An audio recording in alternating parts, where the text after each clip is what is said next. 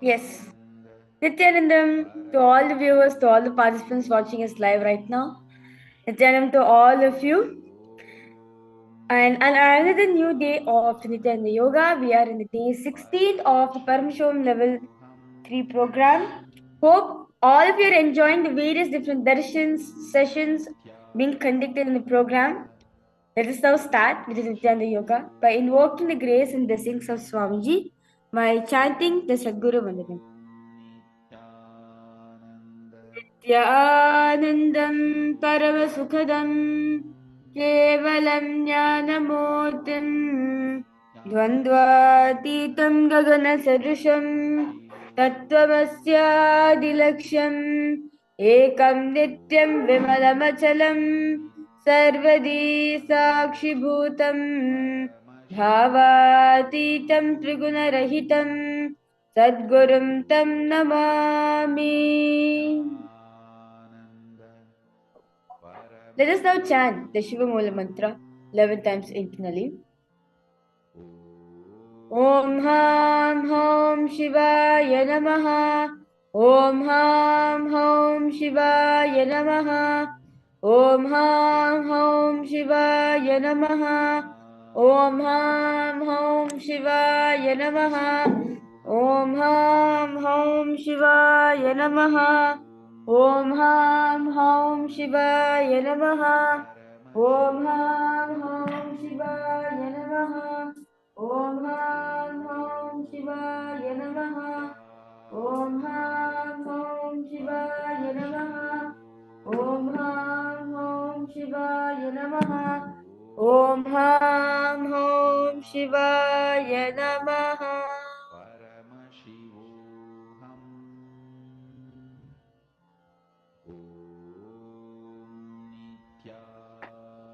The next is the Tattvachmanam, the ritualistic cleansing, to purify your whole body and consciousness to receive the energy of Paramashiva.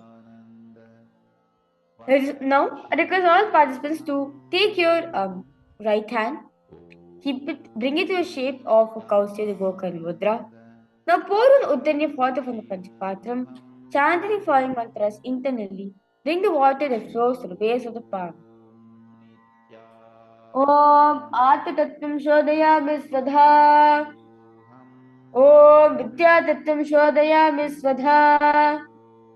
Om Shivatatvam Shodayami Svadha. Wash your right hand with the water from the Panchapatra. Now we'll tips your right hand, index, middle and ring, with the base of right hand thumb, moving the hand from right to the left of the lips, chanting the following mantra internally. Om Ham Hridayaya Namaha. Wash your right hand with water from the Panchapatra. The tips of right hand, index, middle, ring finger touch above the upper lips and below the lower lips. Wash your right hand with water from the Panchapatra. Now, with the tips of right hand, index finger and thumb join together, touch your right nostril, left nostril. With the tips of right hand, ring finger and thumb join together, gently touch your right eye, right ear, left ear. Wash your right hand with water from the Panchapatra. With the base of the right hand thumb and little finger, touch the navel, right chest, left chest. The right hand fingertips together touch the top of the head, right shoulder, left shoulder, and your heart center. Next is the Sankalpa, the conscious resolution. So, and I request all participants to see any of your goals, any of the conscious resolutions, the conscious decisions which you have made into reality. You can go back and check in your list. And Not very, very beautifully Swamiji shares, every single day is a new day. We start fresh. Every day you're born, every day you die. You can restart and make your sankalpa again by doing a sankalpa. Now cover your right hand over your left palm. You keep both the hands on the right side and keep this sankalpa mudra. Hold this position, hold this mudra till the end of the mantra. Sankalpa. ममोपात समस्त दुरिताक्षयद्वारा भगवत् श्री नित्यानंद परमशिव प्रीत्यर्थम श्री नित्यानंदेश्वरी परमशिव शक्ति समेत श्री नित्यानंदेश्वर परमशिव प्रीत्यर्थम च शुभे शोभने मुहूर्ते अद्य ब्रह्मणः द्वितीय परार्धे श्री श्वेतवराह कल्पे वैवस्वतमन्वन्तरे अष्टाविंशतितमे नित्ययुगे प्रथमे पादे जम्बूद्वीपे भारतवर्षे भरतखण्डे मेरोः दक्षिणे पार्श्वे शखाब्दे अस्मिन् वर्तमाने व्यवहारिके प्रभवादीनां षष्ट्याः संवत्सराणां मध्ये शोभकृतनाम संवत्सरे उत्तरायणे श्री लक्ष्मी वेंकटेश ऋतौ कुंभमासे कृष्णपक्षे शुभदितौ शुभवासरयुक्तायां शुभनक्षत्र शुभयोग शुभकरण एवं गुणविशेषण विशिष्टायाम् अस्यां शुभदितौ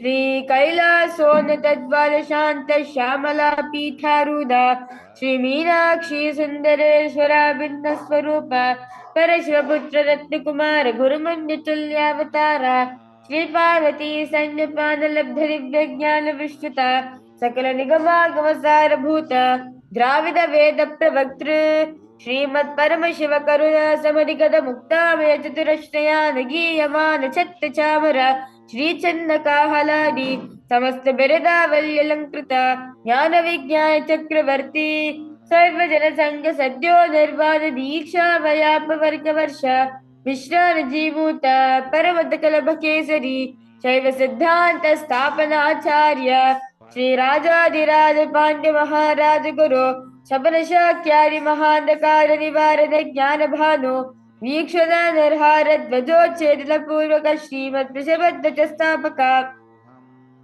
दैव समय कर्त्रे सर्वज्ञ पीठारूढ़ श्री जगद्गुरु श्री ज्ञान संबंध देशिक स्वामी वागीश सुंदर माणिक्य वाचक स्वामिनां अवतार भूत श्री ज्ञान संबंध स्वामी पुनरुद्धृत श्यामला पीठ सर्वज्ञ पीठ तृणवद्युत्तर विष्णु गुरु महासन्निधान अर्णगिरि योगीश्वर परंपरागत अरुणाचल सर्वज्ञ पीठ गुरु महासन्निधान कैलास परंपरागत कांची कैलास सर्वज्ञ पीठ त्रयस्त्रिंशदुत्तर द्विष्टम गुरु महासन्निधान नित्योत्सव नित्य मंगल नित्य कल्याण नित्य रचित कैलास परंपरागत आदि कैलास नित्यानंद पीठ महासंस्थान महासिंहासन पीठ कर्त्रे साक्षात् श्री परमशिव समुद्भूत कैलास परंपरागत वैवस्वतम निक्षाको हरिश्चंद्र भगीरथ श्रीरामचंद्र सूरसेन इत्यादि नवच्छिन्न सार्वभौम चक्रवर्ती परंपरागत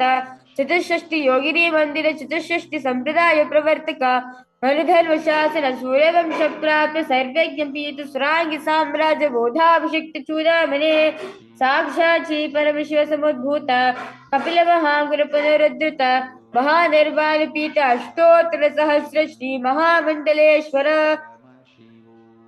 साक्षात् श्री परमशिव समुद्भूत श्री महागणपति समारंभ हलवच्छिन्न पीठाधीश्वर गुरु परंपरा प्राप्त अतल पीठ अष्टोत्तर सहस्रतम अष्टोत्तर सहस्र श्री अतल पीठाधीश्वर धर्म मुक्ति स्वर्ग पुरस्वर्ण पीठस्य त्रयोविंश गुरु महासन्निधान कैलास परंपरागत आदि पीठ सर्वज्ञ पीठ जगद्गुरु श्री कैलास पुनरुद्धारक श्री कैलास परमाचार्य श्रीमत् परमहंस परिव्राजकाचार्य वर्य सच्चिदानंद प्रणव स्वरूप श्रोत्रिय ब्रह्मनिष्ठ श्रीमद् जगद्गुरु श्री भगवत श्री नित्यानंद परमशिव श्री ज्ञानसम्बन्धदेशिक परमाचार्य स्वामिनां प्रीत्यर्थं तेषां पादारविन्दयोः भक्तिसिद्ध्यर्थं गुरुकृपाकटाक्षसिद्ध्यर्थं क्षेमस्थैर्यवीरविजयायुरारोग्य ऐश्वर्याणाम् अभिवृद्ध्यर्थं धर्मार्थकाममोक्षचतुर्विधफलपुरुषार्थ सिद्ध्यर्थं समस्त दुरितोपशान्त्यर्थं समस्तमङ्गलाभाप्यर्थं भगवत् श्री नित्यानंद परमेश्वर प्रसादेन सगुणस्य ज्ञानवैराग्य जीवन मुक्ति प्राप्त्यर्थं भगवत् श्री नित्यानंद परमेश्वर कृपा कटाक्षेन पूर्ण आरोग्य युक्त हृदगात्र यौगिक शरीर सिद्ध्यर्थं परमशिव शक्ति आविष्करणार्थं नित्यानंद योगाभ्यासं करिष्ये.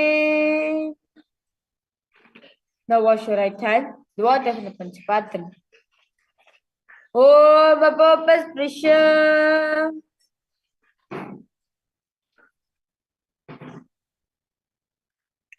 Yes.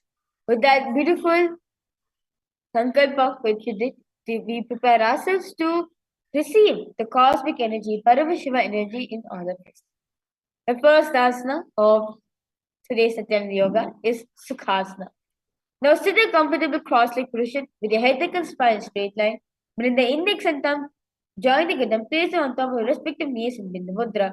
Engage in all three bandhas, the Mahamudra Bandha, where you suck the perimen, and the Uddiyana Bandha, where stomach goes in the nape, and the Chandra Bandha, where tuck the chin to the chest.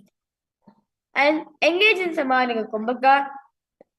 Visualize Paramashiva in your inner space and repeat Soham in your throat center.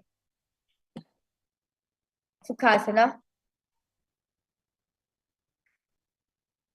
तत्सुखासनमित्युक्तम् अशक्तस्तत्समाचरेत् आसनं विजितं येन जितं तेन जगत्त्रयम्. The next asana is Svaratasana. Now bring the legs into Padmasana, bring palms together in front in Anjali Mudra and raise them above the head.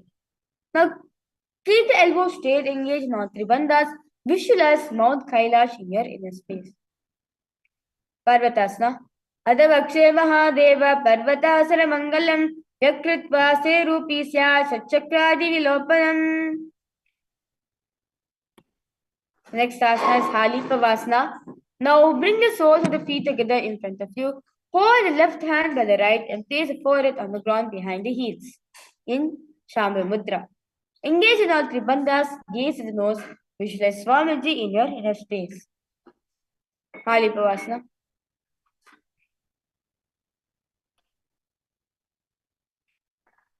पूर्वं विरियाहु मेधानौ भयपगतली संपदितानौ पृष्ठिपचेदो करियावो दक्षिणकर स्वभाव गहावो. The next asana is Nagipavasana. Now remain same position. Switch the hands out in front of the feet and cup the palms, making a hollow in Shambhu Mudra. Engage in all three bandhas, gaze at the nose, visualize yourself as a snake. Nagipavasana. पूरवरि परियागा नीचो होई कहोय पनासे लगाई हाथ आगा ने धरती लगावे पसार दो हाथ की अंजुलि करे. Next asana is Kokilasa.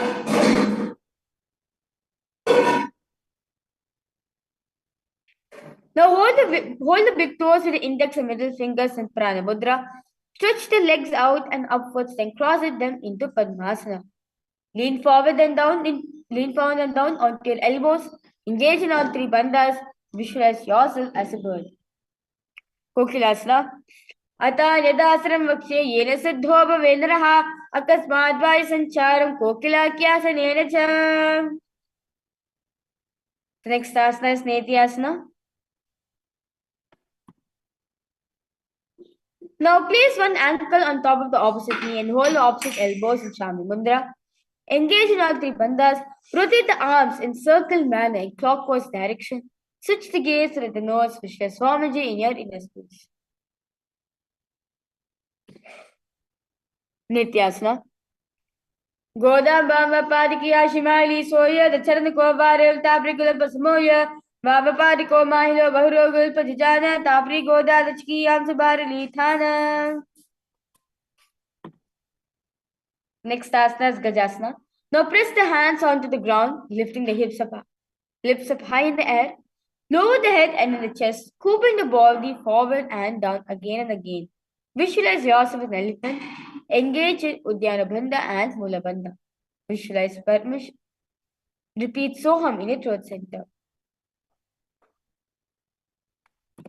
Nujjampadaagre bhuma kritva lambhibhuya mastakaagre nidhaya Ritambam modamannamaya labhi laksham bhumanasika maniya hasraparyantam naye dittam punah punah kuryat gajasanam bhavati. The next asana is Rikshasana. Now remain same position. Start alternating the heels of one foot into the ground while lifting the other heel up. Repeat this again and again. Visualize yourself as a bear. Rikshasana. Ekekam parama kuncha gajasam kurya rikshasanam bhavati. The next asana is Vaishyasana. Now stand tall on the tips of the big toes with all of the toes raised up from the ground. Keep the head, neck, and spine straight line. Bring the index, middle, and ring fingers to the heart center in Hridaya Mudra. Engage in Nithyananda Bandha. Visualize Swamiji in your inner space. Vaishyasana. Keshe Pade Yagalam Bhatva Tishtir Dhomakaha Adava Isha Vakshe Yakshatra Satyavan Bhavet. We will are entering to the first Karana of the day, which is the Urdhva Karana. Now, stand with heels touching, toes facing outwards 45 degrees angle, the Aramandi position. Keep the knees bent and both the hands at the chest level, elbows parallel to the ground. Now twist one knee towards the chest and raise it up and back across the body to the original position. Simultaneously as leg raises, follow the movement with the respective hand, raising it up and pressing it across the body, and repeat this on the other side.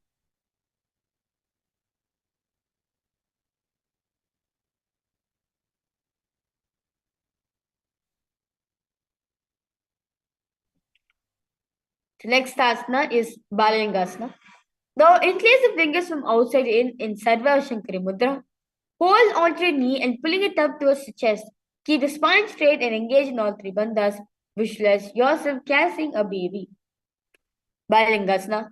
Ekam janusya lingyastatavyam balalinganam bhavati. The next asana is Parpidasana. Now take one foot, pull it behind towards the buttocks, holding with both the hands in Shamya Mudra. Keep the head, neck, and spine straight line. Engage in all three bandhas. Visualize Swamiji in your inner space. स्थित्वा कस्मिन् पादतले कराभ्यामेष्टयेचनं पृष्ठे संस्थाप्य तेन पादपीडनमासनम्. Next asana is Natarajasana. Now with the respective hand, hold on to the sole of the foot from inside. Extend the opposite hand forward with index and thumb joined together in Bindu Mudra. Simultaneously kick and pull the foot back and up while leaning forward. Visualize that Nataraja in your inner space. Natarajasana. उत्ताय पादं क्रौञ्चं च वरीचिं वीरभद्रकं मितिराजं त्रिकोणं च सुप्ताङ्गिष्टप्रसारिणे. Let's now repeat Balingasana on the other side. Visualizing yourself carrying a baby. Balingasana. Ekam javisya lingastatavyam balalinganam bhavati. Paripidnasana.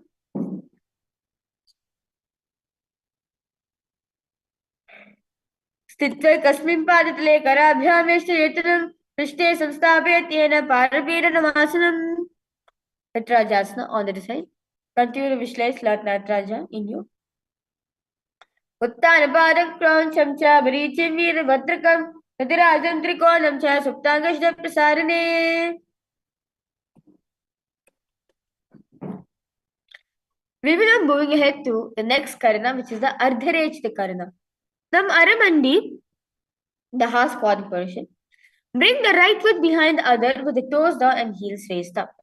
Now keep the left hand at the chest level. Extend the opposite hand out wide and making like a pendulum motion, bring it back towards the chest.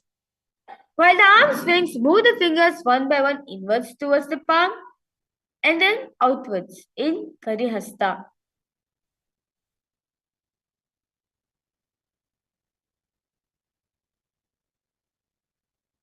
Now, place the right hand over the nose in Anchita Karana, across the ankles and repeat this on the other side.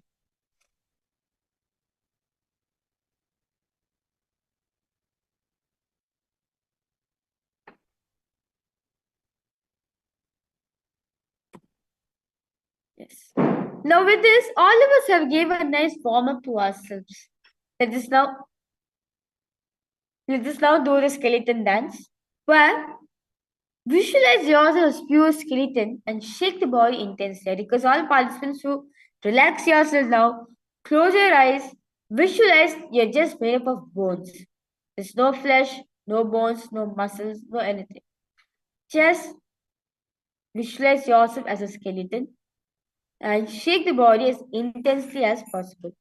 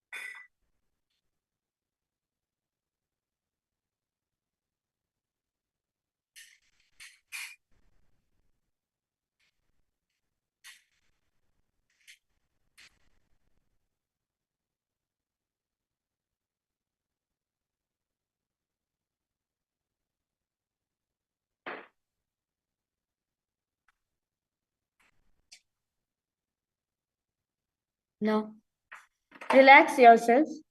Walk front and back to your mat. Relax yourself completely.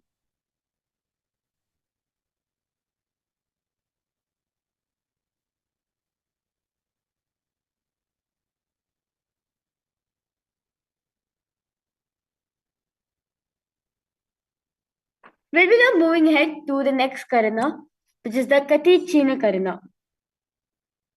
Now, from Maramandi, the Haskoni position, bring the hands above the head with the arms crossed and palms facing backwards.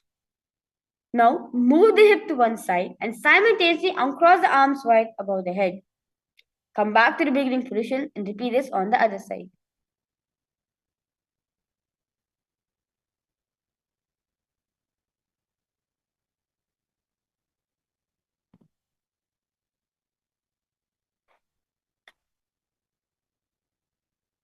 Yes.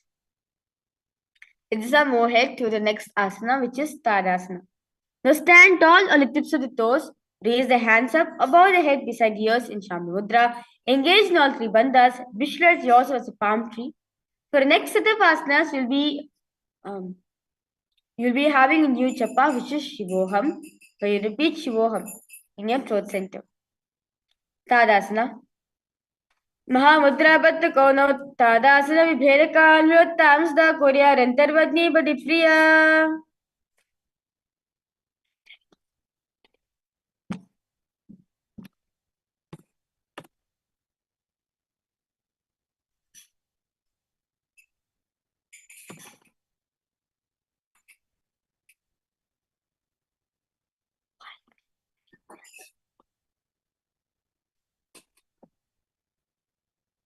Next asana is Uttanasana. Now from standing position, lean forward and down, bringing the hands flat on the ground in Shambhu Mudra. Engage in all three bandhas. Bring the forehead towards the knees and visualize Swamiji in your inner space. Uttanasana. Mahamudra Bhadda Gono Tadasre Bhedakan Vinottamsda Kurya Rantarvadni Badipriya. The next asana is Tarakshvasana. Now, keep the hands flat on the ground, shoulder width apart. Set the feet back, keeping the toes on the ground. Now, tuck the chin to the chest in Chandrabandha. Rotate the head from side to side. Visualize Swamiji in your inner space. Tarakshvasana. कृतस्रवस्तित्वा मस्तिकं वारं वारं दक्षकुक्षं सर्वकुक्षिं नये तिरक्श्वासन भवति. Next asana is Bhujangasana. Now lower the entire body down on your stomach and keep the toes pointed backwards. Keep the hands next to the chest. Raise the head up using the strength of the lower back muscles. Now, Open your mouth wide, inhale through the hollow of the nose of the throat, and exhale through the nose as you engage in Bhujangasana Mudra. Visualize yourself as a cobra. Bhujangasana. Angushnavi paryantam do bhumo vinyase karabhyacharan ditta ushishafani vahi. The next asana is Shashasana. Now from tall plank position, alternate bringing one knee into a chest and back and forth. Visualize Swamiji in your inner space. Engage in Mula Bandha. Tarakshasana. Gajasanam Sito Janadvaima Kunchavaram Varakatavyam Shasanam Bhavati. Tarakshasana is Rathasana. Now stopping this position, remain same position. Place one foot in between the two hands. Simultaneously jump one foot back, bringing the other in between the hands. Alternate again and again. Visualize yourself as a chariot. Rathasana. गजासनं स्थितौ एकैकं पादं पुरोमार्गेण भ्रामयित्वा कर्तव्यं रथासनं भवति. Next asana is Virabhadrasana. Now keep one foot flat on the ground, toes pointing forward and knees bent at 90 degrees angle. Now extend the other leg back, keeping the knees straight, toes pointed out 45 degrees angle. Now slowly raise the hands up parallel beside the ears in Shamudra. Pull the stomach in and up in Uddiyana Bandha. Engage with the nose. Visualize yourself as Lord Kalabhairava. Visualize yourself as Lord Virabhadra. Virabhadrasana. Vashishtavandikondinnyam Udakuktam evacha Ashtavakravato Mayuram Setu Bandhanam. Let's all repeat Virabhadrasana on the other side. Vashishtavandikondinnyam Udakuktam evacha Ashtavakravato Mayuram Setu Bandhanam.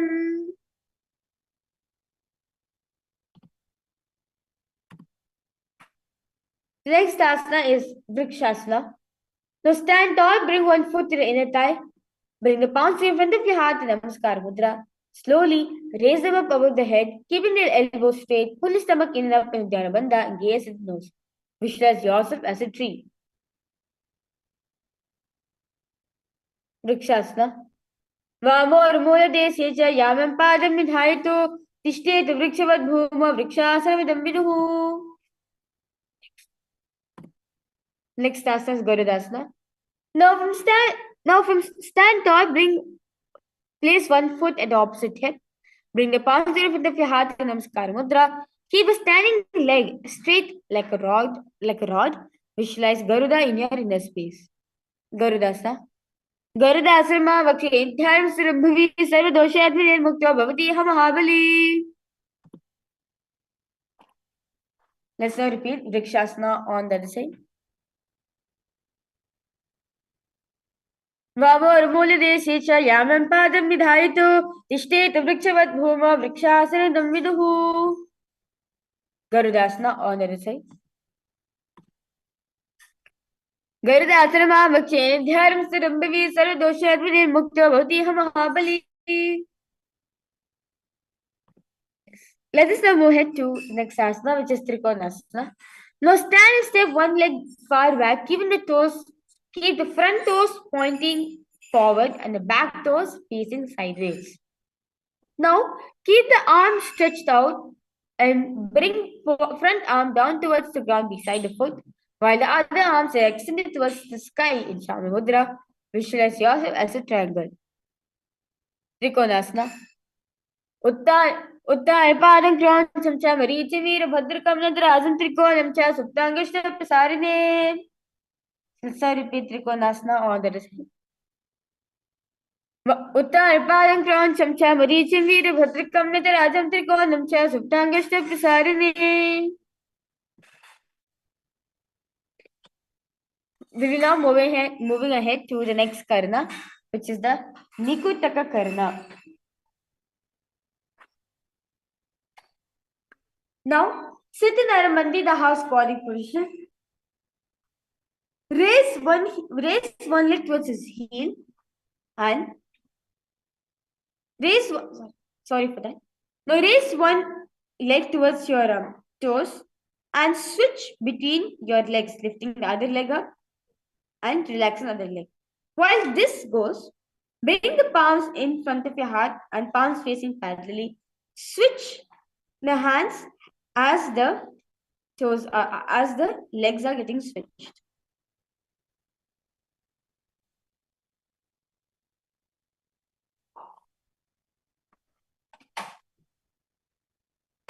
Next asana is Angushtasana.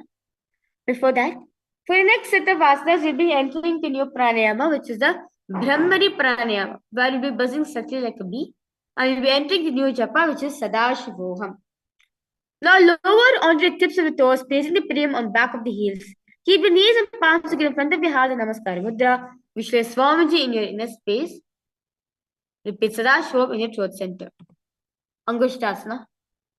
कबन्धात्रमित्याहो गोरक्षासमेव च अंगुष्ठमुष्टिकं येयं ब्रह्मप्रासादितं तथा. The next asana, Saurasana.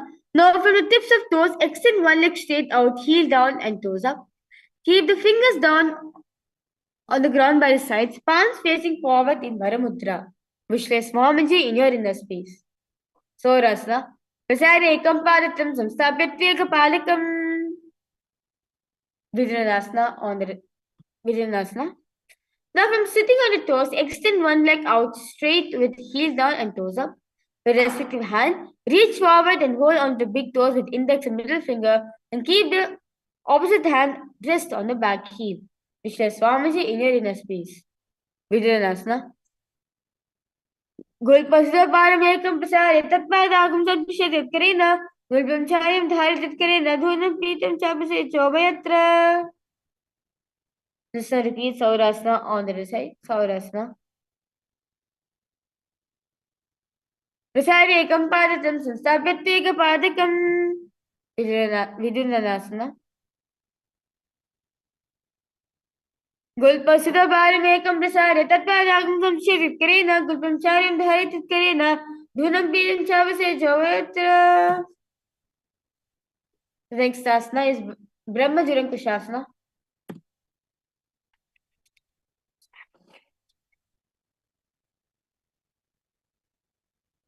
Now, keep the toes on the ground, place the perineum on top of the heels. Keep the gap between the legs, back of the hands resting on the side. Tilt the head down, gaze through the gap between the palms. Visualize Swamiji in your inner space. Engage in Jalandhara Bandha and Mulabandha. Brahma Jirankushasana. दो परापारी होई वैसी दो गिरानी वैसे कोरबक दरिया की माही आशमा हीरा शेमिली. The next asana is Kapilasana. Now, place the knees on the ground with toes tucked behind and sitting perineum down on the heels. Rest the hands on top of the thighs in Shambhu Mudra. Now, pull the stomach in Uddiyana Bandha and gaze the nose. Visualize says Kapila Mahamani in your inner space. Kapilasana.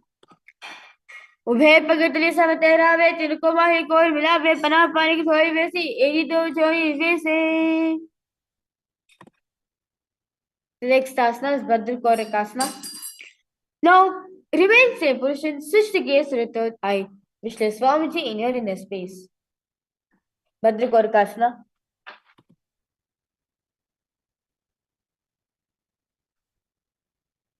दो पगले समझ करे कोरवाली भूप्रदरे कोरवाली राके ऐसे तापरे मुर धारित के बेसे. The next asana is Suryasana. Now sit with your toes tucked, perineum placed on top of the raised heels, knees off from the ground. Now bring the thumbs and little finger together, opening up the palms, resembling a lotus flower in Padma Mudra.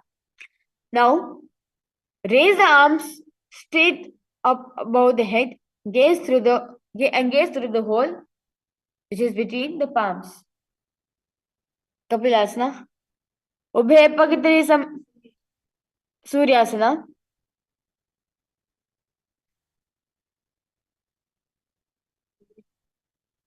एरी दो गदा त्रियाने पना फाने बेर गुनताने गोला जंग other कर रही आधे वाम सीवरिग है.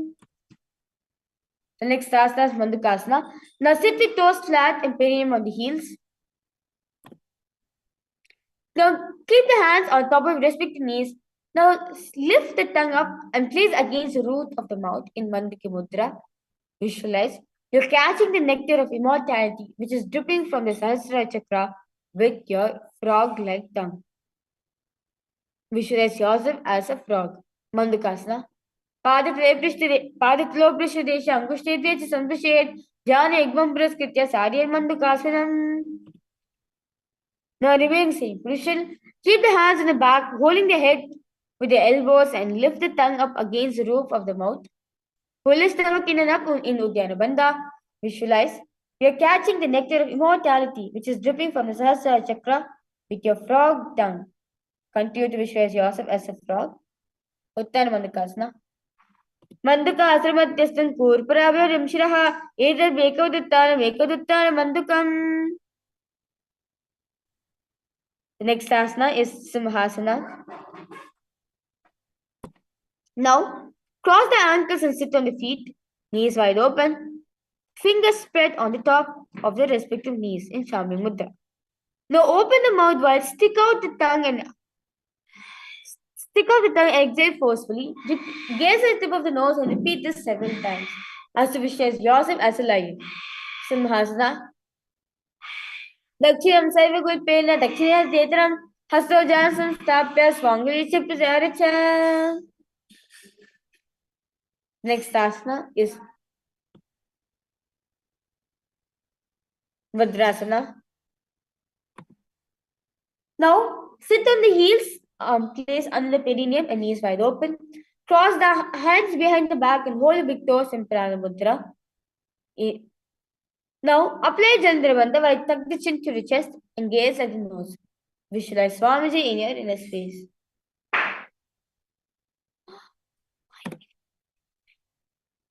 Gulpo Jivya Kriveris Mahitaha, Panan Gushukara Blanti Virtuata Chiprasha Deshadaha.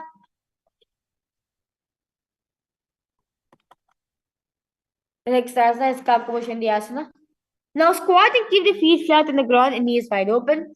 Bring the arms in and around the back in Shavi Mudra and in Parusha Mudra and interlace the fingers behind you and gaze at the nose. Visualize yourself as a crow. Pratama basic Ukurutane, do happy Kamchane, Tiniko Modi Naliam Periave, Bishop Takasi Karave. The next asana is Kanipavasana. So place palms on the floor, shoulder width apart. Bring the knees on the back of the arms towards the armpits. Now lean chin forward and down and gaze at the hand, Vishnu Swamiji in your inner space. Kanipavasana. Asana Kogana Ashi Dushta Hohi to Achi Hohi. The next asana is Kapalyasana. Now, place the hands on the ground, shoulder width apart. Bring toes of the head on the ground, forming a triangle between hands and the head. Simultaneously, bring the knees up to the elbows, hips over the shoulders, and straighten the legs up and gaze at the nose. Visualize Swamiji in your inner space. Kapalyasana. शीश शीशा धरती तेकी परिवम हिलवा ऊंचा करे पकड़ लिया काल संदम शिराशे दो हाथा की हटी दो पाशित्या धरती तेको दृष्टि राजा अग्र. Yes. The next asana is Parshvamayurasana.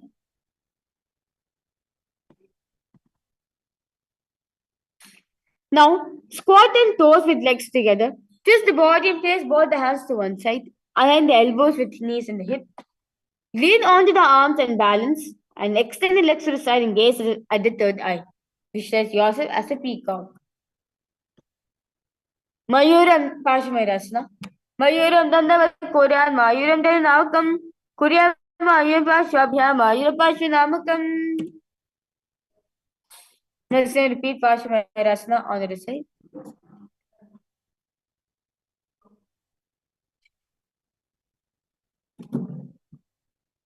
Mayuram Dandavat Korean Mayuram Danavakam Korean Mayuram Pashvabhya Mayuram Pashvanamakam.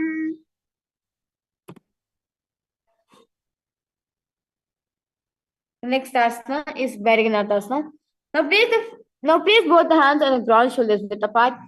Stretch the legs back straight into Tarakshvasana plank position. Now step one foot outside the respective shoulder.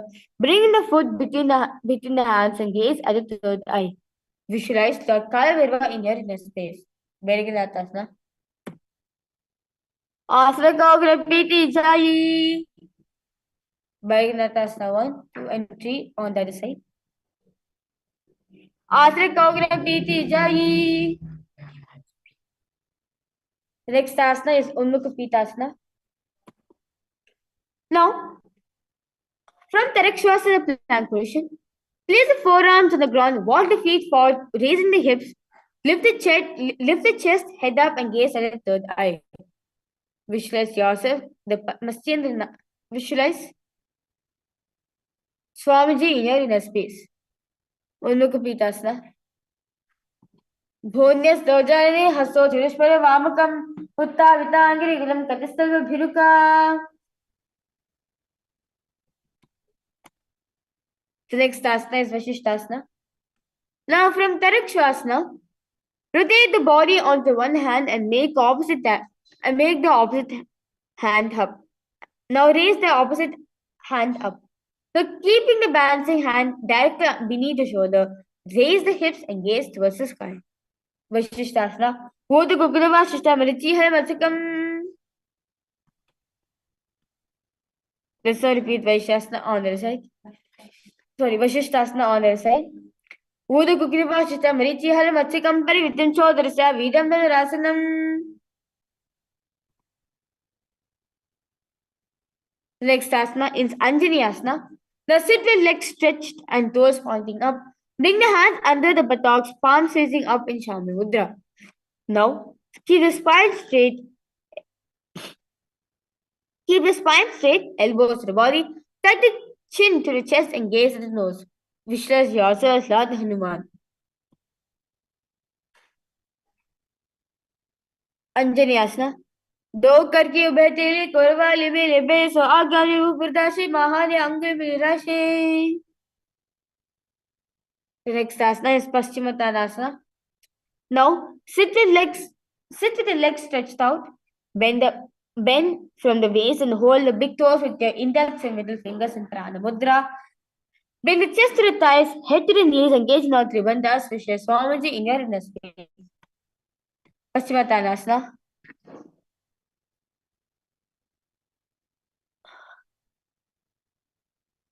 जानो परिला तुम तो पश्चिमतान मुझे के प्रकारेण सुखम च जायते. Next asana is Ugrasana. Ugrasana. Now sit with legs straight and apart. Clasp the hands behind the head in Parishamudra. Lean the chest forward and down. Bring the head to the knees. Engage in all three bandhas. Visualize yourself as Goddess Kali. The Subhaya Pranam Dikta Janupri Shivanaset Asana Gavinam Proktam Bhavedalina Deepanam. Next asana is Marichiyasana. Now sit with legs extended. Bring one heel to the groin and knee raised. Now reach the arms in and around the raised knee and clasp the hands behind the back Clap the hands behind the back and bring the chest to the thigh and head to the knee. Visualize yourself as Sage Marichiyasana. Uttaya Param Pyon Chamcha Marichi Veer Vadragam Tadra Adandrikonam Cha Suptangash Sarine. Next asana is Ardha Paschimottanasana. Mahamudrasana.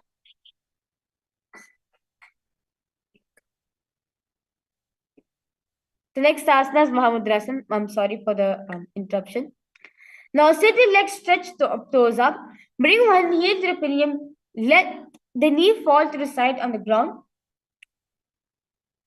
Reach and hold the foot, keeping the leg straight. Bring the chest forward and down. Engage in all three bandhas. Engage the nose. Visualize Swamiji in your inner space. Mahamudrasana. Davo Bhagmodi Yedi Maisan Gulpuradva Nise De Vese Jivani Pagate Dharti Te Godam Chaborashe. Now let's now repeat Marichiyasana on the other side. Marichiyasana.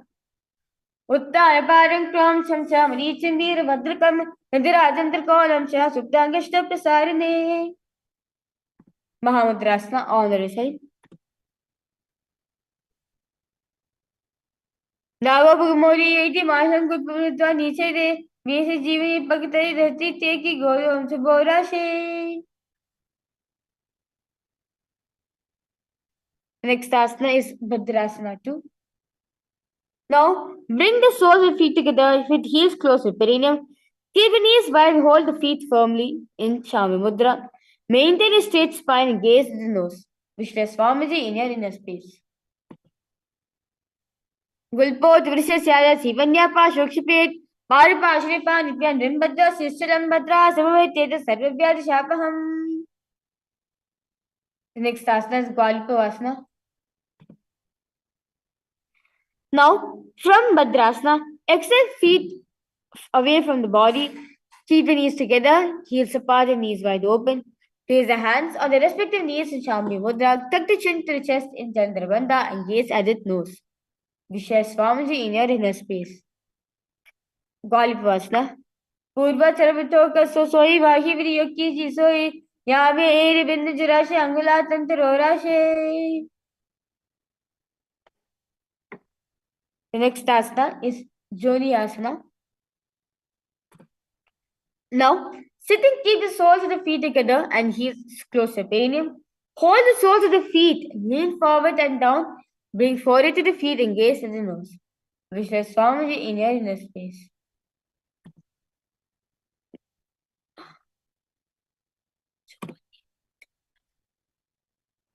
दो पगड़ी समझ करे remain getting उधरे आधा हाथ का अंतरराशे रात पकड़ल्याम प्रदाशे.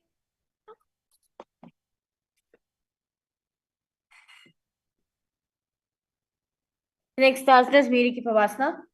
Now sitting, keep the heels together, toes apart, knees wide open. Lean forward and down to extend the hands out, hands wide out, palms resting on the ground in Shami Mudra. Bring forehead to the ground behind the heels and gaze at the nose. Miriki Pavasana. Pura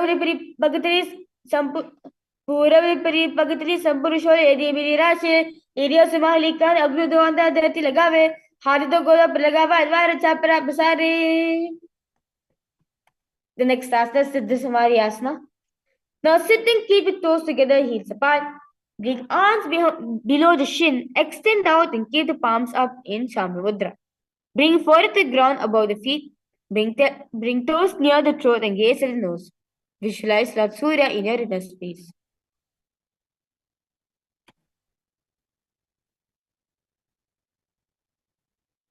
Siddha Samari Asana.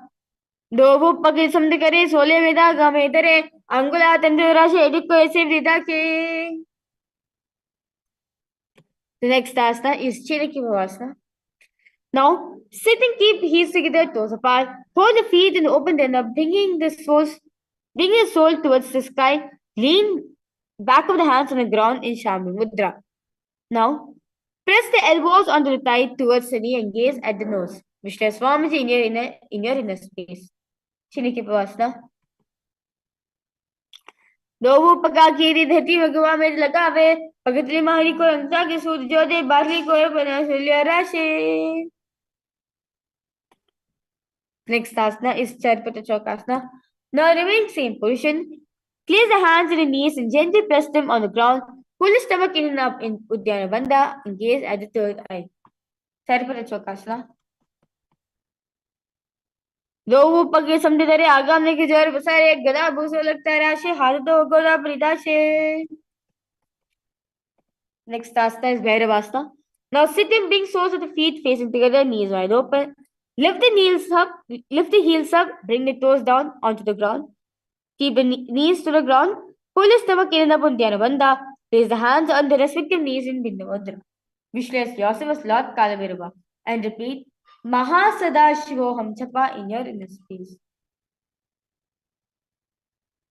Gulpa Sampiricha Nyonya Rikmino Tadamchane Jadva Pashkito Hasto Dandavad Bhairavasanam.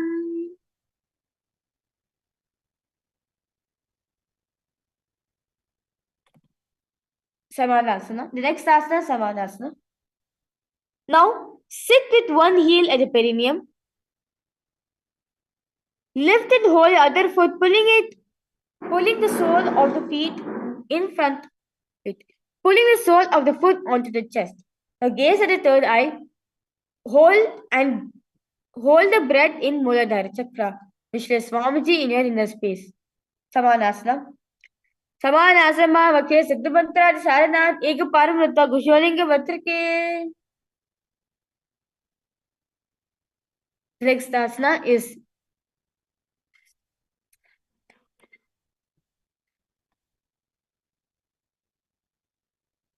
Apanasana. Now sit and place one leg on top of the respective shoulder. Raise the other foot upward and straight. Keep the hands on the ground by the sides and gaze at the third eye. Vishwa Swamiji in your inner space. Apanasana. केवल अंपार में कंचस कंधे चारों पेटहा ಈಗ ಪಾಲಿನ ಗಗನೆ ತಿಷ್ಟೇದೋ ಪ್ರಭೋ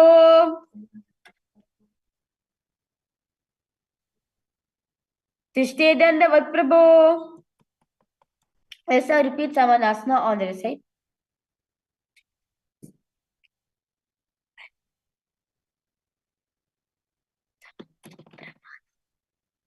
Samanasana.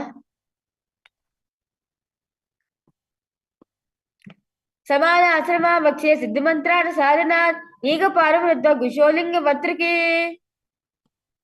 Apanasana. Repeat it on the other side.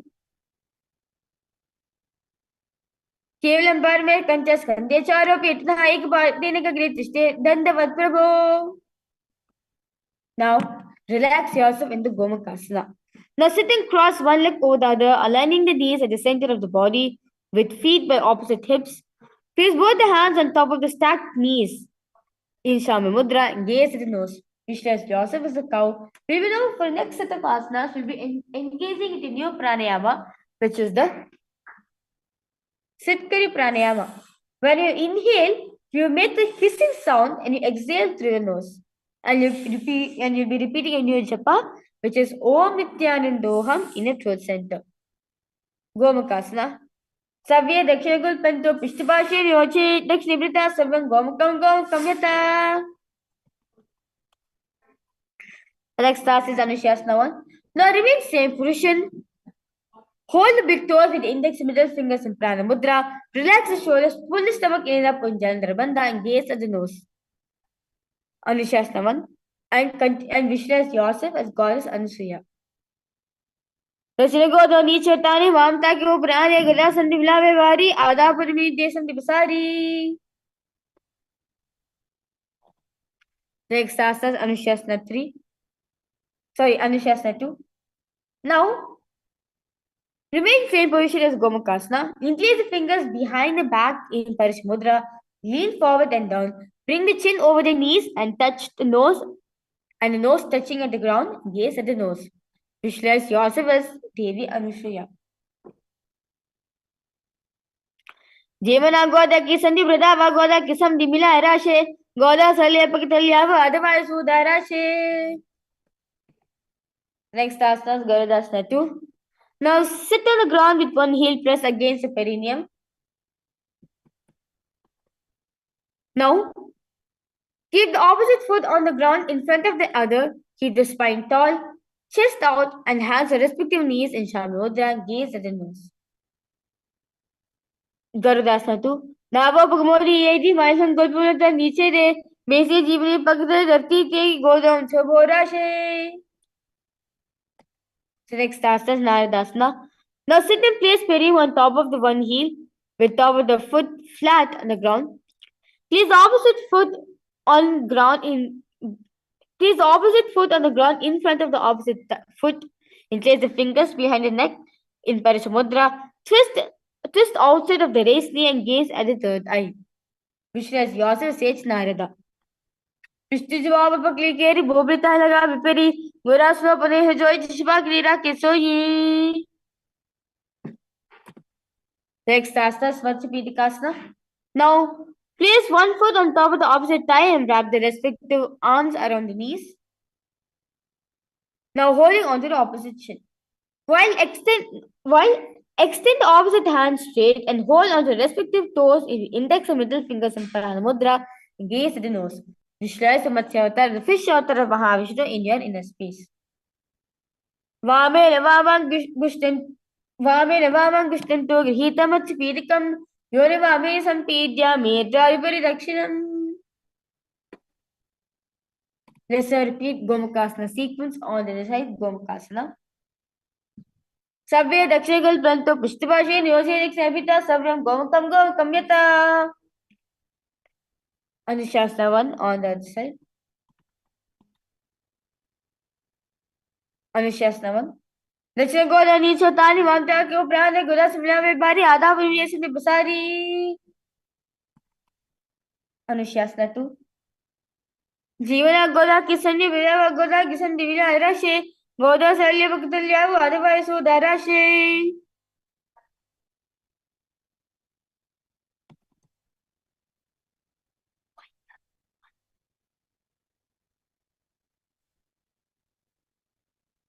Anushasana 2. Jivana Goda Kisanu Brada Goda Kisan Divina Arashe Goda Salya Bhaktalya otherwise Darashe. The next asana is Garudasana 3 on the other side.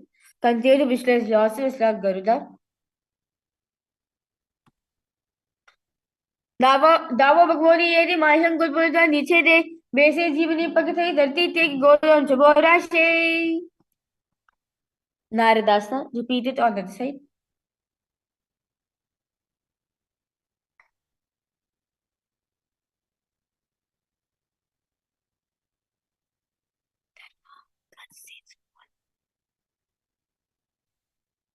Pishtijivam paglikir gobi talaga viperi gulaso pare joshi patri rake soyi.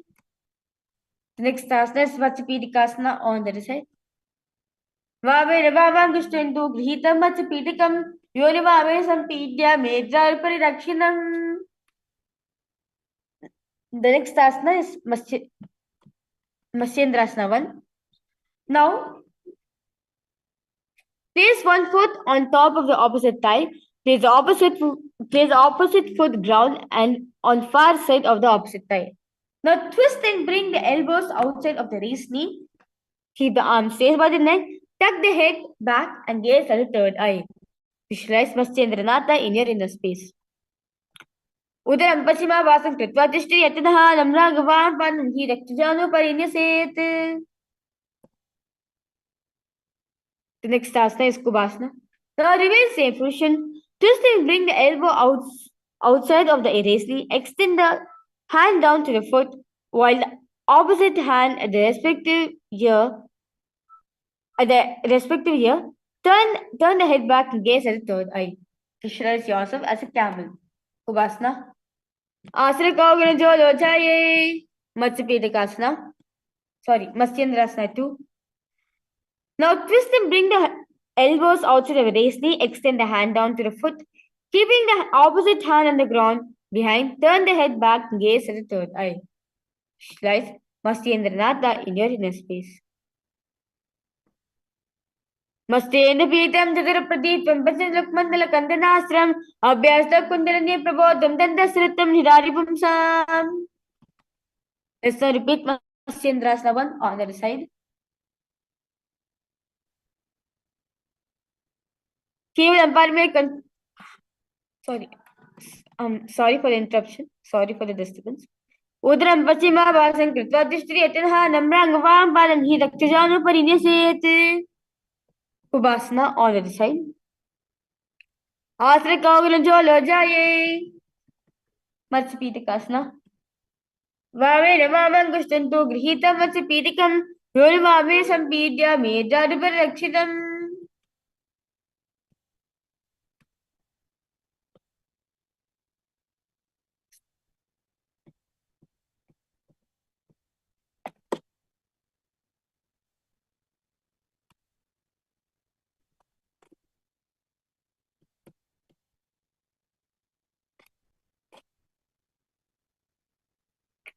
Next asana is Padmasana. Now, sit and place feet on top of the opposite thighs.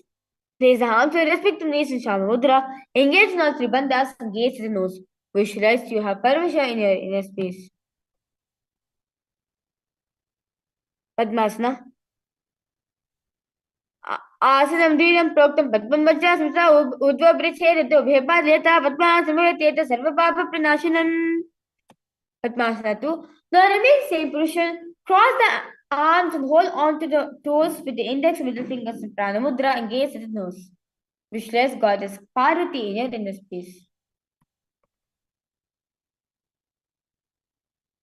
उत्तानोचन कृत्वा सुप्तो प्रियतः पूर्वमध्यदेवतान् पाणि कृत्वा तादृशो. The next asana is Kukutasana. Now sit and place feet on top of the opposite thighs. Place the hands on the ground between the thighs and the calves and lift the body up. Visualize yourself as a rooster. Kukutasana. Padmasam स्थाप्य नानोवरन्तरे करो निवेश भूमा वा तिष्ठे व्योमस्ते कुक्कुटासनः.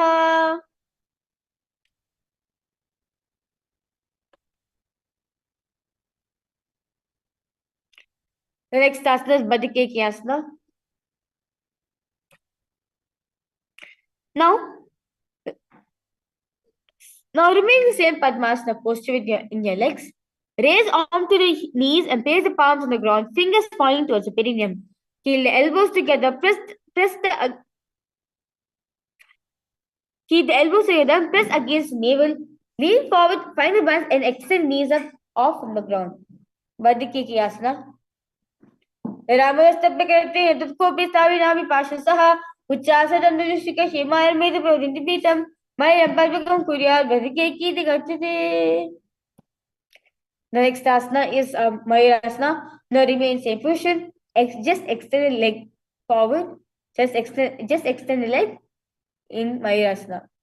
अदवक्षे महादेव मयूरासनम् उत्तमं भूमौ निपात्य हस्तोद्वौ कूर्प्रोपरि देहकम्.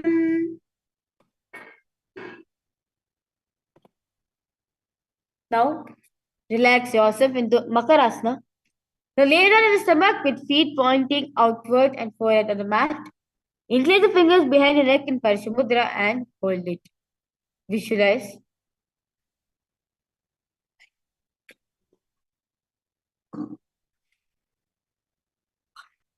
Now, lay down on the stomach with feet pointing outward and forehead on the mat. Incline the fingers behind the neck and hold. Visualize yourself as a crocodile. अद्याशीतरितन्निदाय भूमोऽसुपादस्य प्रसारमानो शिरस्थित्वाग्रदन्तयुग्मने हार्दिकारं मकरासनं तत्. Next asana, Shalabhasana. Now lay down on the stomach and place the hands on the ground beside the chest in Shambhu Mudra. Raise the legs up, bring the thighs off from the ground. Visualize yourself as a locust. Shalabhasana. Adyashite karekbhavak bhunastapake vasalabhyam padodchone chavachastchodam varindipitam shalabhamidindraha. The next asana is Ushtrasana. Now lay down on the stomach, bring the hands to the feet, pull the feet down towards the ground opposite of the hips. Visualize yourself as a camel. Ushtrasana. Adyashite parikbhavashtam prishtyanidayabhikam karabhyam akunche savrajasika damussanchavitam yogira vadanti. The next asana is Dhanurasana. Now lay down on the stomach and bring the hands to the feet, kick the legs up and back and simultaneously pull the feet towards the sky. Lift the chest up from the ground, raise the head up and gaze towards the third eye. Visualize your Paramashiva's bow. Dhanurasana. Prasarpada Bulandirupakoruchu Prishiri Parigam Ritvajanastri Vidangam Nigati Yogi Dhanurasanam Tate. Now relax yourself to Bhagasana. Sit on both the knees with the head against spine straight line, palms facing down on the respective knees in Shambhu Mudra. Gaze at the nose. Bhagasana. Ulta Mori Pauro Vese Bharoji Kirek Vese Pine Hag Gulpachu Kulapashila Versovu. The next asana is Gohi Asana. Now from knees, place forearms on the ground, fingers interlock, elbows, shoulders width apart. Now place top of the head on the ground, holding back of the head with the hands. Walk the toes forward until the hips are aligned with the shoulders. Now slowly lift the feet off, keeping the knees bent together against the chest and tucking the chin and gaze at the nose. As wishes Swamiji in your inner space. Go Yasna. दो हाथ की कहूनी जोई बिने हकाले जाए धोनी पुष्टिंग की बचाने ये सब बेबू परितानो. Next task is Siddhasana. Remain same position. Extend leg out there in the air in Siddhasana. Visualize Swamiji in your inner space and gaze at the nose. विपरीतं मण्डलं च विपरीतमहरन्दास विदा प्रोक्तं विपरीतोपवेशने सर्वांगिष च भागास्तु षष्ठस्तु प्रेतासु ते.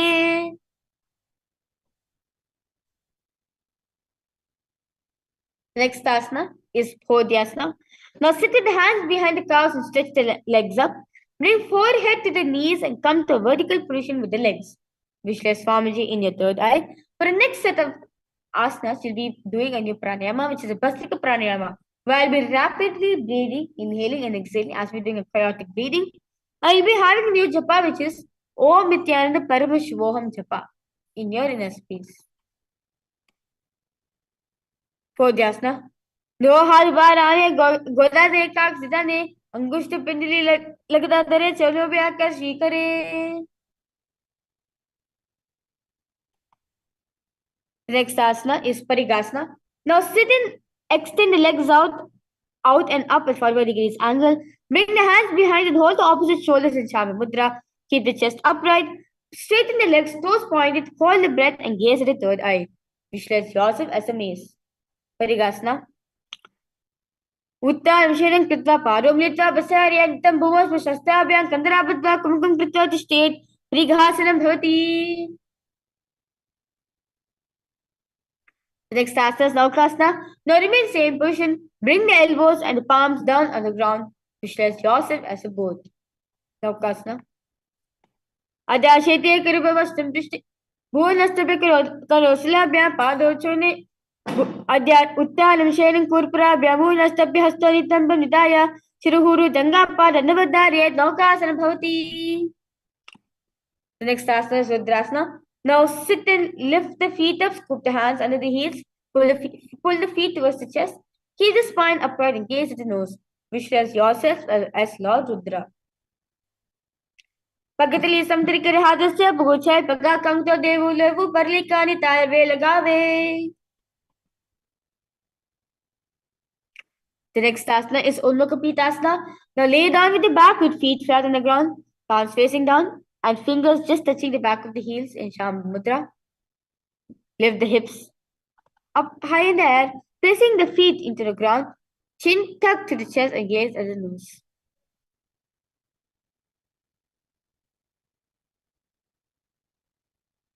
Ulmakapitasana.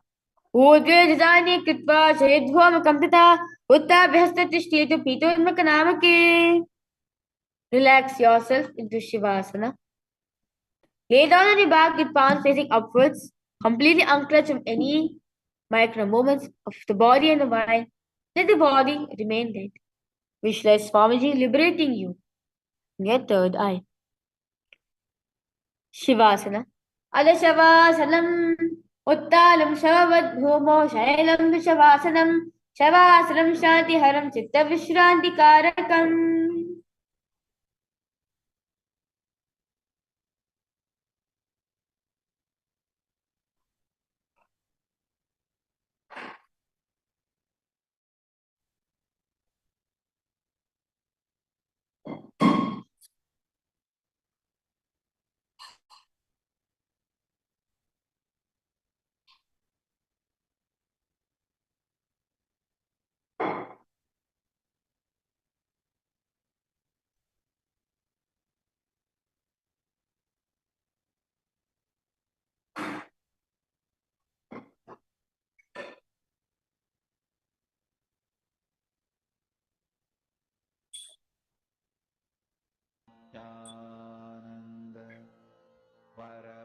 Relax yourself completely.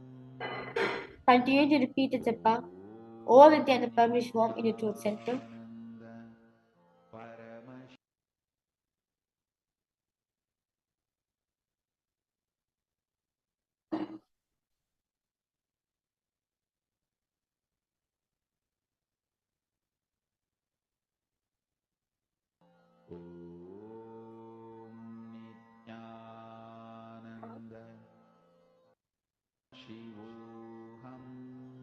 Now, start to wiggle your toes and your fingers. Slowly raise you up with a comfortable seated position. With that, we have finished the 108 asanas of the Pradama Vinyasa Krama. Congratulations for all the participants. Now, I request all participants, all of you can take a small break and have some water, freshen up yourself as we prepare ourselves to do the Nithya Vinyasa Krama Yoga.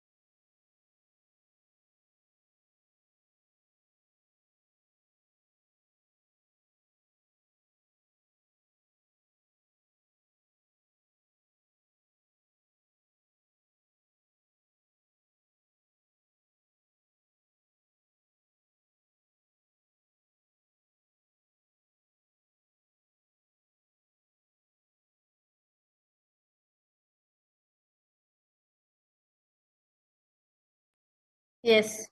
With that, let us now start with the Dvitiya Vinyasa Krama.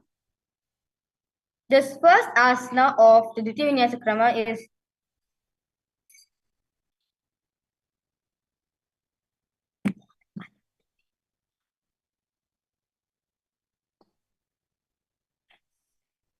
Yathasana Nishtasana.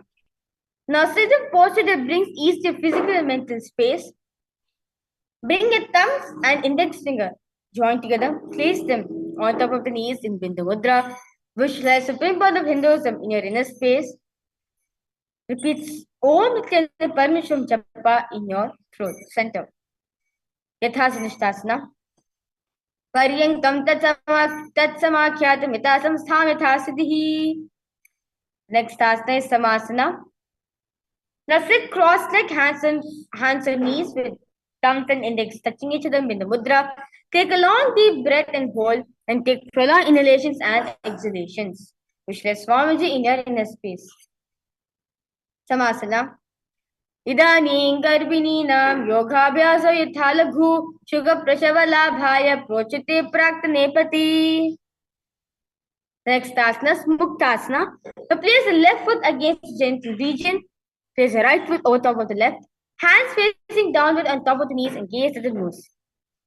Visualize yourself as a sage being liberated by Swamiji. Repeat Yasivanim Sukshmam Dakshinetara Gulpataha Vamam Yamena Gulpena Muktasana Vidham Bhavet. Next asana Siddhasana. Now maintain same position as Muktasana. Switch the gaze for the third eye. Sthanam Avichendriyo Chaladisha Pashyam Bhruvarantaram Chetan Mokshikapad Bherijanakam Siddhasanam Prochate. The next asana is Siddhyasana. Now maintain same position as Siddhasana. Switch the gaze to the ground which is in front of you and engage in all three bandhas.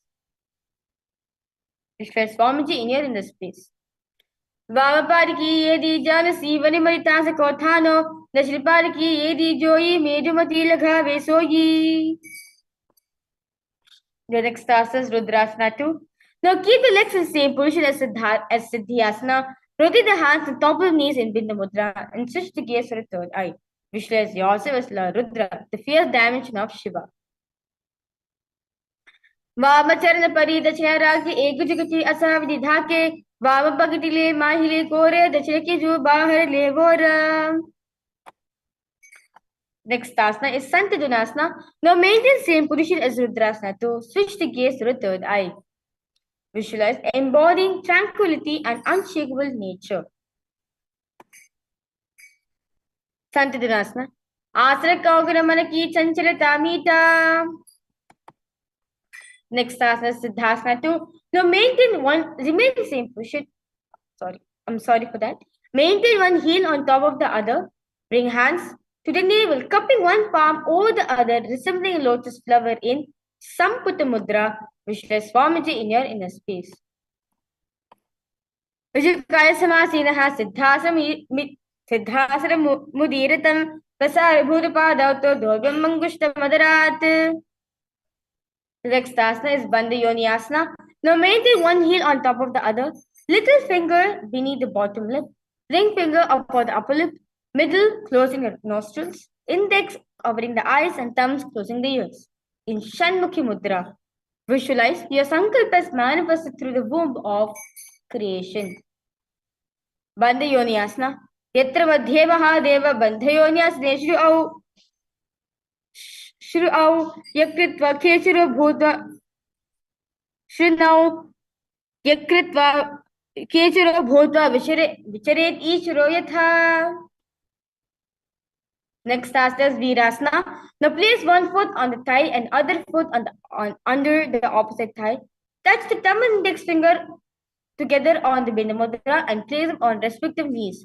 Visualize embodying the space and state of bravery. Virasana.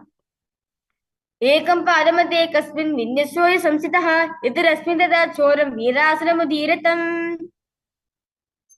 The next asana is Valmikasana. Now left heel on the right side generative organ, toes under the thigh and right foot on the left leg, toes by the knee. Hands at respective knees in Bindu Mudra, hands, thumbs, and index touching together. Gaze at the third eye. Visualize the great sage, the author of Ramayana, Valmiki, sage Valmiki. Valmikasana. दावपग की पगटली पुनियेदि हे जोय परादिशि मेद्र दक्षिणा आने लगा वे सोय. Next task is Joni Mudrasana. Now keep the legs in the same position. Switch the gaze to the third eye. Visualize the Yoni Mandala in your inner space.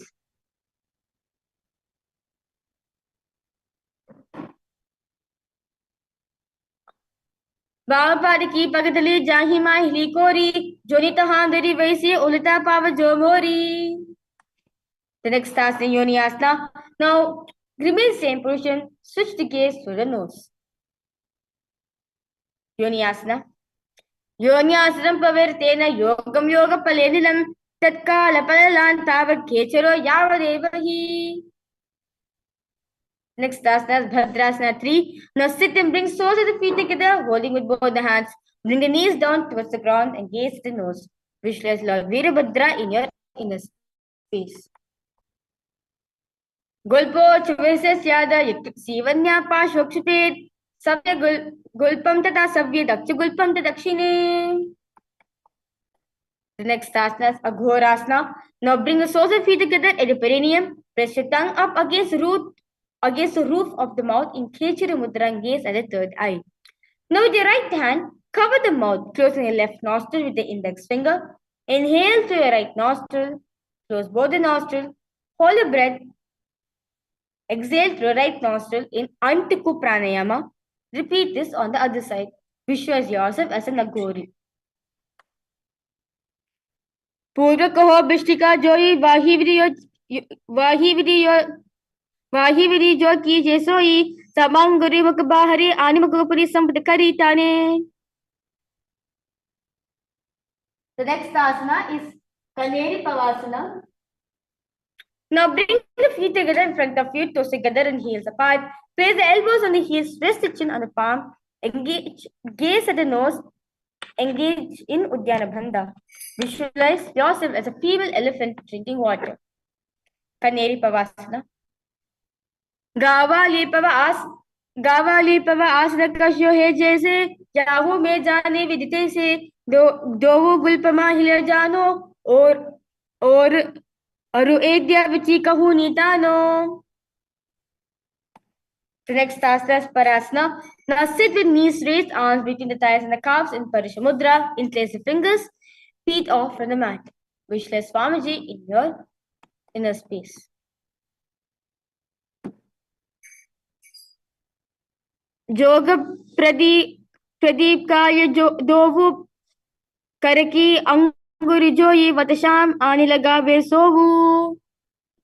The next asana is Gopi Chandasana. Now interlace the fingers around the feet with soles together in Shami Mudra. Toes at groove in throat. Heels touching the chest. Chin on the hands and gaze to the nose. Visualize embodying the state and space of a king. Gopi Chandasana. पूरब पगा कंगुता कदका रूप राशे यदि हृदय लगावे कांगसी एद्या अंगुली परिराशे. The next asana is Udharasana. Now sit with the soles of the feet together, insert the hands underneath the legs, holding the feet with interlocked fingers in Shami Mudra. Bring the feet up to the chest, bring the head down, touch the chin to the soles and gaze at the nose. Visualize your body is free from any defects. Udharasana. दोवु पगड़ी संपदाने उवे हस्त करे उर्द ही थाने अंगुष्ठ दोव सब ठहरावे चिपका नीचे ताही लगावे. The next asana is Vishishtasana. Now sit with feet together, arms under the legs, raise up the feet to the face, fingers interlocked in Shami Mudra, palms over the forehead. Visualize you're excelling in everything. Vishishtasana. दोवु पगड़ी जोड़ी समझ करे हाथ दोवु पग बीच आने ताले करी बारी लियाए. Next asana is Bhujasana. Now from seated position, lift both legs over top of the respective shoulders. Bring the arms underneath the legs and up, interlacing fingers behind the back of the neck in Shambhi Mudra. Visualize yourself as a cobra. Bhujasana. Sirasam tu viknyam kakshasana matafparam jivasanam cha paramam bhujasanam vimochate. We are in the 130th asana, which is Kalyanasana. Now maintain a seated posture, raise the legs up, bring elbows under the knees, wrap the arms around the back in Shami Mudra, palms clasped at each other and gaze at the nose. Visualize yourself as a beautiful, auspicious goddess. Kalyanasana. दो हाथ पगाम विच आने तिनको गोदे नीचे ताने बहुरी पाकिता बहरी ल्यावे पुनः जुगति ऐसे तहरावे. The next asana is Sankatasana. Now with the left knee on the mat, place the left foot flat and place the perineum on the raised heel. Now raise the left leg over top of the left. Bring the right heel to the left hip. Place the hands on the opposite knees. Visualize yourself as a swan. Sankatasana. Vamapadamachitermoolam sannyasadaranitale padatandena yamena veshted vamapadakam. The next asana is Dhenukasana. Now from Sankatasana, slide the left heel to the left hip. Keep the right knee on top of the left and place both the hands on the right knee. Visualize yourself a cow in your inner space. Adu sagi nagara panchavishim nagalyam ni daya dyagali vanka pagalani da yakudu.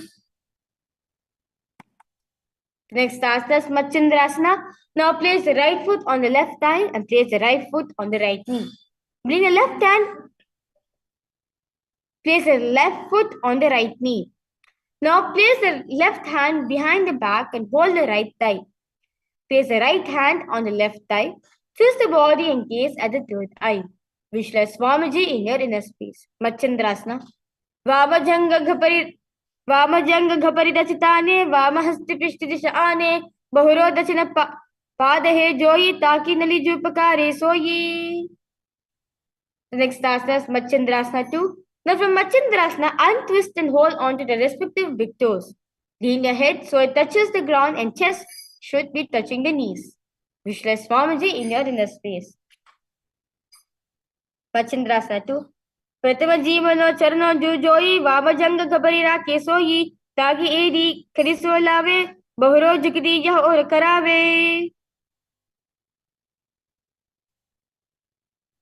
The next asana is Guru Asana. The maintain feet in same position. Interlace the fingers and place them on top of the knee in Vaishnava Mudra. Visualize Swamiji in your inner space. Guru Asana.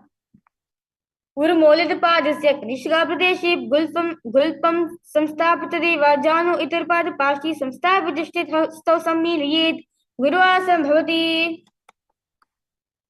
Let's now repeat Sankatasana on the other side. Visualize yourself as a swan. Sankatasana. Vama padam chitir moolam sanyasadar nitale padadandinayam yena veshtiyat vama padakam. Dhenukasana on the other side.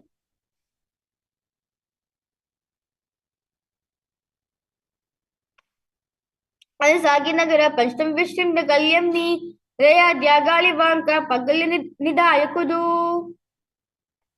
Next asana is Machandrasana on the other side. Visualize Swamiji in your inner space. Pratamajang Vamajang Ghaparita Chitane Vamahasti Pishti Dishane Bahuro Dachina Padahe Joyi Takinali Jupakare Soyi. The next asana is Machandrasana 2 on the other side. Pratama Jivano Charno Jujoyi Vamajanga Ghaparira Kesoyi Taki edi kariso lave bahuro jukti yah or karave. Guru Asana on the other side. Maintain same position. Increase the fingers and place them on top of the knee. Guru Asana. Uru Molita Padasya Kanishka Pradeshe Gulpam Samstapatadeva Janu Idarpada Pashti Samstapatishtet Hasto Sammiliyet Guru Asana Bhavati. The next asana is Parshvasana. Now sit with feet flat on the ground, knees against your chest, hands holding the opposite knees. Thighs together, spine straight. Now press the tongue against the roof of the mouth in Kechari Mudra. Visualize Swamiji in your inner space and gaze at the third eye. Padathle Bhuvanidaya Jai Urasi Indaya Viparita Stabha Urasahita Jangini Nibadit state Pashasanam Bhavati.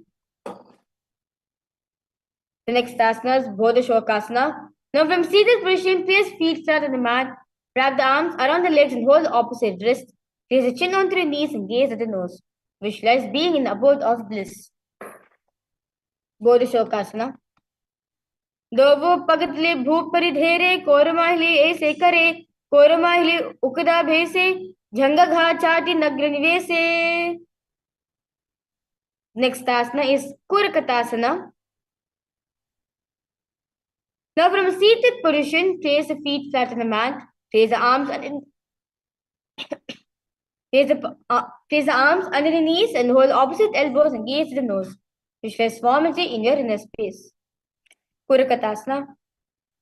दोवो हाथ पग बाहर लियावे गोदा नीचे ले तहरावे आमा उल्सामा हमेशे करे आपस में कोहनी पकड़े.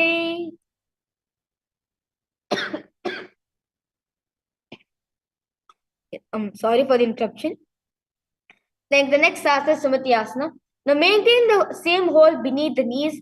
Bring the right foot over the left so heel crosses and toes pointed up. Gaze at the knees. Visualize the great sage Maharishi Sumati in your inner space. Sumati Asana. Moladwar dharti paritane dava pag paridach pad aane dai pagati kole ave hate ekam tarat harave. The next asana is Dandasana. Now extend the feet out straight, arms raised straight above the head. Interlace the fingers, wrist pointed outward. Engage in all three bandhas and gaze at the nose. Visualize Swamiji in your inner space. Idanin garbhininam yogabhyaso yatha laghu shuka prachavala bhaya prochate praktanepati. Next asana is Arambhasana. Now relax yourself, hold the big toes with the index and middle fingers, chest forward and down, head to the knees. Inhale through your left nostril, exhale through your right in Nadi Shodhana. दोहु पग मिलावे बसारी पग का अंगुता पकदी लीलात गोदर लगावे. Next asana is Bidokasana. Now sit with legs straight, extend the knees slightly up. One hand distance between the heels. Bring shoulders down. Wrap the arms around the legs in Shambhu Mudra. Hold the soles of the feet and gaze at the third eye. Visualize Swamiji in your inner space. Bidokasana. प्रथम भेष दो पाव पसारी कोचिका ऊर्ध को गुर दो धेर धारे एद्य मदि अंत राके मुद्रा हत प्रमाण सुदाजय. Next asana Jalandhari Pavasana. Now this is similar to the Siddha Samadhi asana in the Pratma Vinyasa Krama. Now extend both the legs out with the heels together. Place the chin on and mouth, nose on the heels. Insert the hands below the elbows. Keep the elbows together on the ground, along with fingers, palms facing outwards in Shambhu Mudra. Gaze at the nose. Visualize Swamiji in your inner space. Dovu edi mailike dije hath basari puri chibaka mukanasikata digabu bhupari dhari. Next asana is Urdhva Paschimottanasana. Now sit and extend both legs out in front of you. Now lift one foot behind the neck, lean forward and down as in Paschimottanasana. Visualize Swamiji in your inner space. Urdhva Paschimottanasana. Paschimottanasana siddham krita ekam padam grivan ditva dishtir Urdhva Paschimottanam bhavati. Next asana is Anantasana. Now lie on the back, lift the right leg behind the neck, left hand holds the foot from the top, straighten the body, concentrate on the prana, moving from the Muladhara to the Sahasrara Chakra, gaze at the nose. Uttan Shani Ekam Payam Grivan Vinyasya. The next asana is Ankushasana. From Anantasana, rest on the elbows and the hand holding the foot, concentrate on the prana which is moving from the Brahmaran from the Muladhara Chakra to the Sahasrara Chakra, gaze at the nose. Ankushasana. उत्तानशयति एकैकं पादं ग्रीवान् कुर्वन्. Next asana, Drishasana. Now lie down on the back, bring the knees to the chest, encircle the thighs and the calves with the arms in Shambhi Mudra. Roll to the left and right. Drishasana. Uttanashayam jani hridayavastam va janga sahitoruni karadde bhadda savya pasavyam lodayet Drishasanam bhavati. Let's now repeat Urdhva Paschimottanasana on the other side.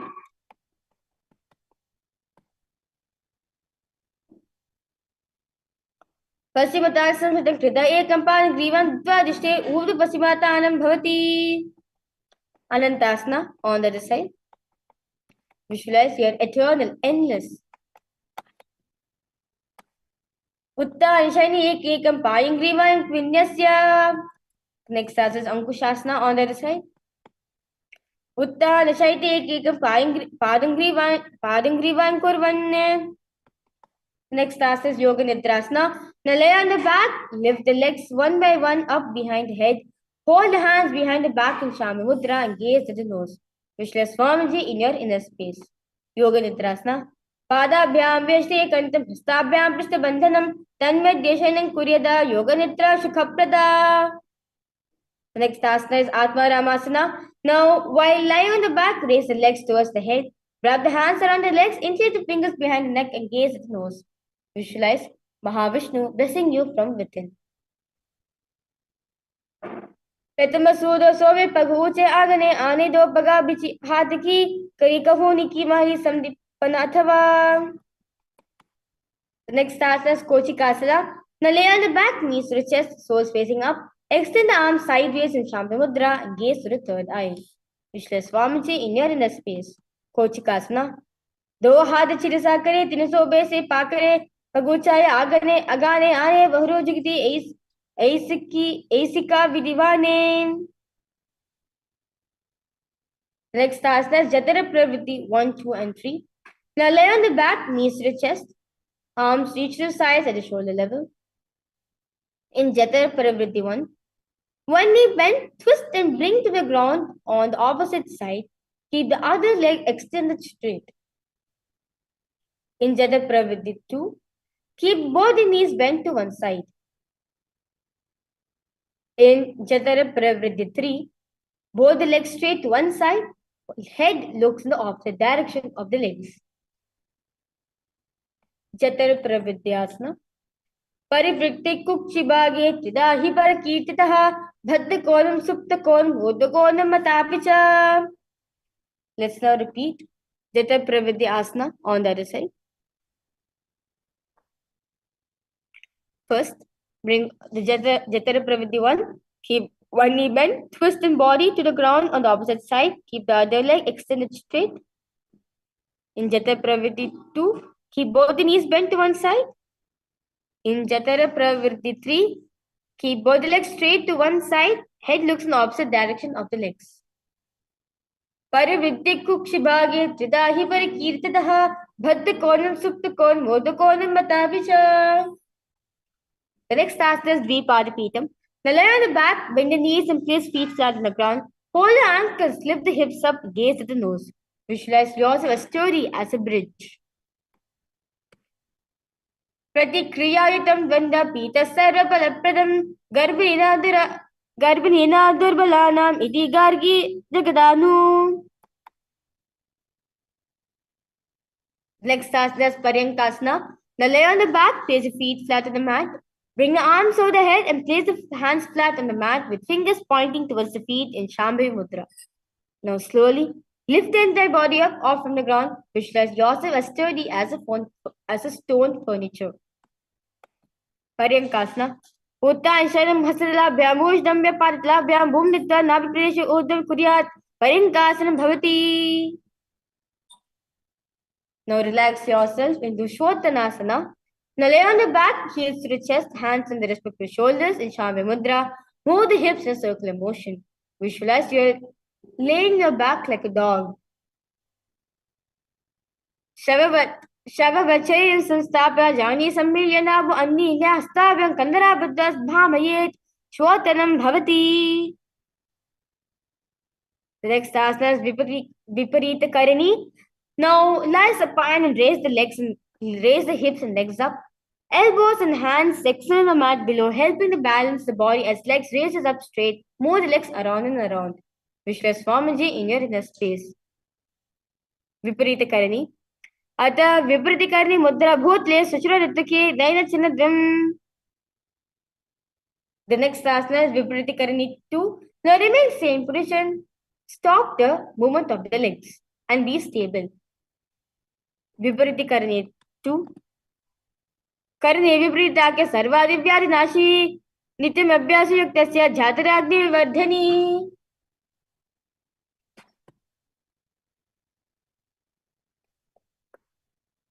The next asana is Langalasana. Now lay on the back, lift the hips, take feet over the head, toes on the floor, hands stretched on the ground, palms clasped in Parusha Mudra. Rest on the neck and the shoulders. Visualize yourself as a flow. Langalasana. Griva kanti bhumam vastambha padadhyam urdhmaya darkasaram bhavati. Next asana, Shayita Paschimottanasana. Now lay on the back, legs over the head, toes pointed on the ground, thighs to the chest, and hold the toes, arms and legs straight. Visualize one of the 84 different asanas revealed directly by Paramashiva. Tanam Shayita Kurvita, Shayita Paschimottanakam. The next asana is Supta Konasana. Remain same position, spread the toes out wide and hold the big toes. Parivitti Kupshibhage, Tridhipari Kirtitaha, Baddha Konam Supta Kon, Modha Konam Matapicha. The next asana is Chakrasana. Bring the legs over top of the head, toes on the ground. Hold the ankles, keep the knees straight. Roll backward onto the back, keep the legs straight.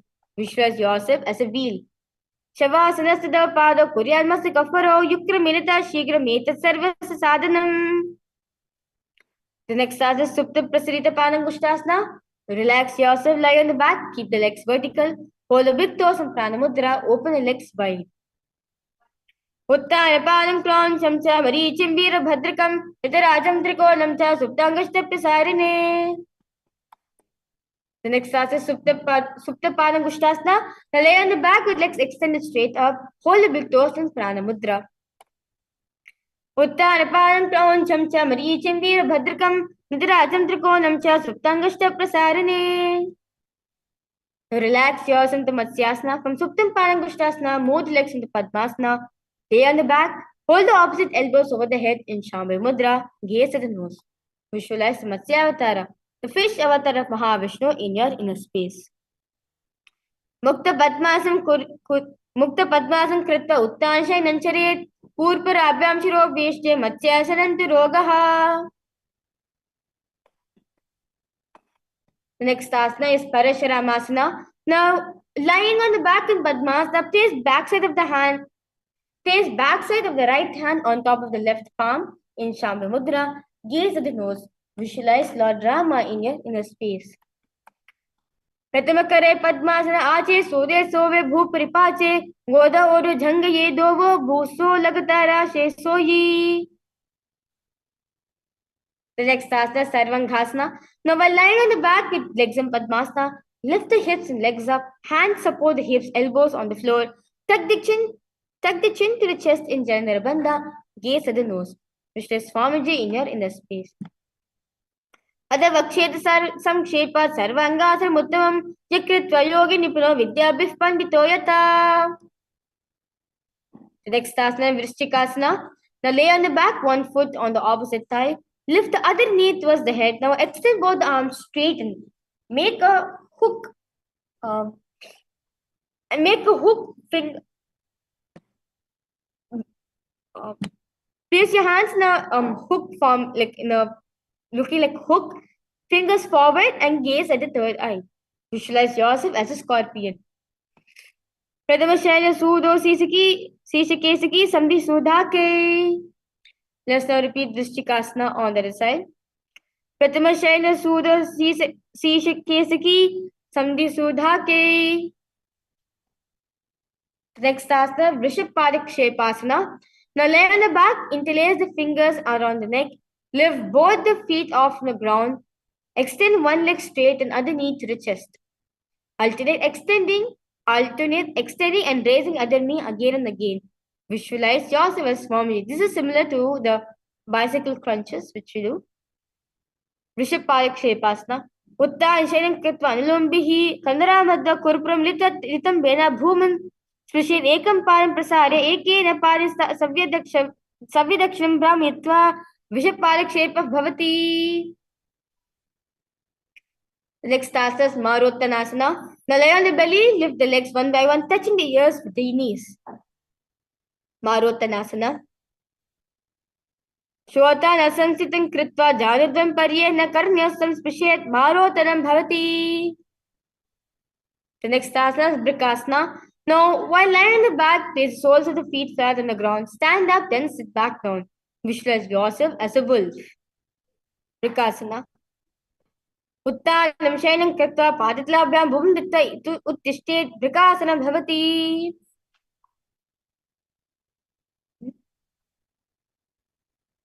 Next asana is Luthasana. Now lay on the back, quickly throw the legs above the head, completely roll over in a somersault position. So as if you're doing a somersault, finishing prone position, repeat this again and again. Luthasana. उत्तानशयनं पादतलौ श्रीरङ्गे भूमौ स्थापित्वा निर्जम्बयति निर्जनशयनं पृष्ठं भूमिनिधाय पुनः पुनः पर्येण कर्तव्यं तथासनं भवति.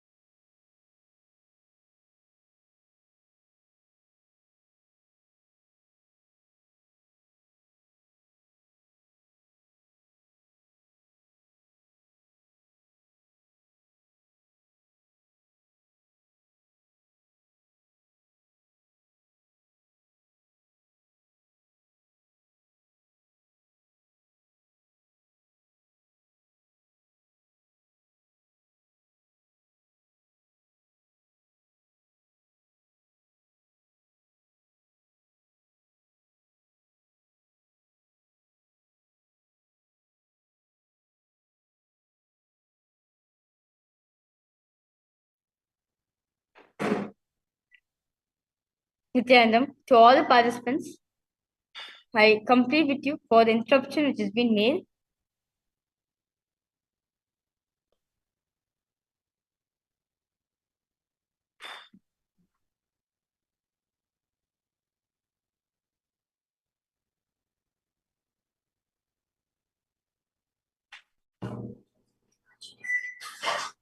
Yes, Nithyananda, all those who are sitting with us and watching the Nithyananda Yoga, I'm seeing a very less participation from the participants logged in.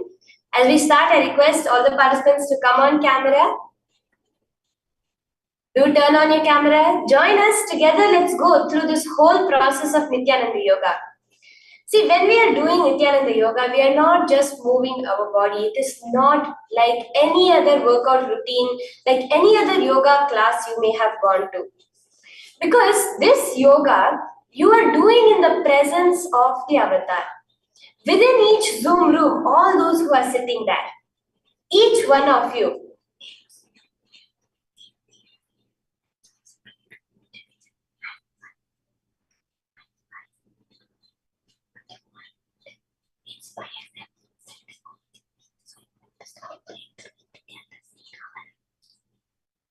So, all of you who are sitting inside each of these rooms, sitting in the Zoom rooms, each one of you are in the breathing space of Swamiji, in the breathing space of the living incarnation.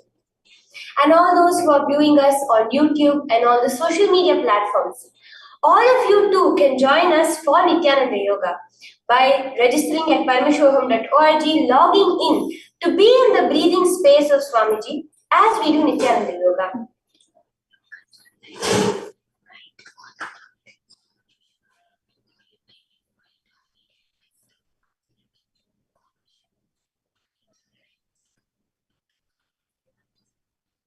Because when you are doing the Nithyananda Yoga, you are building a Vedic mind and a yogic body to live an enlightened life.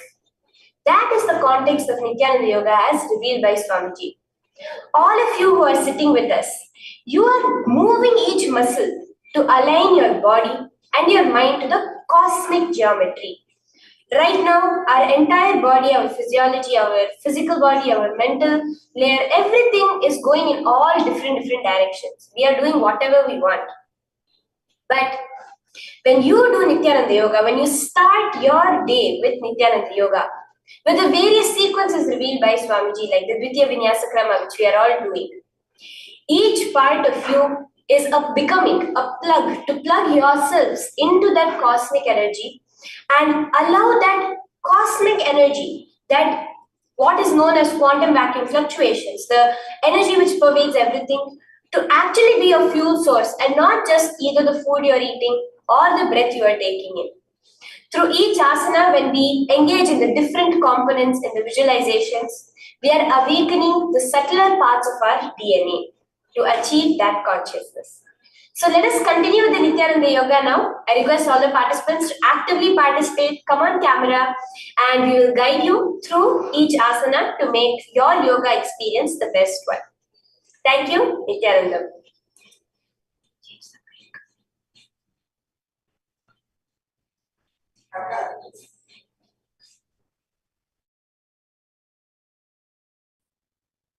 Yes, with that beautiful context set for doing Nithyananda Yoga, let us resume the Dvitiya Vinyasa Krama and request all participants to join us, follow us along for doing the yoga.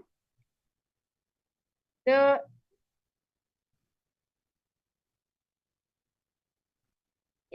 next asana is Sarathasana. Now lie in the belly with toes extended and the ground by the shoulders. Now contract lips, making a sound like a flute while listening while inhaling. Visualize you're carrying warriors into battle for dharma or let carry star. Sarathasana. Nibda Shainam Pitta Nadham Bhumanidhaya. Next asana is Devulyanganasana. Now place the palms on the mat in plank position. Come the legs forward and back between the arms. Feel yourself go beyond the body and the mind. Hastadvam Dadvatan Madhyasanatram Udaneva Bahirniya Atanaya Devulyanganam Bhavati. Next asana is Jatyasana. Now from standing position, bend forward and place the hands on the mat, walk back and forth. Visualize yourself as a wise 6-year-old elephant. अतः जात्यासनं वक्ष्ये येन गतिस्परो भवेत् तथा विभूमोऽत्र गमनागमनं ततः. We will now entering for the first step now of Nithyananda, which is the slowly take a step. Now stand with knees bent and feet pointing outwards in the Aramandi position, the half squat position. Bend the elbows and keep your hands at the chest level. Now shift your both arms across the body, then bring it back to the center. Tilt the head back and open the chest up towards the sky. Move the head in all directions and slowly take a karna.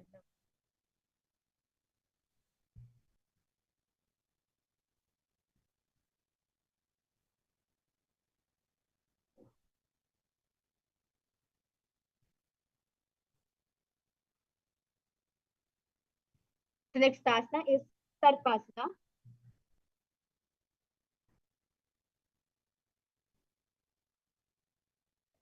The next asana is Sarpasana. Now stand erect with the broad arms to the side, hands touching the thighs in Shambhu Mudra. Visualize your Kundalini Devi curling up around you and moving up on your body. Sarpasana.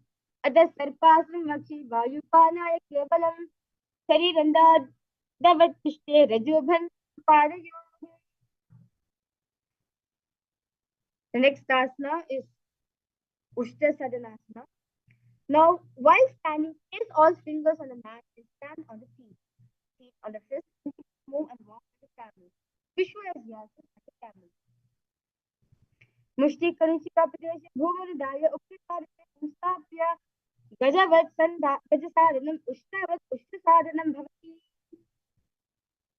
Next asana is Ashwasana.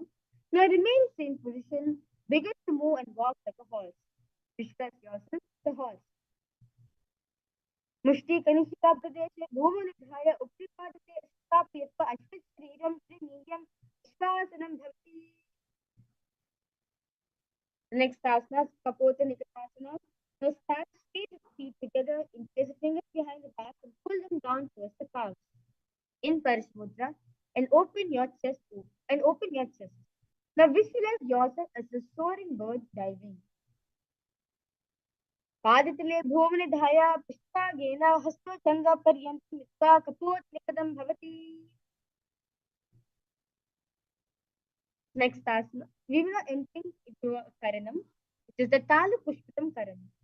Now stand tall with palms again in front of your heart in Namaskar Mudra. Gently bend the knees and keep the toes pointing outward.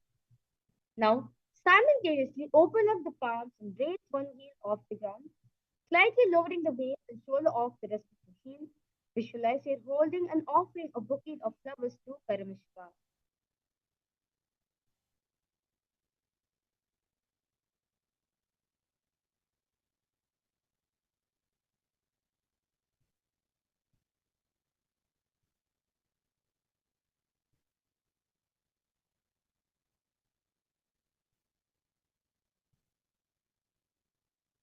The next asana is Khadgasana. Now, stand tall, bring the palms together, forming a horn of a rhinoceros. Visualize yourself as a rhinoceros gaze at the nose. Khadgasana. Nujya Saratamaswan Kritapaditulubhyo Bhumi Nastabhyo Uttishtet Khadgasanam Bhavati. The next asana is Uttanottanam. Now, start all the way as slow as you can to the ground. Stand up. Do this again and again. As you gaze his nose, visualize Swamiji in your inner space. Uttanottanam. Kulapuna Utta Abhyam Uttanottanam Iti Uttanottanam Bhavati. The next asana is Musalasana. The standing straight, raise the arms over the head and jump repeatedly. Visualize yourself sneeze. सरलं स्थित्वा ऊर्ध्वं बाहु नयेत् वारंवार मुदानं स्थित्वा नयेत् मुसलासनं भवति. The next asana is Utthita. Now from standing position, the sole of one foot towards the belly, with the other leg sit down and stand. Alternate both sitting and standing. Alternate the legs while standing and sitting. Visualize yourself as Swamiji and his members. Hastadven Ritpadishte Uchirshikam Bhavati. We will now enter into next karma, which is Paramashivoham karma. So standing, keep one leg slightly bent in the toes point to the side. Bend and lift opposite knee towards the chest, pointing the toes downward. Now keep the arm holding the knee with the hand pointing outward and close into your fist.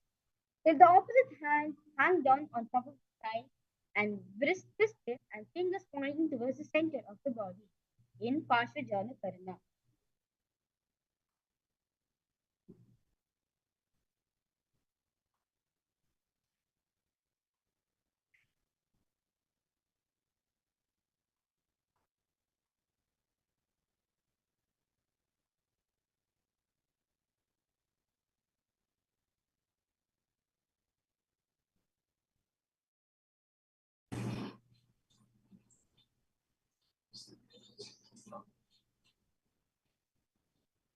The next asana is Tandavasana.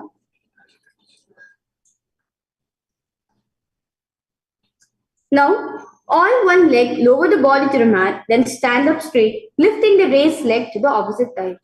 Visualize yourself fiercely dancing as Paramashiva. Ekena padena statavyam Tandavasanam bhavati. Next asana is Brahmanasana. Now place the left foot on the inner thigh, on the right inner thigh, and stand erect on the mat like a rod. Hands by the sides in Shambhi Mudra. Visualize yourself being blessed by Lord Brahma. Brahmanasana vakshi yakritva brahmano bhavet ekaparu datvat shte danda kirbhuvi. The next asana is Garudasana 3. Now stand tall, wrap the left hip over the and around the right knee. Tuck the left toes on the right side of the right calf. Simultaneously cross the left arm below the right and bring in the palms together in Namaskar Mudra. Visualize yourself as Lord Garuda. Uttanapurmai Pitesya Senhem Gardameva cha Vatayanam Gomukam cha Bharadvajam Trivikramam. The next asana is Ekapadasana. Now stand straight on the right leg, left foot on the opposite thigh, hands relaxed by the knees. Nakshagnavapadasya Jhango Paridhaya cha. Next asana, Dhruvasana. Now stand on your right leg, hold the big toe of the left foot and straighten out the leg. Rotate your body quickly on the standing leg. Visualize yourself as a North Pole star. Ekena hastenandurupasa ekasya padasya dhritva. Next asana is Trivikramasana. Now stand on right leg, lift the left foot behind the neck and stand tall. Alternate sitting and standing. Visualize Mahavishnu in your inner space. Grivayam pan samstapyat satavyam tutatavyam Trivikramasanam bhavati. Let's now repeat Paramashivoham karma on the other side, where you bend one knee towards the chest and holding that knee with the hand, where it's holding the hand with the fist, and while you leave the rest of the other hand on the thigh, on the opposite thigh, which is balancing you on the ground.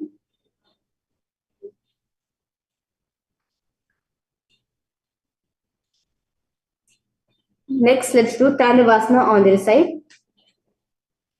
Stretch one leg, sit down and stand in Tandavasana. Ekena padasadavyam Tandavasanam bhavati. Brahmanasana on the other side. Place the left foot on the inner right thigh and stand erect on the mat. Brahmanasana vakshi kritva brahmano bhavet.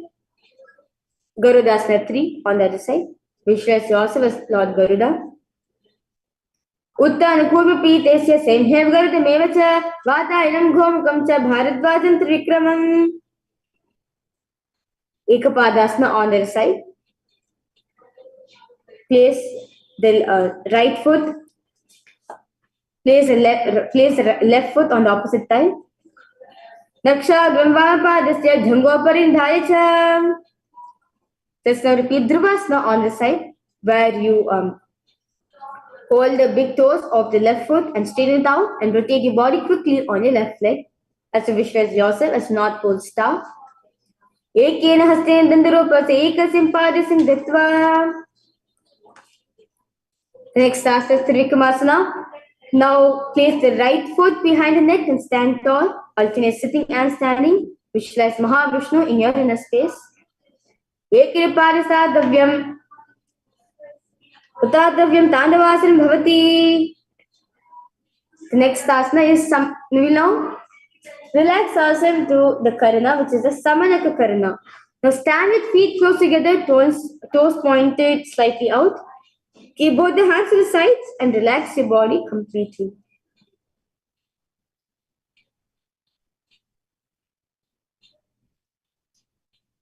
The next asana is Gorak Janjali Asana. To stand erect and bend forward. Bring both the hands underneath the knees and make a finger lock.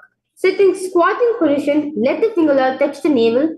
Visualize the great sage Goraknatha in your inner space. Pratham hi ubay hoy bahuri niche puni hove. The next asana is Kanchasana. Now insert hands between the thighs and the calves. Then wrap around behind the butt in Parishamudra. Squat down, hold the hands behind and keep the chest upright. Guru Madhya Hasto Nivesh Nityam Ritva. The next asana is Bhairuvasana. Now bring the feet together. Sit in squatting posture. Hold the hands at the back and sit upright and gaze at the navel. Visualize Bhagavan Kala Virva in your inner space. Bhairuvasana. दो भूपक गीता लिखी माही को मिलावे पनापन के दो माधवे से. The next asana is Varahasana. Now squat all the way down. Keep your feet together, toes apart. Bring your elbows close to your head and palms joint over back, facing downward in Atmanjali Mudra and gaze at the nose. Visualize the Vala avatar of Mahavishnu, the boar avatar of Mahavishnu in your inner space. Kavitali ki mahli ko milave panapain doi base edi mudwari niche rashe. The next asana is Pipratasana.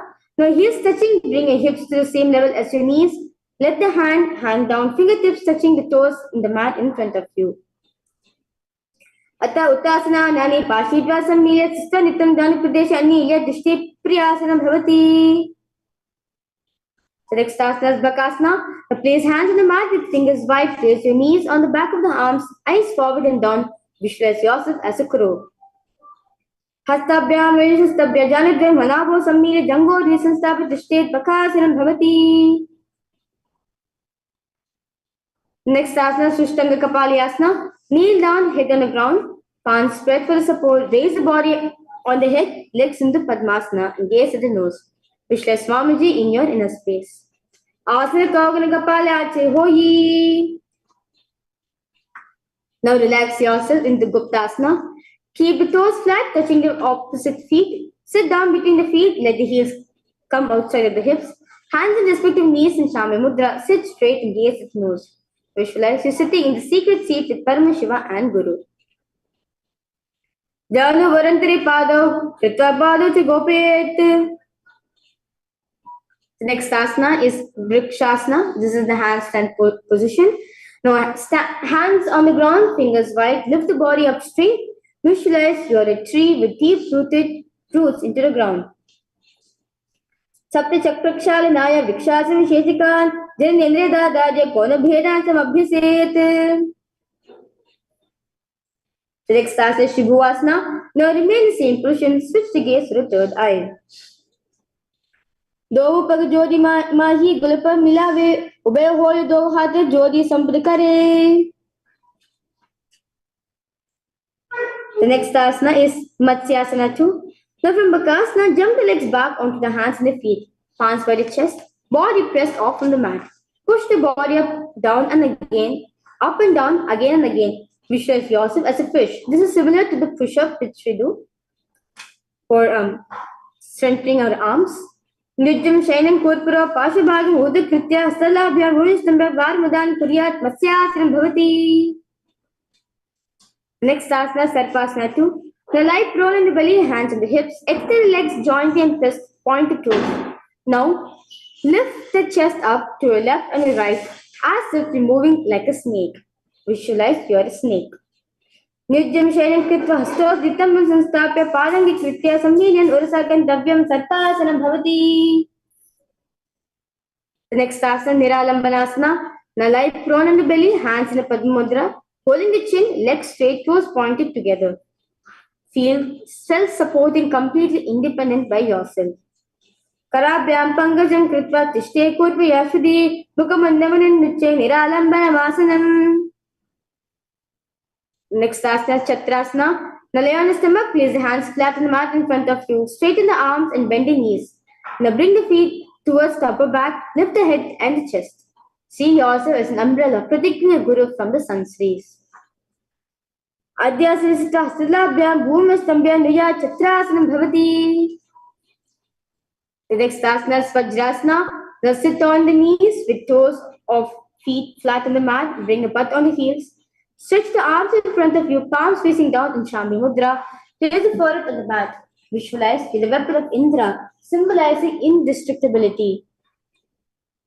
Idanim Garbhinina Yogabhyasa Yathalago Shukapashavalabhaya Prochute Praktanepati.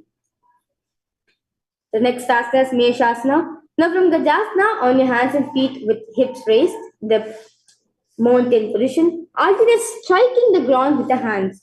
Visualize yourself as powerful as a ram. Gajasana Ekekam Bahum Bhumota Diyet Meshasana Bhavati. The next asana is Ajasana. Now from Gajasana, lift the legs to the air, slowly bring the forehead to the ground.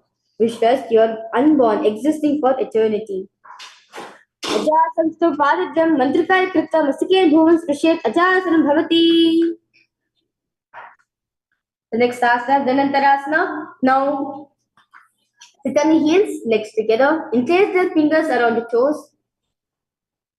First, pull the feet towards the perineum, then place the hands on respective knees in Shambhi Mudra, spine straight and gaze at the nose. Visualize Swamiji in your inner space. Purava Vidipahadiki Kapsi Panashara Modi, Pagaki Agri Yagmedi Lagave, Pratima Mahili Koradharati. The next asana is Angamotanam. So interlace your fingers in front and behind you in Shambhi Mudra. Stretch the arms forward to the sides and backwards, giving massage to various different joints and muscles. Hastyo Angli Vadva Hastyo Madhya Sarvankam Nishkitsaita Dishtet Angamotanam Bhavati. Next asana is Garudasana 4.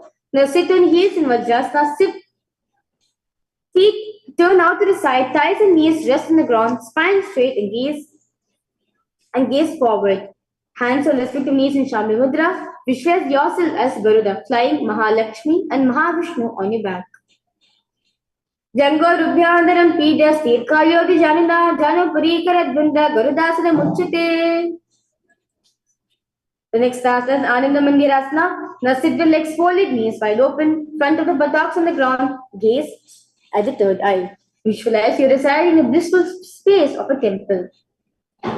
Adavakshe Viradata Ananda Mandirasanam Yaktitvamarodhyo Bhavetiheva Sadakaha. The next asana is Mandikasana 2. The hands wide, sit on the ankles, hands under the knees, and gaze at the nose. Visualize yourself as a frog. Krishnan Sampir Gulpabhyam Janvangeswal Yakatihi Hasto Padate Shupto Mandukam Paradosharite.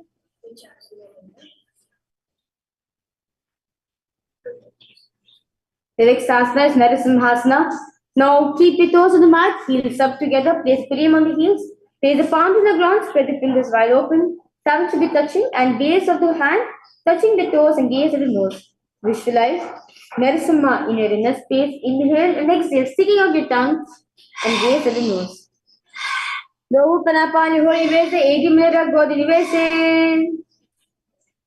The next asana is Vishwakasana. Now sit on the toes, place Piriam on the heels, separate the knees sideways and place on the ground.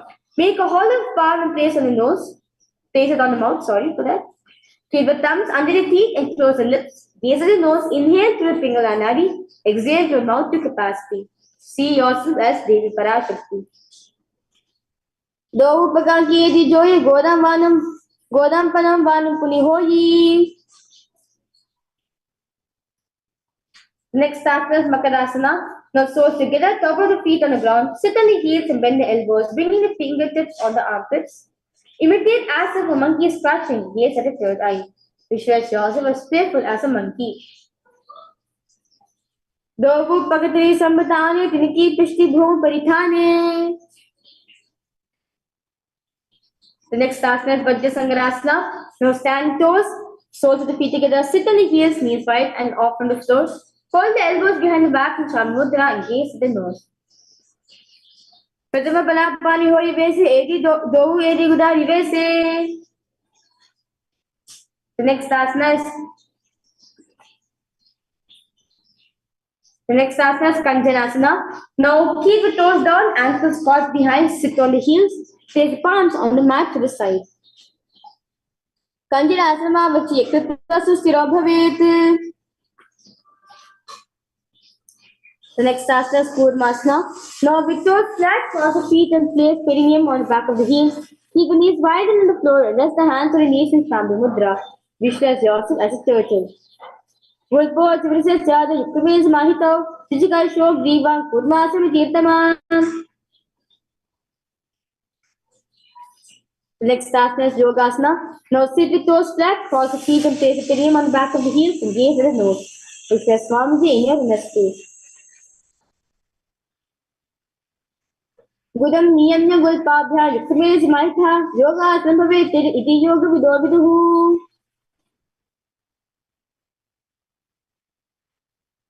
Next asana is Vijogasana.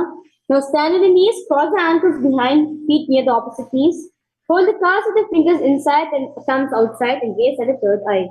Visualize a space of eternal oneness with your Guru. Godam Vamno Ube Hoyi, Goda Adhara, Kedoyi, Michipadre Pani Rahave, Pano Vama Goda Digilave.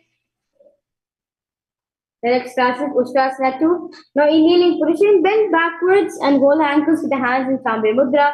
Keep the arms straight, push the hips forward and tilt the head back. Visualize yourself as a camel. Mere Dandagradi Dal Samipadi Shifuman, Kapurasana Bhavyasam, Kurya Mihita Asanaha. Next asana is Jyatyasana 2. Now with heels together, hands on the soles of the feet, slowly lean back, bring the elbows down to the mat, place the back of the head on the mat, gaze at the nasal. Dog egi samdikare, sole mulat dharita idhere. Next asana is Viratasana. Now sit on the knees with thighs and calves together, lean back and touch your back to the ground and then rise up. Use support of your hands if needed and do this again and again. And gaze at the nose. Janga Dibhuva Nidhaya Jango Dhara Urmi Sanstabhi Pushti Vamsam Varman Spishit Viratasanam Bhavati. The next asana is Kapotasana. From Viratasana, raise the hips higher, bring forearms on the mat, hold the back of the heels, bring the head in between the feet. Visualize yourself as a beautiful dove. Melu Dandakriti Dada Samipadi Kupan Kaporasana Abhyasa Kurya Mihita Masanaha. Next asana is Varasana. Now stand upright on the knees with toes tucked in. Hold the arms with opposite hands in Shame Mudra and gaze at the nose. Visualize you receive your boon from Paramashiva. Jani Bhu Susta Prasalabhya Bahusparam Dutta Salim Tishtet Varasanam Bhavati. Next asana, Varahasana 2. Now keep the knees together, toes tucked, lean forward, bring the elbows to the mat, hands holding the head, rest the head on the hands, heels on the butt. Suryan Chandram Birda Nani Asnani Katyante. The next asana is Mundasana. Now kneel down, place the crown of the head on the mat, between the interlaced fingers, elbows on the mat, shoulders width apart, lift the knees up and hips straight. Raise the body upright position. Visualize yourself as a log tree. Ado Mundasana Vakche Sarvesham Prayanam Sukam Udam Age Bari Datpa Dare Bharatam Siddhihi.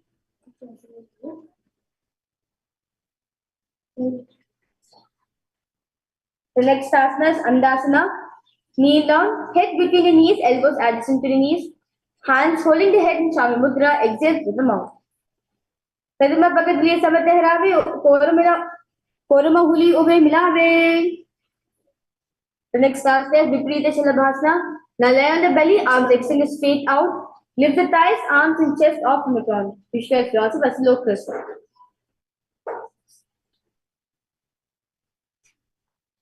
Chalabhasana Bedasya Nada Beranda Namake Gandhi Beranda Santes, Silsadanda Namsada Tatha.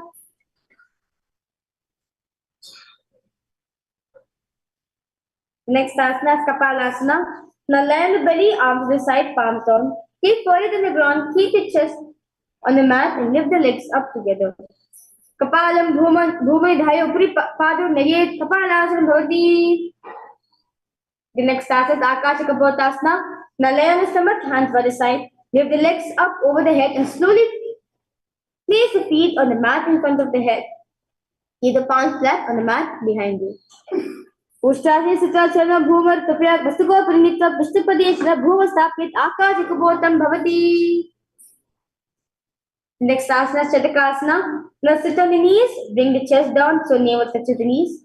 Keep the hands flat on the mat, forearms on the ground and be sturdy. Visualize yourself as a sparrow. Kutparaparyanto hasto dharamastam jani napo sankochit shtetam Chatakasana Bhavati. The next asana is Vrishtikasana 2. Now kneel down, hands and elbows on the mat, place the legs, bend back to touch the feet on the head, lift the chin and hold. Visualize yourself as a scorpion. Vistiva Puti Parimangdi Pas Niditva Sachirit become Nidahiko. Now relax yourself into Vrishasana. Place perium down on the right heel. Keep the left foot outside of the hip, ankle to the side, place hands to the mat, resembling a bull. Visualize yourself a bull. Yame Gulpe Pada Mole Bhage Vadetaram.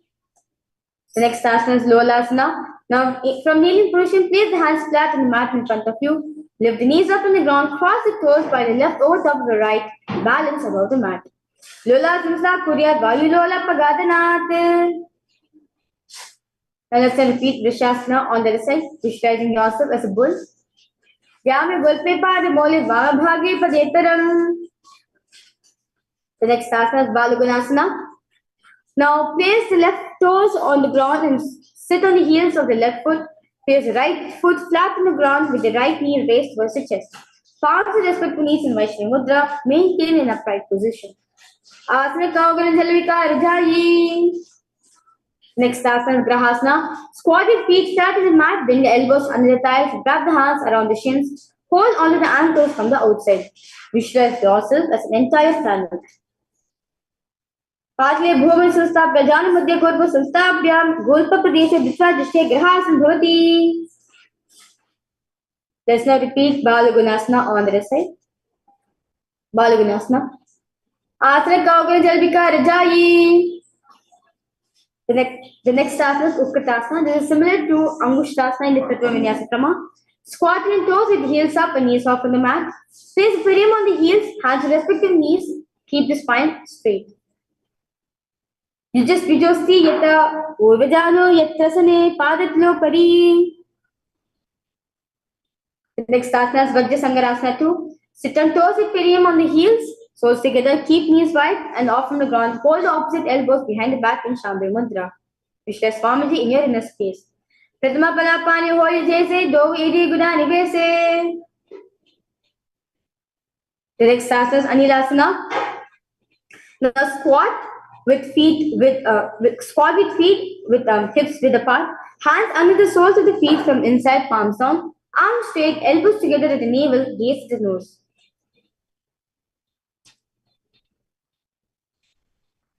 दो हाथ भूमि परितानी कहूनी जाए ना बिलागे आने. Next asana is Madhikasana. Now place back of the hands in the mat with fingers facing towards the body. Step feet on top of the hands, hands wrapped around the feet like a shoe and walk around. Visualize you are wearing the padakas, walking across the length and breadth of India. Haseva paride kritva dishte gachet padikasana bhavati. The next asana is Kukudodana. Place hands on the mat, raise both the feet upwards into the air and let them fall back down. Do like this again and again. Visualize yourself as a rooster. Hasde bhuma krita pali to urde mudan krita bhuma pade itam purapar kurya Kukudodanam bhavati. The next asana is Viparita Nrityasana. Now place the hands on the mat, raise the legs upwards into a handstand position. Move the hands on the two hands as if you are dancing. हसलाभ्यां भूयस्तंभ्य ऊर्ध्वं पादग्रीकं हसलाभ्यां नृत्यं कर्तव्यं विपरीत नृत्यं भवति. The next asana is Kunjarasana. Now separate the feet, place one palm down on the mat with arms straight. Bring the opposite hand to the head and be stable. अदवक्षे Mahadev कुंजरासनम् उत्तमं करनेकेन पादाभ्य भूमौ तिष्ठ्य शिरः करः. Let's now repeat Kunjarasana on the other side. अदवक्षे Mahadev कुंजरासनम् उत्तमं करनेकेन पादाभ्य भूमौ तिष्ठ्य शिरः करः.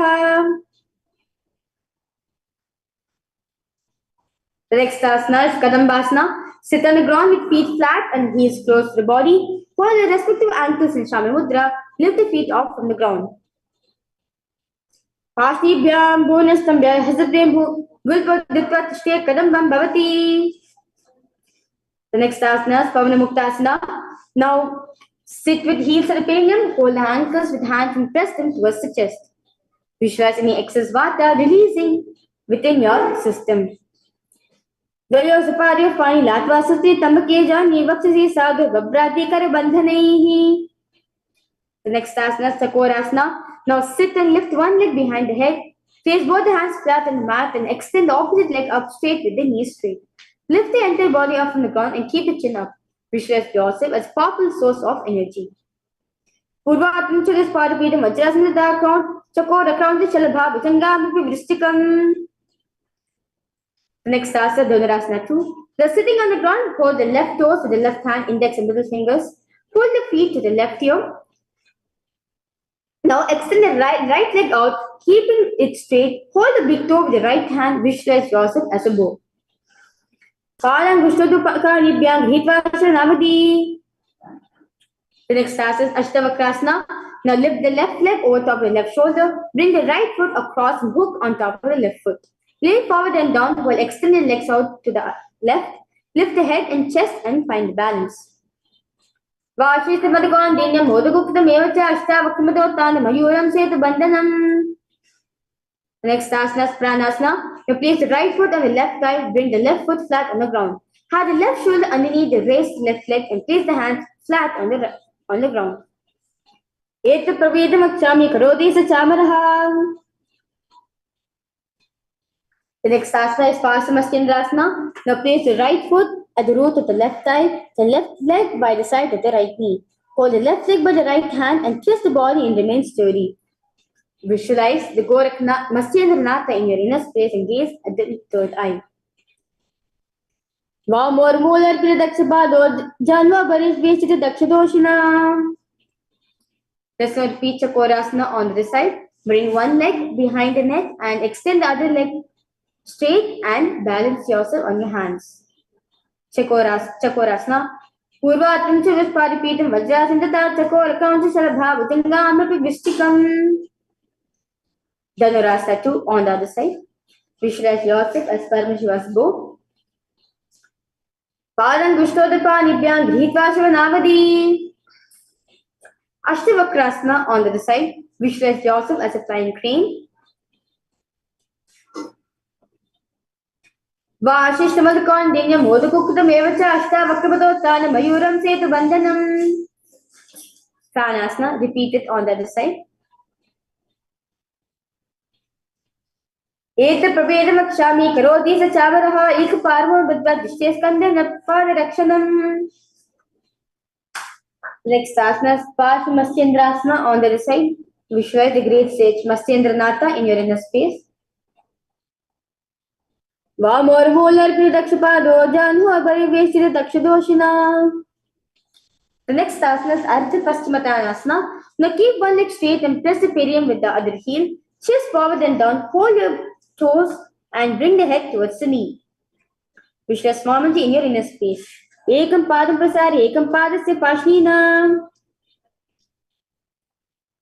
The next asana is Kronchasana. Now place your left ankle outside the hip.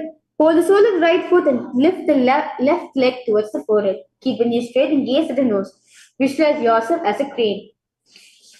Uttaya param crown samcha maricham veera bhadrakam nitaratam trikonam cha suptangashta prasarane. Let's now repeat Ardha Paschimottanasana on the other side. Visualize Swamiji in your inner space. Ekam padam prasar, ekam padasya pashnina. The next, now let's repeat crown chasna on this side. Visualize yourself as a crane. Uttar param crown chamcha varichim veer bhadrakam nadaratam trikonam cha suktangashya prasarine. The next asana is swastikasana. Now sit with soles between the thighs and the calves. Spine straight, keep the palms resting on the knees in Shami Mudra. Visualize embodying peace, well-being, good fortune, prosperity for the whole world and for yourself. Jana Varantare Samyak Kritva Padateo Bhedijikar Samasinaha Swastikam Tappa Chakshate. The next asana is Gorakshasana. Now remain same position. Cover the heels with respective hands in Shami Mudra. Tuck the chin to the chest in Chandra Bandha. Gaze at the tip of the nose. Visualize the great sage Goraknata in your inner space. Jana Varantari Pal Uktana Vyakta Sansto Gulpa Chacharya Hastabhya Mutanabhyam Priyatataha. The next asana is Bhagasana 2. Now bring the left heel to the perineum, right foot on the left thigh. Close the eyes with the index finger, nose with the middle finger, ears with the thumbs in Chandmukhi Mudra, gaze at the third eye, meditate on the Harihata, on the Lord. Vama Pashna Guda Samstha Dakshandrim Vama Jangane. The next asana is Yogasana 2. Now place feet on top of the opposite knees, place hands on the ground, palms facing up in Shami Mudra. Keep the spine straight and gaze to the nose. Visualize Swamiji in your inner space. Utta Lachar Krutta Sanstopari Janano Asnobri Sanstapya Chotanam Kara Yukmakam. The next asana is Urdhva Kukutasana. From Padmasana, place the hands flat on the mat beside the body. Press the hands into the mat, lift the knees up from the ground, hands above the mat. Visualize yourself as a rooster. Vashishtavadagon Dini Modaguptam Evacha Ashta Vakabadotana Mayuram Setu Bandhanam. The next asana is Siddha Haritali Asana. Now from Padmasana, insert both the hands through the knees and place them on the mat. Do not lift the body up. Stay seated on the mat and gaze to the nose. Visualize Swamiji in your inner space. Pradamam Padmasana ko kare hastado ho goda samvidhere. The next asana is Hamsasana. Now from Padmasana, place the hands on the mat to the gaps of the calves and the thighs. Lift the thighs up to the shoulder and leg off from the mat. Stay above the mat and gaze at the nose. Visualize yourself as an elegant swan. Kukadasana Stitva Kanda Paryanta Urnitva Dishtyat Hamsasana Bhavati. The next asana is Karmukasana. Now from Padmasana, place the hands between the thighs and the calves while sitting. Reach the hands behind the body, increase the fingers, bring the forehead to the floor and gaze at the nose. Visualize yourself with Paramashiva's bow. Padma Padmasana ko kare Goda Samdhi Mahi kare dhere. The next asana is Kurmasana 2. From Padmasana, insert both the hands to the thighs and the calves. Bend the elbows and hold the respective shoulders with the hands. Visualize yourself as a turtle. Bami Janga Paridashana Pava, Dahini Janga Paribami Yava. The next asana is Granthi Bedhasana. From Padmasana, insert both the hands to the thighs and the calves. Bend the elbows, hold the respective shoulders with the hands in Shambhi Mudra. Bend the head down, tuck the chin to the chest in Chandra Bandha. Gaze at the nose. Rejoice, knowing you are in secret, not posture with Paramashiva. Ada Vakshini Lakanta Granthi Beda Samshubam Nyatva Rudra Vikshipram Sukravayan Niveshanat. Next asana is Uttana Kurmasana. From Padmasana, insert both the hands to the thighs and the calves. Lay on the back, bend the elbows, hold the respective shoulders with the hands. Feel yourself as a turtle. Kukudasana Bandhasana Karabhyantade Kandaram Pitam Kurma Yuta Pitam Kurva Vadurtana Medaduttana Kurmakam. Next asana is Pangukutasana. From Padmasana, place both the hands through the gap of the thighs and the calves. Place one hand flat, hold its wrist and with the other hand, lift the body up and hold. Visualize yourself as a rooster. Kukudasana Chitta Eke Hastena Anyasya. Let's now repeat Pangukutasana on the side. Kukudasana Chitta Eke Hastena Anyasya. The next asana is Gridhasana. Now from Padmasana, place elbows on the toes, interlace the fingers in Parishamudra. Rest the chin on the knuckles, press the thumb on the throat. Visualize you have gone beyond all greed and covetousness in your life. Janu Varantri Pad Uttana Vyakti Samstha Gopi Gulpi Chachaja Hastabya Mutanabhyam Priyatitaha. Next asana is Padmasana 3. Now remain same position in Padmasana.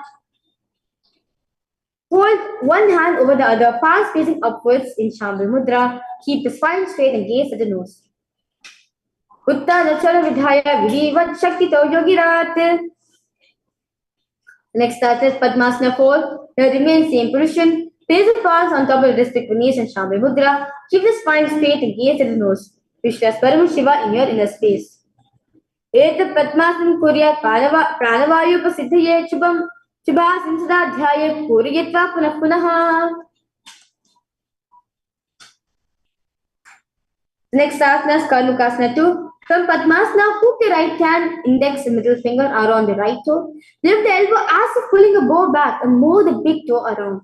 Place the left hand on the opposite knee. Keep the knee straight. Repeat this on the other side. अतः निदासनं वक्षे योगपूरकरक्षणाति कृत्वा पद्मासनं पदपाद अंगुष्ठाभ्यङ्गयोः स्थितम्. Next asana is Karmukasana 3. From Padmasana, cross the arms behind the back and roll the big toes. Inhale through the tongue, straighten like an arrow. Engage in all three bandhas and gaze at the nose. Visualize your Paramashiva's bow. कर्मकासना Krishna उदरे पूर्व यह सुखम तथा वायु वासो यदि करे सूक्ष्म वायुना. Next asana Dhridasana. Now maintain same position Karmakasana 3. Lift the chest up, gaze at the third eye. उरुभ्यामोपरि स्थाप्य पादिग्मं प्रयत्नः दक्षिणं सविदेशे च सविदक्षिण देशके. We are in 300th asana, which is Nagrasana. From Padmasana, arms behind the back, holding the opposite big toes. Lay down on the elbows, thighs and back, gaze at the nose. Visualize yourself as a snake. Parima Padmasana Komtane, do हाथ पाचने आने, पादांगिता पगड़े आने, सोवे कहुन्या कूले पानी. Next asana is Kandukasana. Now lay on the back, bend the knees, feet on the ground, embrace the knees to your chest, head touches the knees. Visualize yourself as a ball. Visualize your body as a ball. Petra se sita hastapadam nishkun vidya nage vishwante bhum pute Kandukasana bhavati. The next asana is Urdhva Pavanasana. Now lay on the back, knees raised together, big toes evenly, place the big toes evenly together, hands interlock under the head in Shambhu Mudra, gaze at the nose. Pratama Surya se karave, goda ubhay rash milave, gulpa mahila angushti dohu, kare ekasa mila rasoi. The next asana is Markita Pitasana. Now lie on the back, bend your knees and keep the feet flat on the mat. Place upturned palms and in the heels in Shambhu Mudra. Lift the hips up. Visualize yourself as a powerful alpha ape. Uttan Shanam Palti, Uttan Hasya Stapayet, Krishnabha Mutrayet, Harkita Pitam Bhavati. The next asana, Uttan Shiki Pitakasana. Now lie supine, raise the hips up. Support your hips with the hands and place at the waist. Elbows bear the weight of the body. Chin presses at the throat in Jandhar Bandha. Gaze at the nose. Visualize Swamiji in your inner space. Jango Urbalini Nasti Uttan Shiki Pitakam Apramatthva Purvita Bhukte Pragvijitendriyaha. Next asana is Narakasana. Now lie supine, raise the hips and legs up. Bring hands to the lower back for support if needed. Otherwise, elbows and hands extended on the mat below, helping the balanced body as legs raises up straight in the air. Visualize blissfully traveling through the hell unscathed. Griva Kanti Boom Vistamba Paradum Udam Moyete Narkas Bhavati. The next asana is Triyan Naukasana. The last supine, raise the hips and bring the hands to the lower back, keeping the elbows on the mat. Raise the legs up vertically, then slowly lower and angle them, keeping the core engaged. Visualize your boat crossing the ocean of samsara. Now Kusita Urdhva Padak Vin Nayet Triyan Naukasana Bhavati. Next asana is Dvajasana. Keep the upper back on the mat, raise the legs up vertically, elbows, shoulders and hands remain on the mat below. Keep the legs vertical and hold. Visualize your Kailasa flag spread across all the nations all around the world. Triyanakot Griva Pushtakot Pay Bhumistam Masakilik Shaya Paradvam Urdhva Nayet Dvajasana Bhavati. Now Relax yourself into Mritasana. Fly supine, completely relax yourself, avoid any movement. Visualize the body is dead and the Supreme Father Hinduism is liberating you.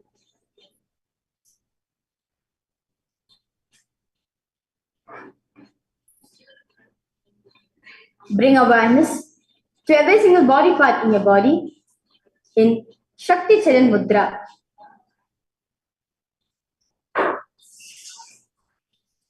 Mritasana. Uttanam Shavadbhumo Shailam tu Shavasanam Shamaharam Chitta Vishranti Karakam.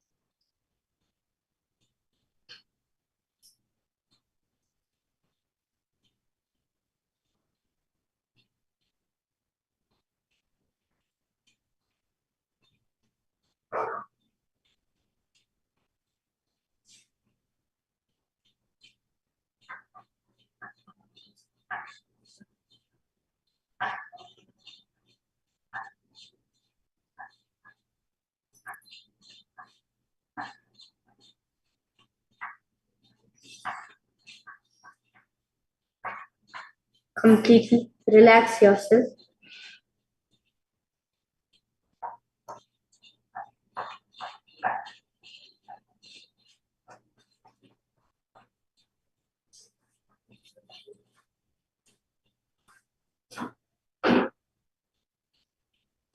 Inhale and exhale as deeply as possible.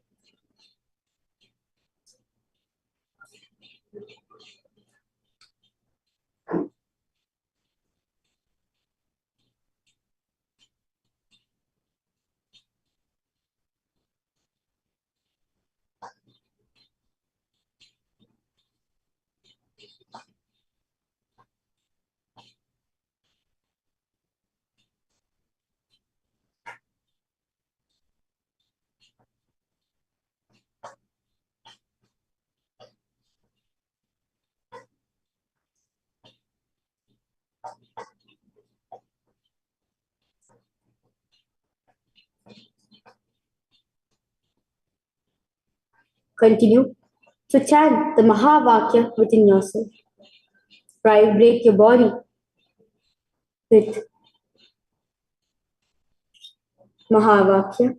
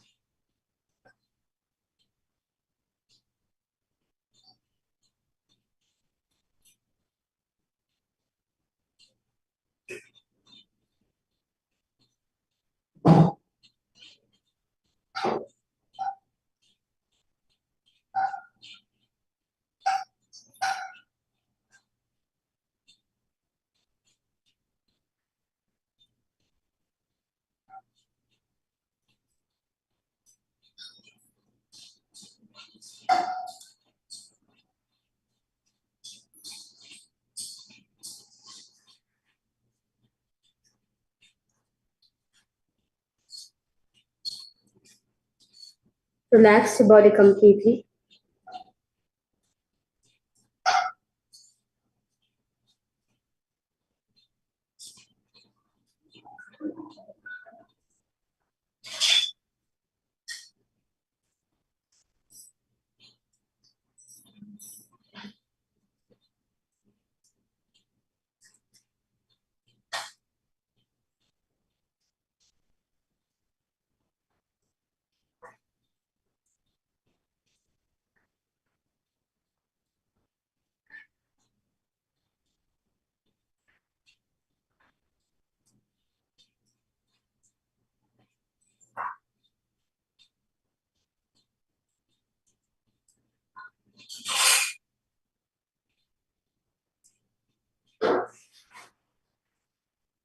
Now,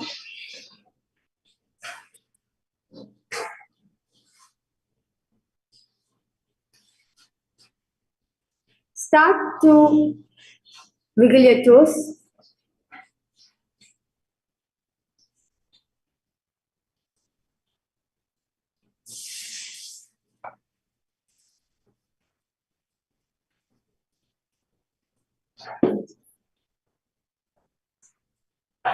Start to wiggle your toes and your fingers.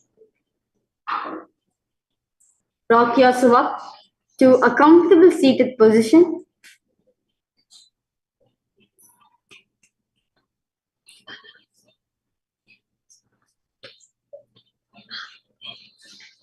Now, with this, we have successfully completed the Dvitiya Vinyaskrama, the 308 asanas.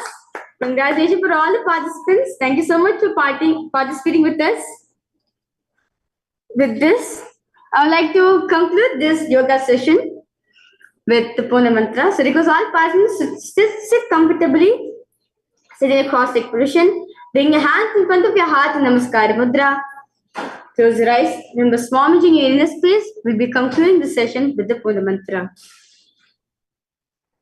Om Purnamadah Purnamidam Purnat Purnamudachyate Purnasya Purnamadaya Purnameva Vashishyate.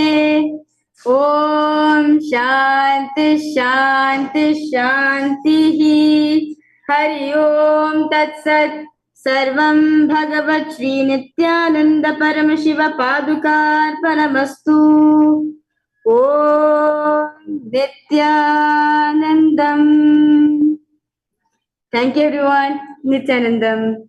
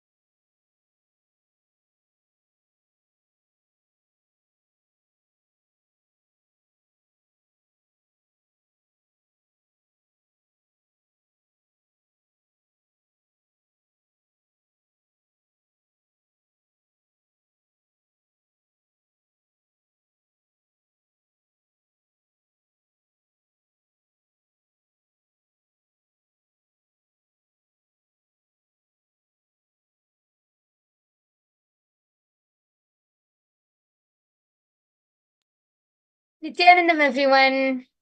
Yes, it's so nice to see all of you. First, I would like to thank each and every one of you sitting here with us today for taking out your time from your busy schedule and joining us here in this Paramashivoham program.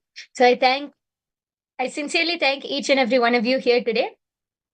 So first, I request if all of you can settle down. I know we just had a very intense and powerful yoga session where all of you performed the Dvitiya Vinyasa Krama, the sequence of all of the 308 asanas.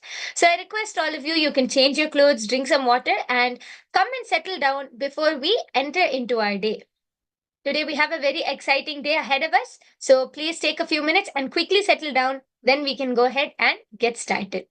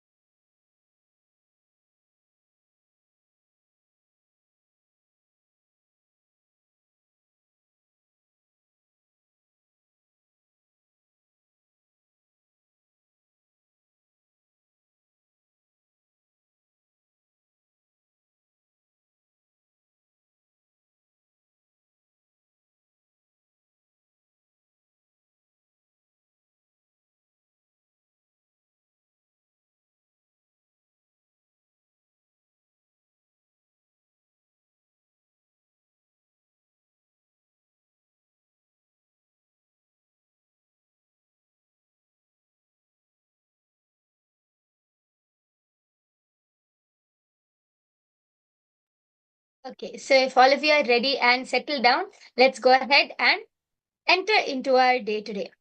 Today, as I said, we have a very exciting day ahead of us. And today we are going to be having the darshan of Bhagwan Ardhanarishwara Murthy. Throughout the whole day, you are going to be learning about the different genders, and you're going to be not only learning about the 11 genders, you're going to be experiencing the 11 genders of Hinduism.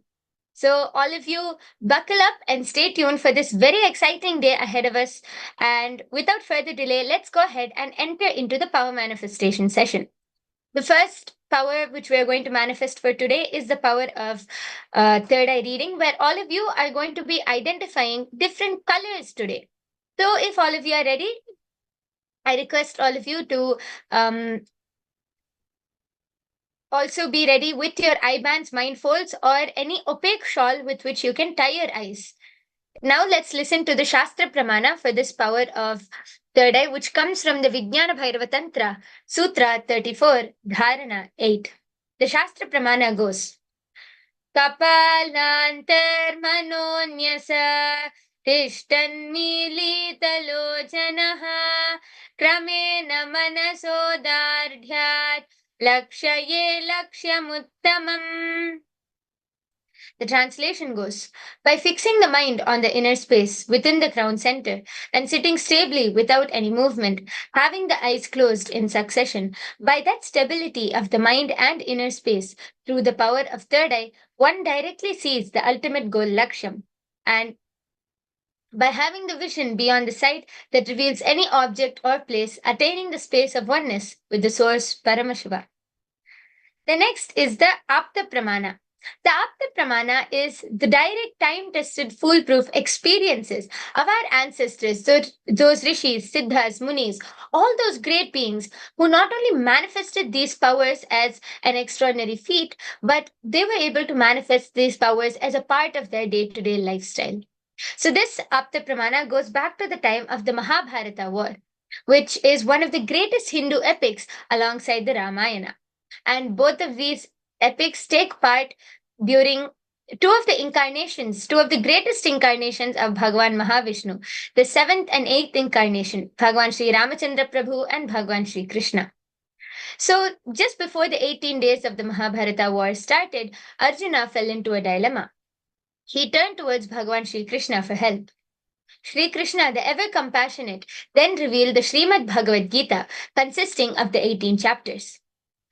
In the 11th chapter, 8th verse, Bhagwan Sri Krishna says, Natumam shakyase drashtum anenaiva swachakshusha divyam dadami te chakshuhu pashyame yogamaishwaram.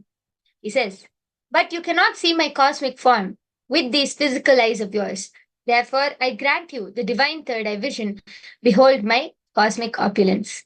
So beautifully, out of his extreme compassion, Bhagwan Sri Krishna himself initiated Arjuna into the power of third eye, after which Arjuna was able to witness and have a darshan of the cosmic vision of Bhagwan Sri Krishna, the Vishwarupa darshan.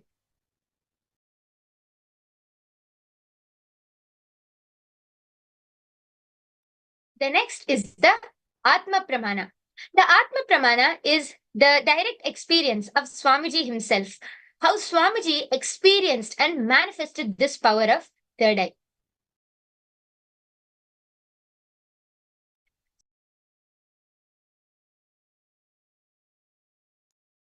So Swamiji beautifully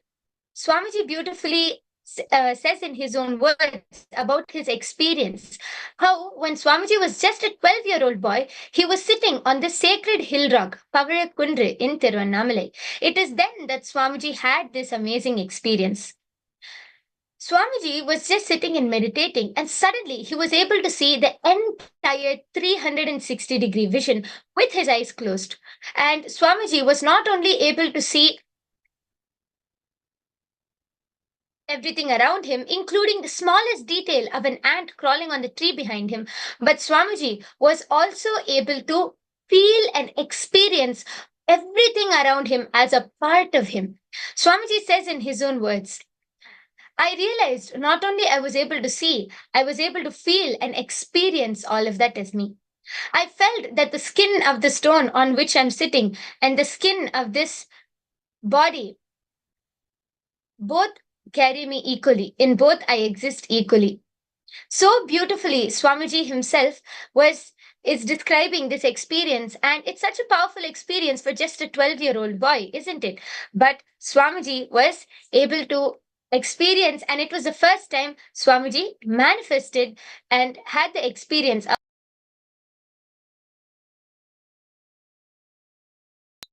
And the last is the Sakshi Pramana. Each and every one of you sitting here right now are the Sakshi Pramanas for this power of third eye, because all of us are initiated into this power of third eye by Swamiji himself. And power manifestation is a science. It is something which can be passed down through initiation by an enlightened master to his disciple. So each and every one of us are initiated into this power by Swamiji, and today you are going to be experiencing this power for yourself. So if all of you are ready, let's go ahead and get started. I first request all of you to tie your eyes and start chanting the Mahavakya. Then we can enter. I'll be projecting a color in front of all of you, and I request all of you to scan that. So please go ahead and first tie your eyes. Then we can go ahead and enter into the first round.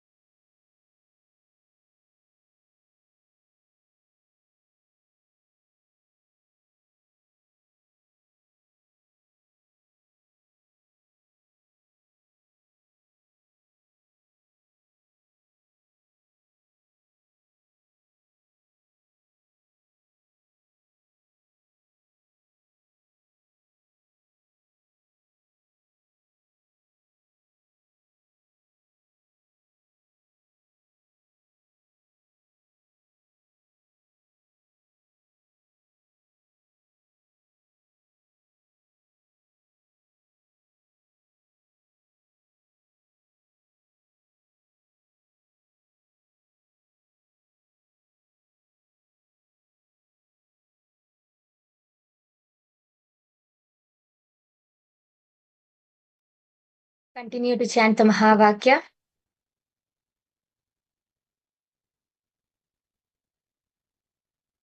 Okay, so now if all of you are ready, let's go ahead and get started and enter into the first round. I'll be projecting a color in front of all of you, and with that same space of oneness, in the same space of oneness, chant the Mahavakya and ask Swamiji to show you what is the color which is projected in front of you.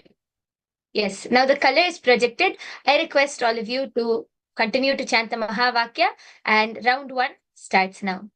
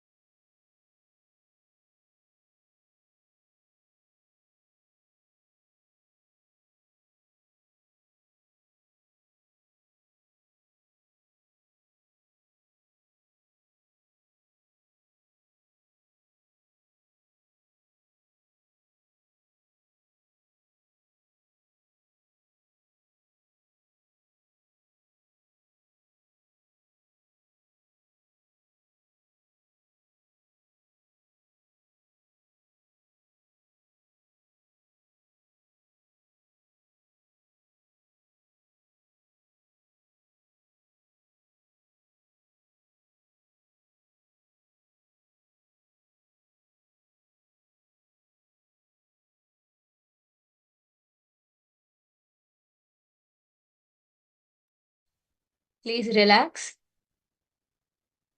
I request all of you to relax. Now you can remove your eye bands and slowly open your eyes. Please go ahead and start posting whatever you were able to see through your third eye. What was the color which was projected to you? Whatever you were able to see, please go ahead and post it in the chat section.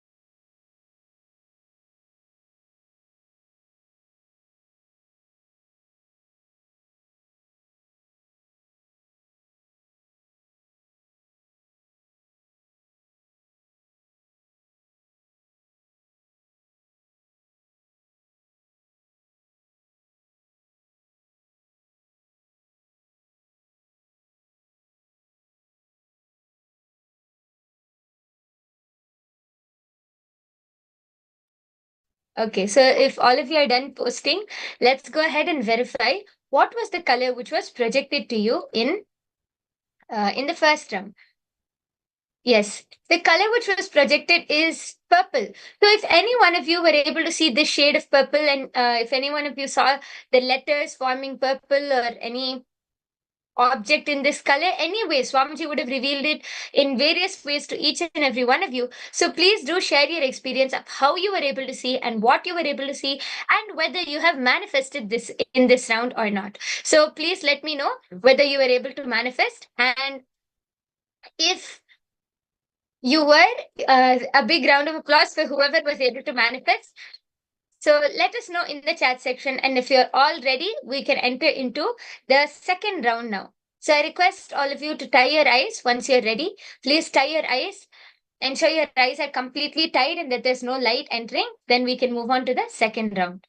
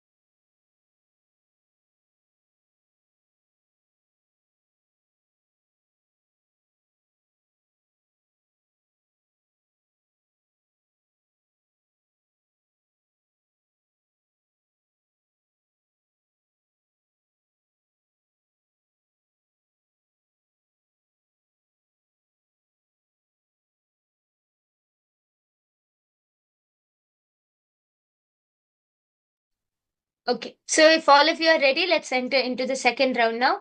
Please ensure that your eyes are completely tight and that there's no light which is seeping through. Now start chanting the Mahavakya. Connect to Swamiji in the space of oneness.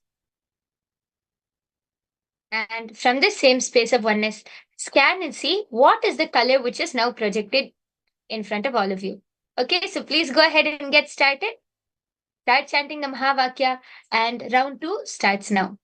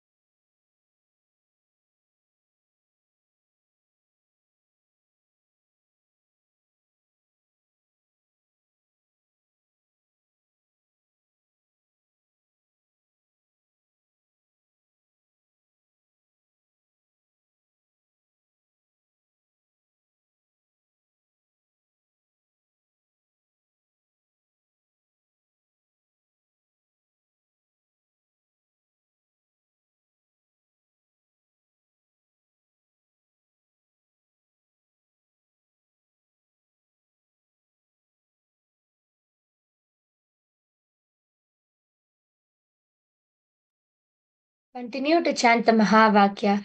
Visualize Swamiji in your third eye and ask Swamiji to reveal what is the color which is projected in front of you.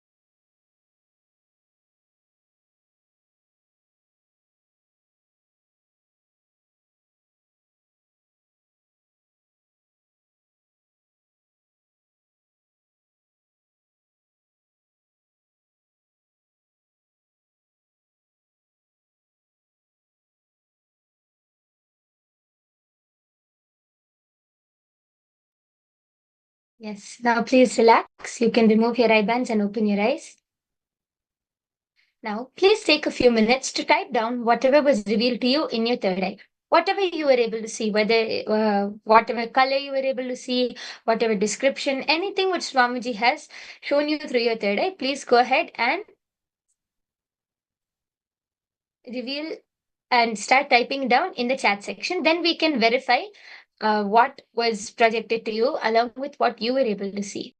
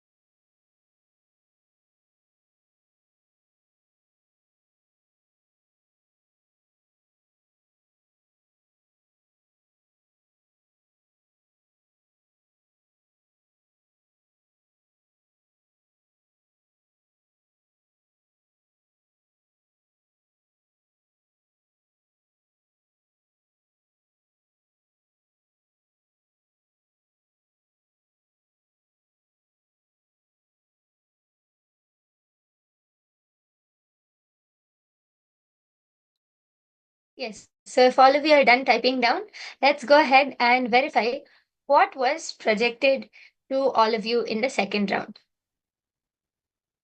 And yes, the color which was projected to all of you in the second round is the color yellow.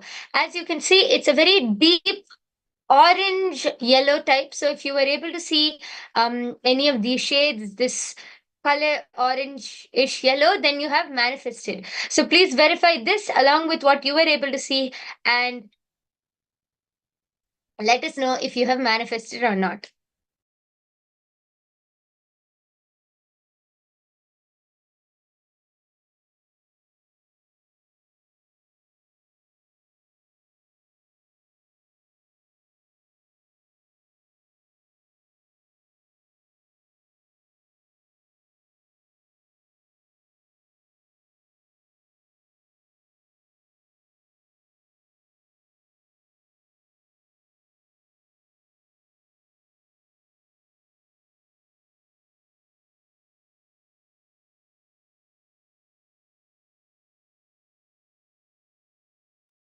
So once you are done verifying, please let us know in the chat section whether you were able to manifest or not. And do remember to reach out to all of your family members, your friends, and share with them this experience of how you were able to manifest these powers, of what you are experiencing throughout this Paramashivoham program. Especially today, we are going to be having the darshan of Bhagavan Ardhanarishwara Murti, and you are going to be learning about the 11 genders throughout the whole day, the 11 genders of Hinduism. So it's a very exciting topic, which is very misunderstood and unknown subject, but a very exciting and interesting topic to learn about.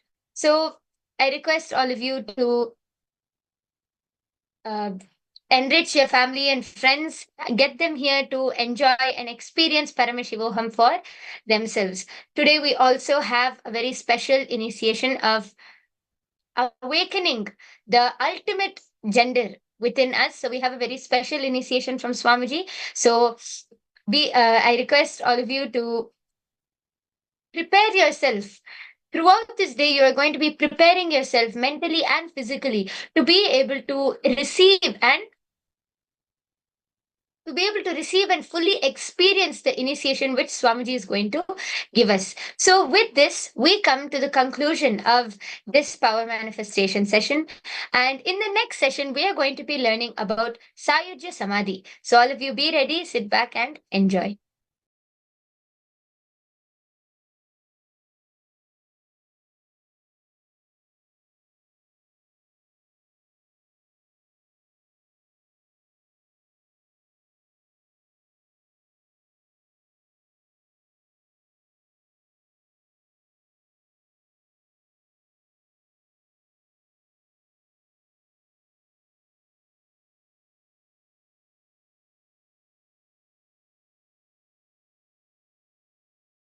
ferociousness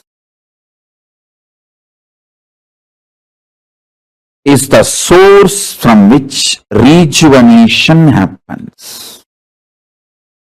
When you allow fermentation of ferociousness inside you, rejuvenation happens. Understand? The more rejuvenation you allow, more you will be manifesting Paramashiva, more enlightenment energy, more and more you will manifest best things of life. When you allow rejuvenation, you will be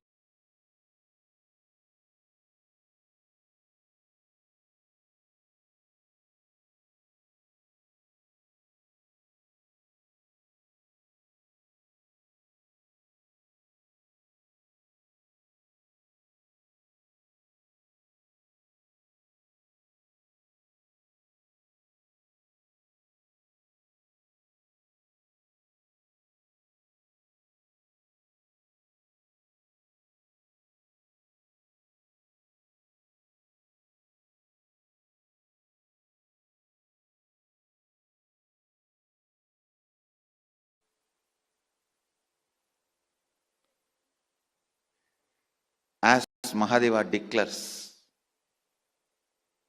the Sayujya Mukti, becoming one with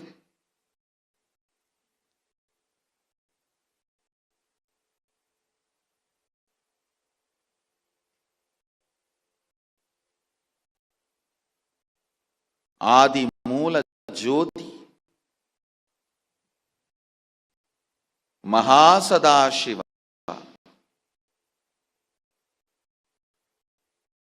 anyone wants to have Sayujya Mukti with the ultimate oneness with the ultimate, you have to take human only from the human body. That jump is possible.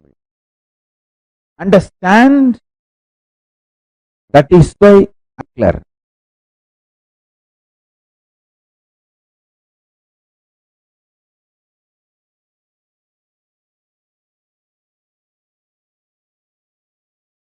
Human being is the greatest happening not just in the planet Earth but in the whole cosmos itself. Paramashiva is only the Tyaga of real devotee. Listen.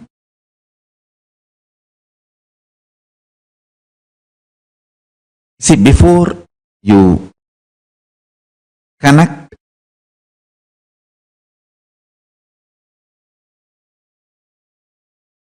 a house or a gadget with electricity, you check the capacity of the wire, medium. Is that medium capable of transmitting this huge electricity? If you don't check the capacity of the medium, that whole thing may just get burnt. Before Paramashiva transmits powers, anything is state, space, powers, being, super consciousness. It tests your capacity of Tyaga, because only then you will be able to receive it. He goes as a Agori Sadhu to a great devotee who has only one son. He has given up everything in his life, that devotee. He lives only with one feeling connection, Paramashiva. And he wants that son to carry on that family tradition. That's all. Very, very logical, justified attachment. Nothing illegal, immoral, wrong, absolutely right attachment. You are absolutely. He is a devotee, great devotee of Paramashiva, and He is intensely connected to Paramashiva. He just wants a son to carry on his legacy. And after all, for spreading the Shaivite tradition. But Paramashiva wants to test his Tyaga. He goes there to his house in the form of Agori Sadhu. That is the first test. Listen. Paramashiva goes to his devotee's house in the form of Agori Sadhu. That's the first test. Understand? The South Indian Shaivites, especially this Siddhanta Shaivites, Adi Shaivites, they are very orthodox and pure vegetarian and very, very orthodox. But he goes in the form of a Agori Sadhu who is beyond any societal rules, regulations, like Bairahi, the form of Bhairava.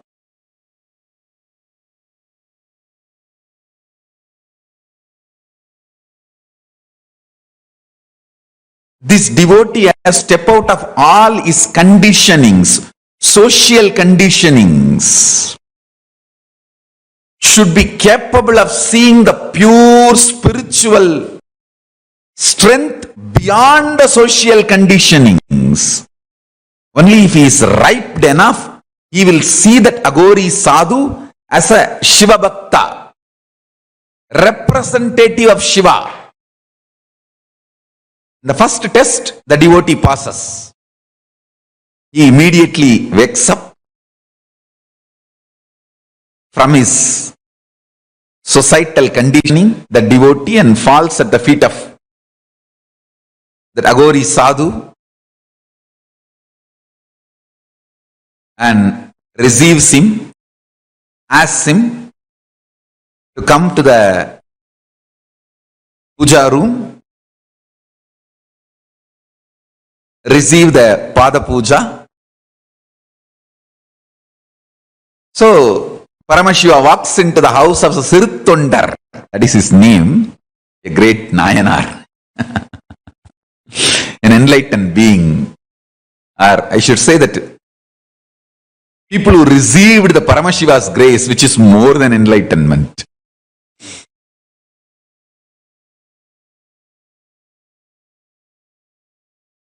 So that Agori, Paramashiva is in the form of Agori, walks into Sirthundar's puja room and Sirthundar does Pada Puja.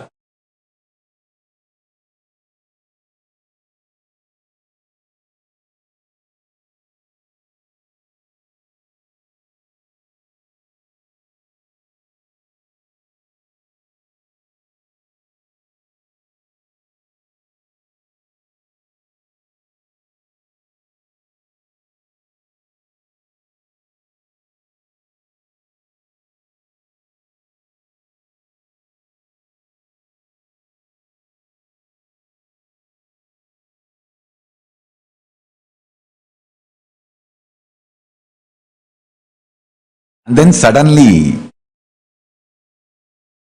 Paramashiva, who is in the form of Agori Sadhu, he says, I want the human meat, human flesh. I want you to cut your son. He's literally 5 years, kid. Kill him, cook and serve. Otherwise, I don't need food. I'm going. Please understand, we cannot measure all these stories with our social right, wrong, good, bad and all that. No, absolutely no. Because these all are different multidimensional logic game, Leela of Paramashiva. See here, Paramashiva wants to test the super force between him and Sirthundar so he can transmit enlightenment, the ultimate Sayujya Mukti. the medium need to be tested.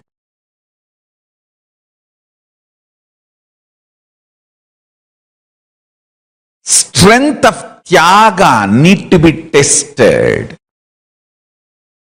And then he puts next condition. You and your wife both should cut him.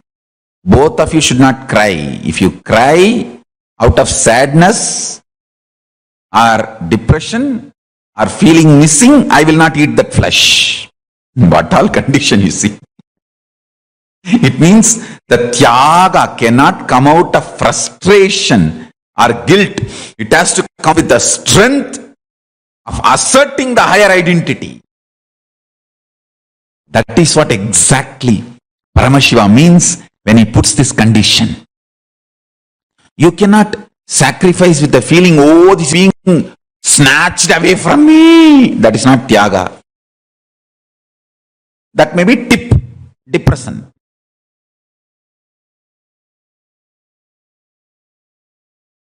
No. It has to be from absolutely asserting the higher identity.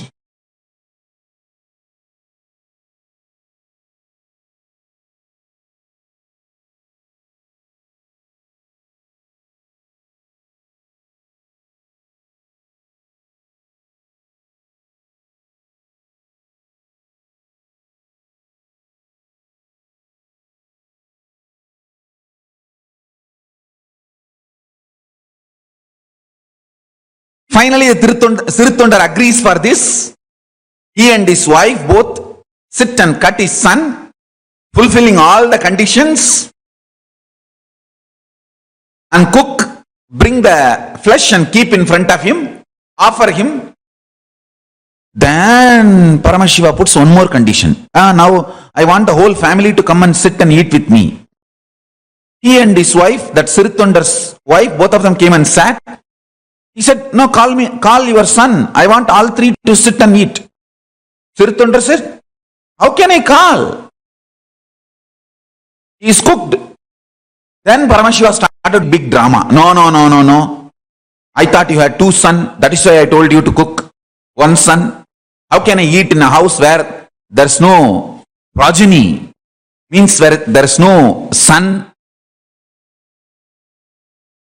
Now Sirithondar said, what can be done? Then Paramashiva says, all right, go out and call him. He will come.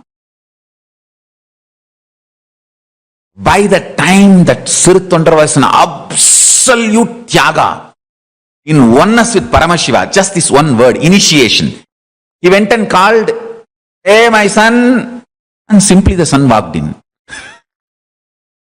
Sirala. Simply the son walked in. That's all. Both the parents were, Sirithondar and his wife, both were shaken. Just now we cut him and cook him, how he is coming fully alive, shining. When they turned to question that sadhu, naturally, he's not there. And Paramashiva appeared in his form with Parashakti and said, just to test your tyaga, I came to play this drama, Leela. Your tyaga is absolute.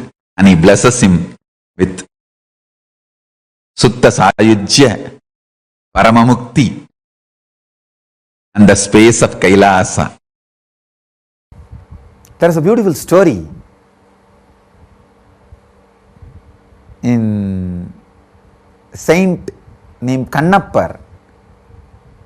It's a very beautiful story. That saint, he sees a Shivalinga in a place called Kalahasti in Andhra Pradesh, and he just falls in love with the deity.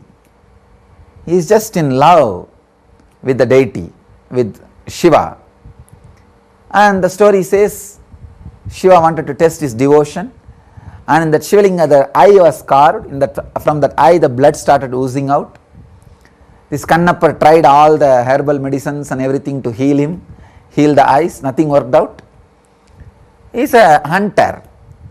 So he knows only one method. Eye for eye will heal the eye. So he just removes his own eye and replaces it in the place of Shiva's eye. The first eye bleeding stopped, and immediately within few minutes the next eye started bleeding, and he is not bothered. He was ready to give even the second eye. But before taking his second eye, he suddenly remembered, if I take my second eye, I will become blind. How will I find out where to fix the eye? Where the Shiva's eye is there. So he puts his leg on the second eye of Shiva as a mark. Then he removes his second eye to fix on the Shiva's eye. At that moment, Shiva appears and gives darshan and gives him enlightenment and Shiva Padavi. Shiva Sayujya, we call it, means becoming one with Shiva. Very beautiful story. The love became meditation. That love for Shiva, whole day he was living in meditation. That is why he just feels, what can I give, what can I give, what can I give. I can understand that Kannappar's feeling, because I went through that same feeling with Arunagiri Yogeshwara. It was such a strong experience.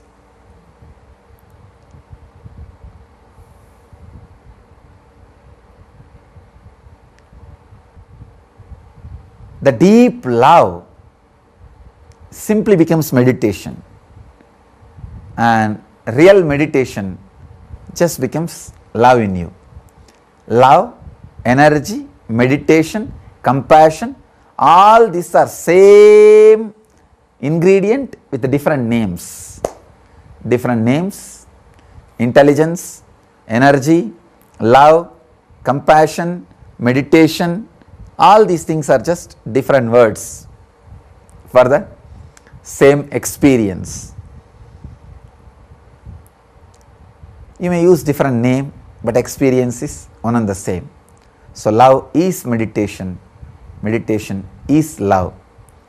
When you feel love, you will just feel, what can I do for that person? How can I serve? How can I be of help? How can I be available? Love is meditation, meditation is love. Thank you.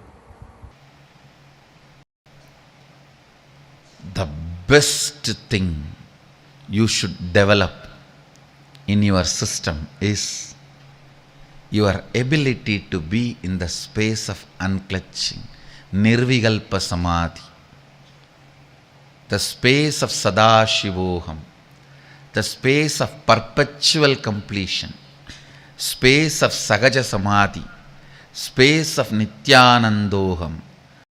Whatever different words I may use, I mean only that space, technically called by Sadashiva as Sayujya Samadhi or Sadashivoham or Nirvikalpa Samadhi, Patanjali.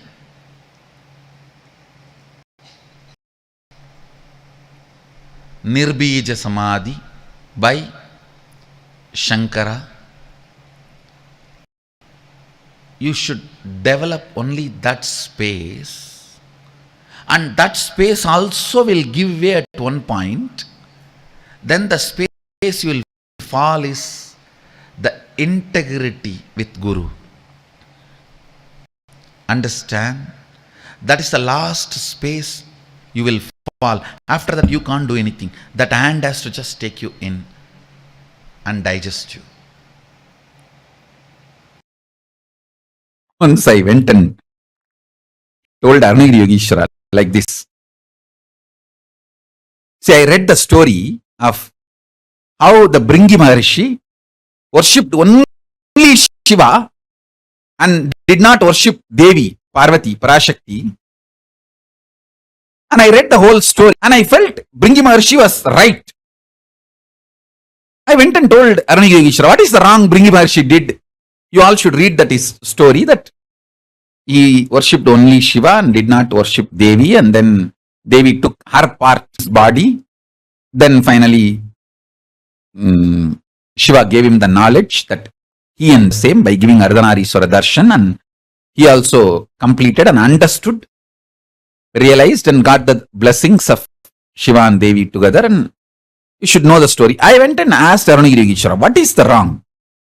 He laughed and said, beautifully, understand, being chaste only to Paramashiva is a great bhakti. Great, but not enough. Understanding all his dimensions is needed for the ultimate truth, liberation. Again, he showed the example.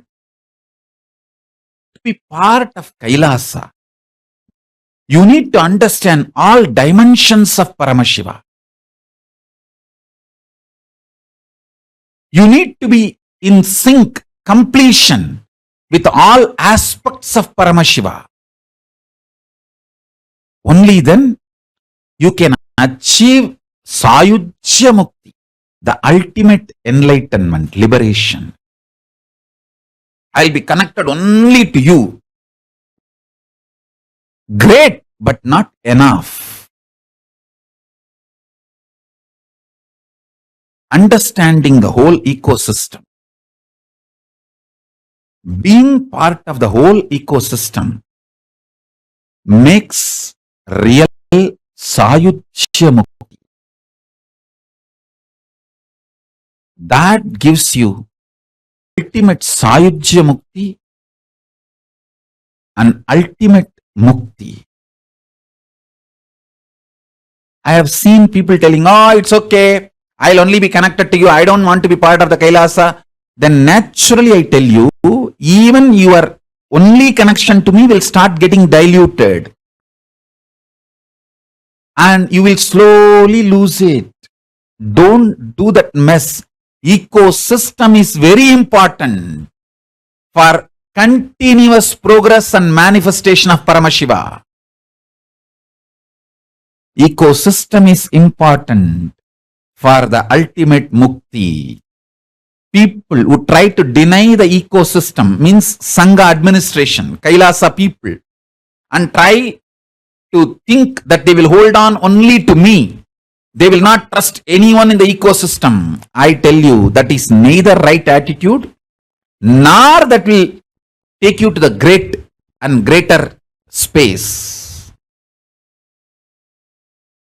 That is the lesson Paramashiva taught to Bringi.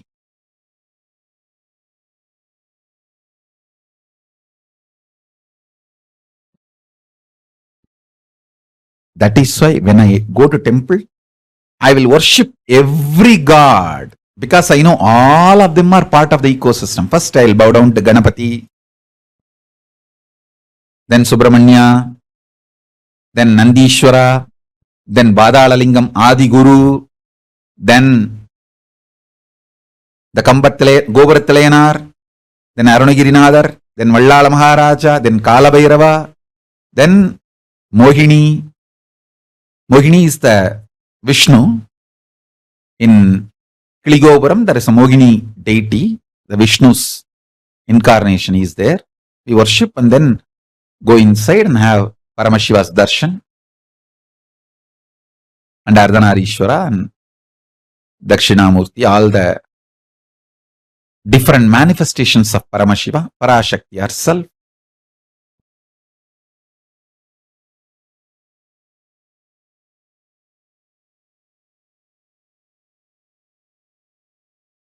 I want all of you to know all four, Veda and Vedanta, Agama and Agamanta, all four is focused on one goal, enlightenment, Paramashivatva, Paramashiva Sayujyam.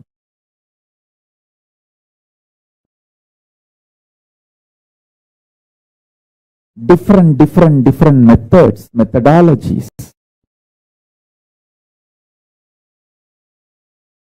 to manifest the state of Paramashiva, space of Paramashiva, powers of Paramashiva,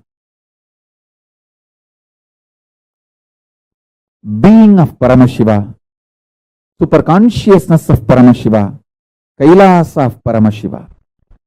I'll tell you what is the most secured. Anyhow, one day I have to be successful. So let me become successful now. The right attitude for all of you. Listen. Anyhow, one day I have to reach Kailasa and be with Swamiji. Let me do it as early as possible. That's all. Whether you come and be in Kailasa with me now or next Janma, you have to do. That is where your life ends. Your life concludes. Your climax is reaching Kailasa, Salokya Mukti, Samibhya Mukti, Sarubhya Mukti, Sayujya Mukti. Anyhow, one day you have to do. Better do it now. This is what is life. And what she told me is the death means life negative. The logic she gave. Anyhow, one day I'll get hurt and leave. Better to leave now. Get hurt now itself and leave. That is what is absolute suicidal, life negative. No. Anyhow, one day everyone has to come and be in Kailasa. Reach me. Whether you reach me with this body you are carrying and enjoy life around me, or you are going to get new body and come back, all that. But anyhow, one day you have to reach Kailasa, be in Salokya Mukti, Samibhya Mukti, Sarubhya Mukti, Sayujya Mukti. So better to do now. Exactly. Arunagiri Vishwara taught me life.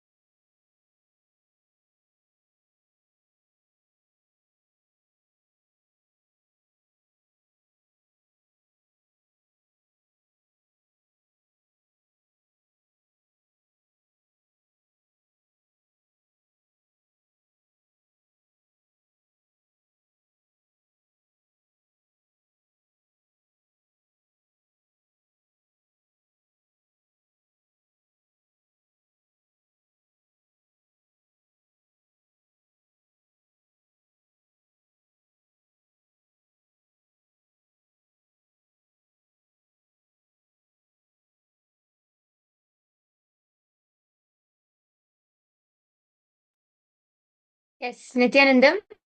After that session, let us now enter into a small internalization exercise where we are going to be understanding a little more about these truths which we were just taught by Swamiji. So, if all of you are ready, let's go ahead and get started.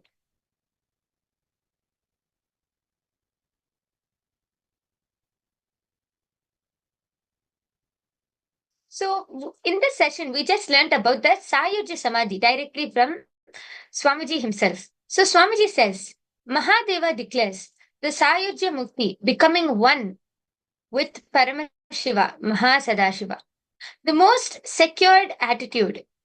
Anyhow, one day I have to be successful. So let me become successful now. The most secured attitude which we should have. So let us now, we are going to be entering into a small exercise for us to be able to immediately experience the Sayuja Samadhi. Anyhow, one day I have to do. Better do it now. This is what is life. Every time we cherish this postponing pattern, we are continuously withdrawing from life. Cherishing the postponing pattern is continuously withdrawing from life, always postponing everything. But Swamiji so beautifully says that the best cognition that we should hold is anyhow, one day I have to do this. Anyhow, somehow I have to do this. So let me do it now. That is only life. So, first, the first exercise is where all of you are going to be writing down 10 incidents or 10 aspects of your life which you are postponing. It may be related to health, wealth, relationships, or it can be even in your day-to-day life. Just it may be as simple as just washing the dishes or doing your chores. But whatever it is, write down 10 aspects of your life that you are postponing. So let's enter into this exercise. I'll give all of you 5 minutes. Please go ahead and start writing down, and then we'll move on to the next step.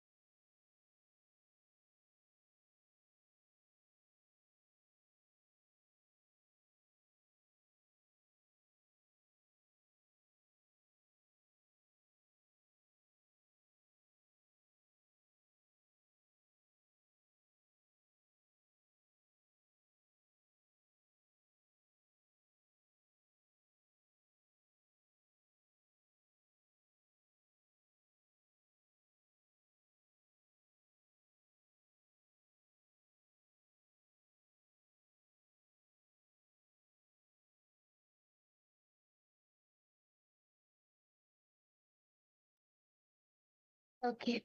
So once you're all done writing down the 10 aspects of your life which you are postponing, let's move on to the next step of this exercise.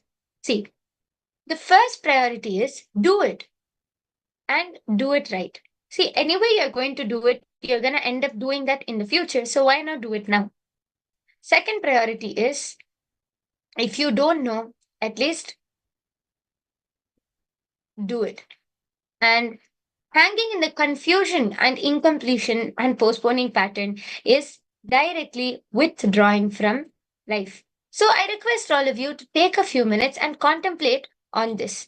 Each and every pattern, contemplate on how every time you postpone each and every one of your patterns, did it help you? Did it help you? Were you able to manifest your reality, or what did you end up feeling stuck at the end? So I request all of you to contemplate on this, and then we can move on to the next part. So take some time and contemplate on these 10 aspects of your life which you have written, which you are postponing, and contemplate on what Swamiji said.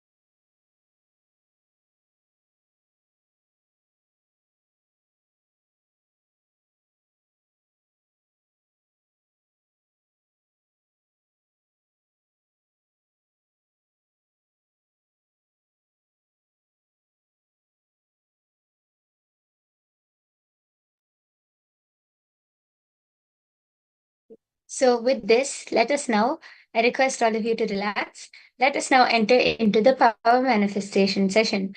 Today, we are going to be manifesting a very exciting power, which is the power of materialization. So, all of you are going to be materializing gold dust on your hands today, as that is the first level. So, if all of you are ready, let's directly jump into the power manifestation and get started. First, I request all of you to sit with your head, neck, and spine in a straight line. As we all know, power manifestation always happens from the space of oneness, just from the space of oneness, even materialization. So I request all of you to sit with your head, neck, and spine in a straight line, start chanting the Mahavakya, and connect to Swamiji.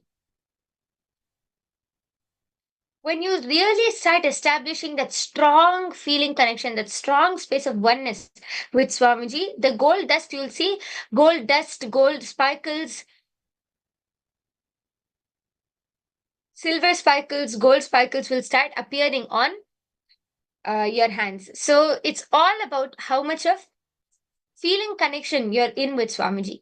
So let's all sit with your head, neck, and spine in a straight line and fold your hands in the Atmanjali Mudra. Connect to Swamiji and start chanting the Mahavakya. Let's all do this for the next 10 minutes. And ensure first, I request all of you to wipe your hands. Ensure that your hands are completely clean. There should be no dust, no sparkles, there should be nothing on your hands. Ensure that your hands are completely clean, and then keep your hands in the Samana Mudra like this. Ensure that your hands are completely clasped together and place them in your lap. And without moving, without touching anything, without removing your hands from this position, just sit with your head, neck, and spine in a straight line, connect to Swamiji, and allow Swamiji to flow through you. And you will really see by the end of these 11 minutes or 21 minutes, when you open your hands, you'll really start seeing your whole hand will be shining with gold dust. You will start materializing. So if all of you are ready, let's go ahead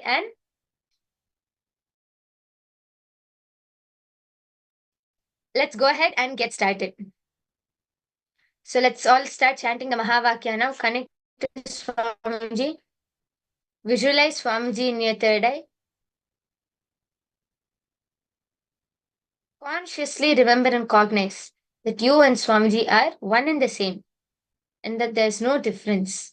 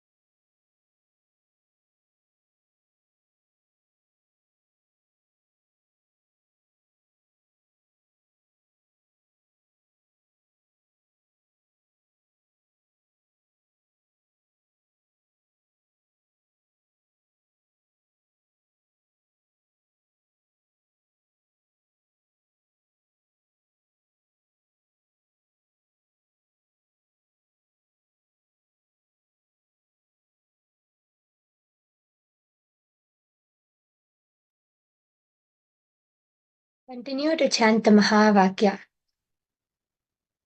Visualize Swamiji in your third eye.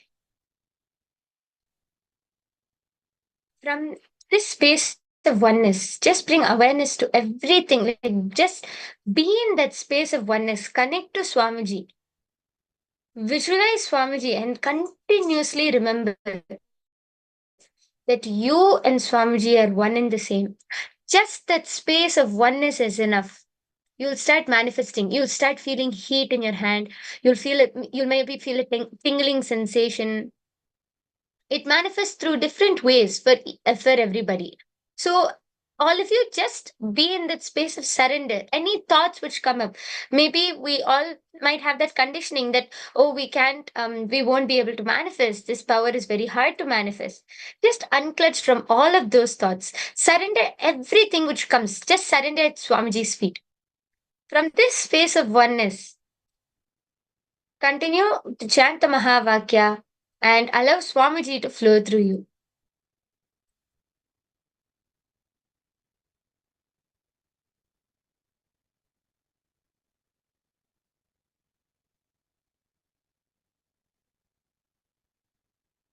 Connect to Swamiji.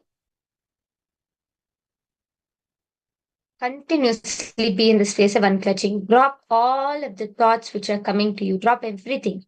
Just be in the space of unclutching. That's all you need. When you're in that space of surrender, you'll start feeling a tingling sensation on your hands, or you'll feel some slight heat in your hands. Don't open them yet. Just continue to chant the Mahavakya and manifest this power. After the 21 minutes gets over, then we will open our eyes and we can check. Okay? So continue to chant the Mahavakya.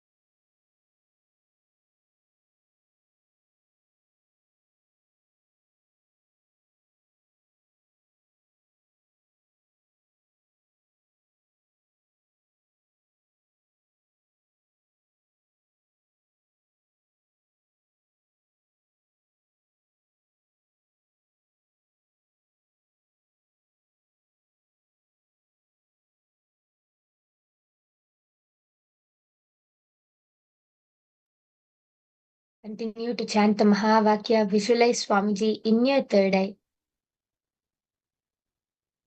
Drop any thoughts which arises to your mind. Continuously surrender everything which comes.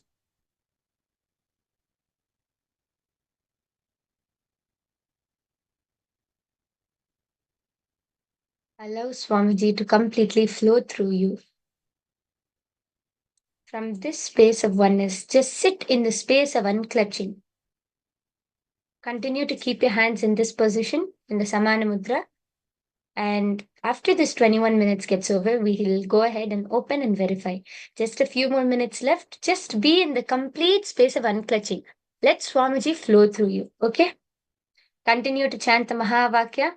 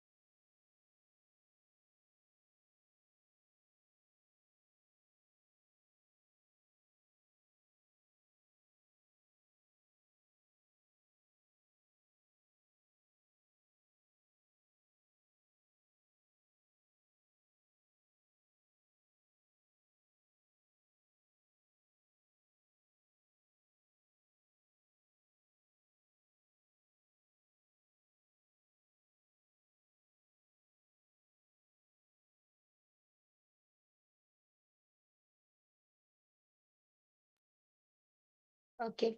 Now I request all of you to relax. Slowly open your hands and thoroughly start checking your hands. Turn them both ways and thoroughly check your hands to see if there is any gold dust, any glitter, any sparkles on your hand. And please let me know in the chat section whether you were able to manifest or not. Check if there's any gold dust, anything on your hand.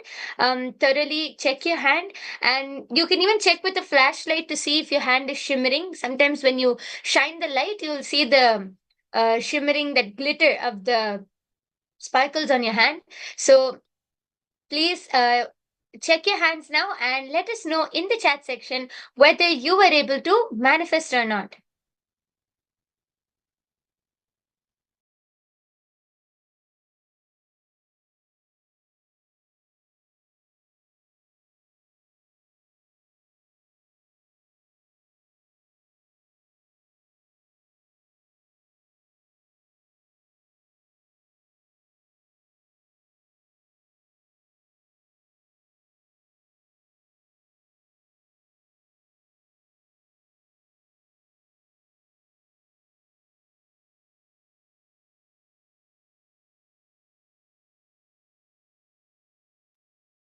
Ensure that you thoroughly check your hands and ensure that you can check with the flashlight, check between your fingers, check at the back of your hand, the back of your on your palm.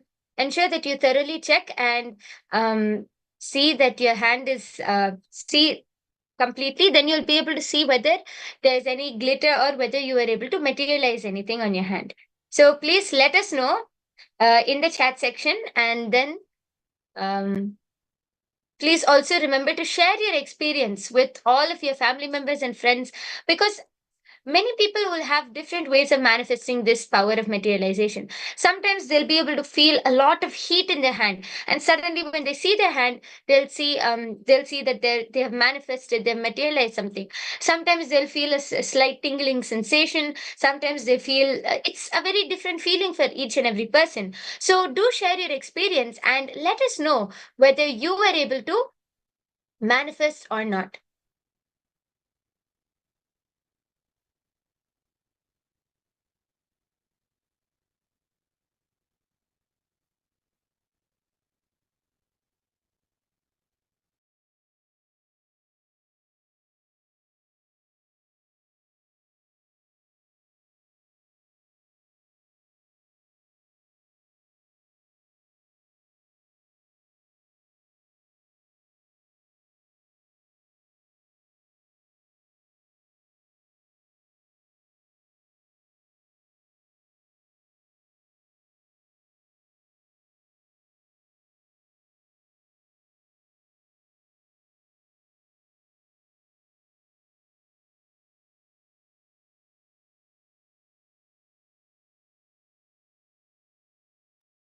Yes, Ma Margarita, Wisconsin, Ma Spurti, Ma Iqbal, Ma Sumati, um, Ma Maluhia, Ma Shukra Indrananda.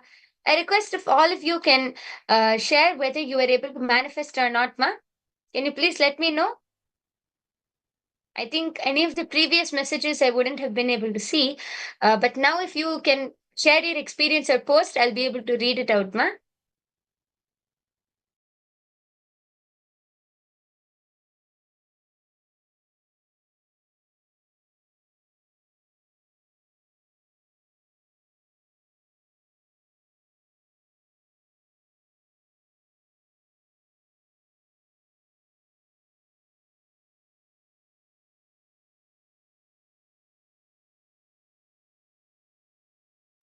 Okay, so Ma Spurti, I request all of you to post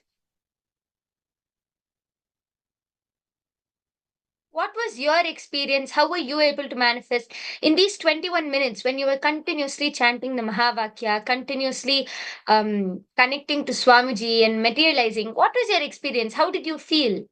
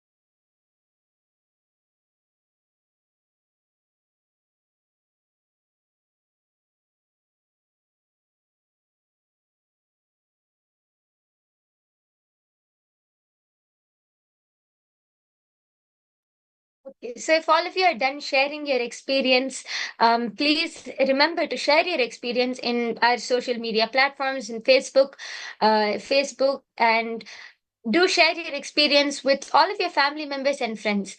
Remember that you can be one of those people to reach out to all of those beings out there who are really seeking for a master, who are seeking for a breakthrough in their life. When you enrich another being, you manifest your own reality. When you help another person manifest their reality, you can manifest your own reality. So remember this powerful cognition, enrich more and more people, help more and more people to come and experience their highest possibility by attending this Paramashivoham program. I'm sure all of you are having a blast, and I request if all of you can also share this experience which you're having with all of those out there also. So please take some time from your schedule and remember to reach out to all of those out there by sharing your experience.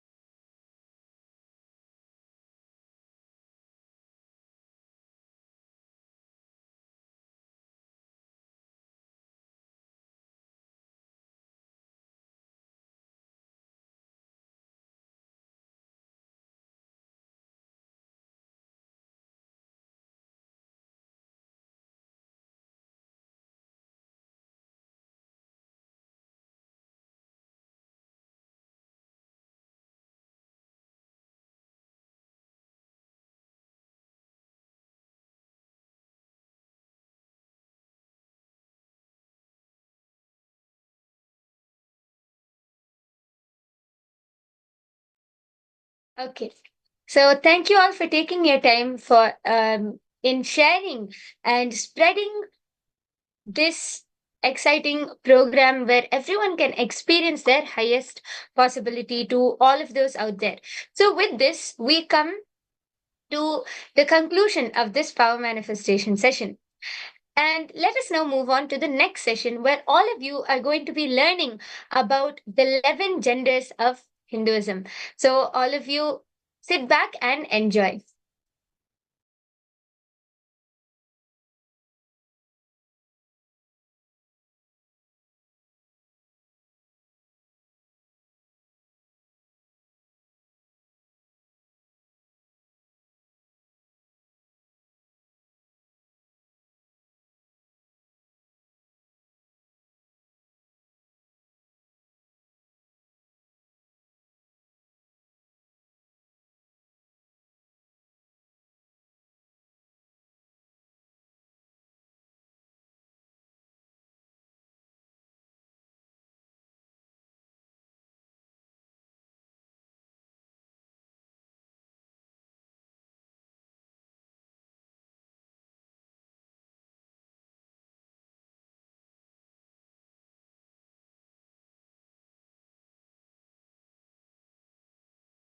The future of the world is going to be this way. Future of the planet Earth is going to be exactly this way.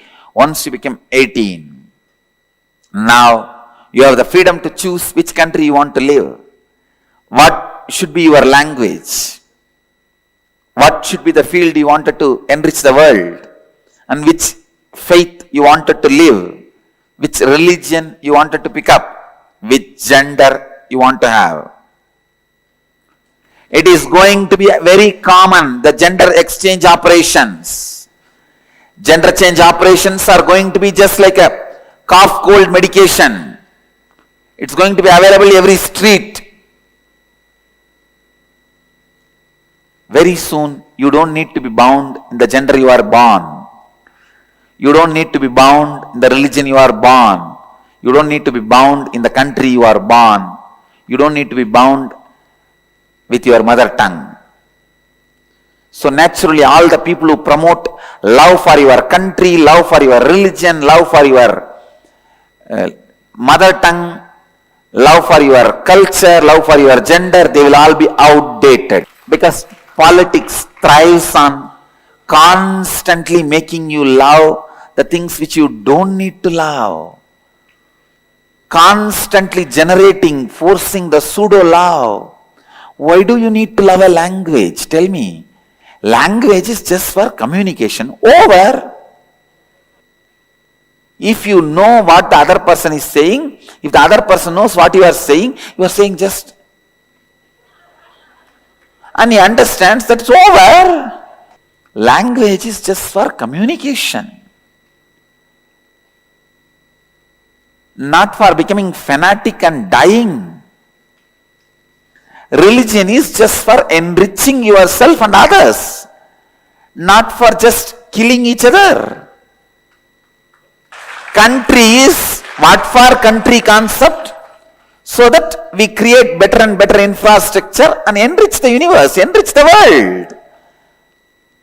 But instead, we build more and more weapons in the name of defense and kill each other. The concept of language, concept of country, concept of religion. Just see how many billions of people we lost on the planet Earth and all their intelligence. There are some religions, even while you are alive, they kill your intelligence.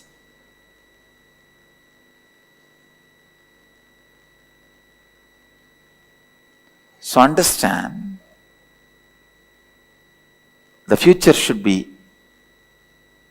the religion, language, gender, and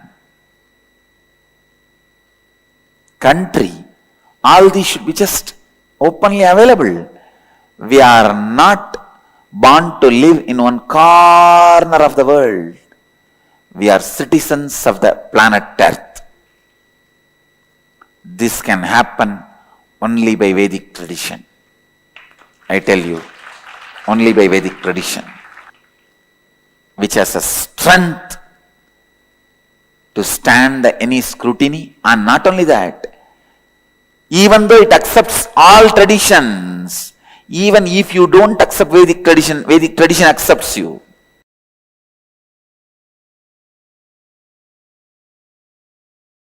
I am revealing the original truths as it is from Paramashiva. One by one, understand first thing, there are 11 genders. Second thing, you just need completion, whatever way you are, below 21. So decide not to allow anybody to explore you and do not explore other bodies till 21. Even if you have explored earlier, decide to go for intense completions. All the cognitions inspired you to explore other body or allow others to explore your body. And after exploring physical relationship, the kind of the cognitions, emotions, mood swings you are going through, pen down all of that, effects and side effects and after effects of you exploring the another body or another person exploring your body. Go through the whole thing and completely. Go for completion. In Arunachala, in Tiruvannamalai, we have a beautiful deity of Paramashiva as Ardhanarishwara. Fortunately, the exact replica of the deity is made and installed in Paschima Kailasa, Los Angeles Adinam. I want regular worship to happen for that Ardhanarishwara deity in Paschima Kailasa. If you are in US, don't miss. Go to Paschima Kailasa to have darshan of that deity. It is done as a replica of original Ardhanarishwara deity in Tiruvannamalai, in Arunachala, who is a symbol of completion of all the gender crisis, gender problems and gender identity problems and gender crisis and everything.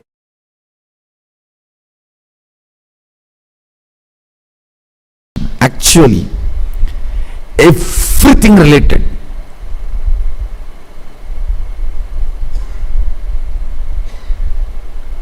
Whether problems or difficulties, understandings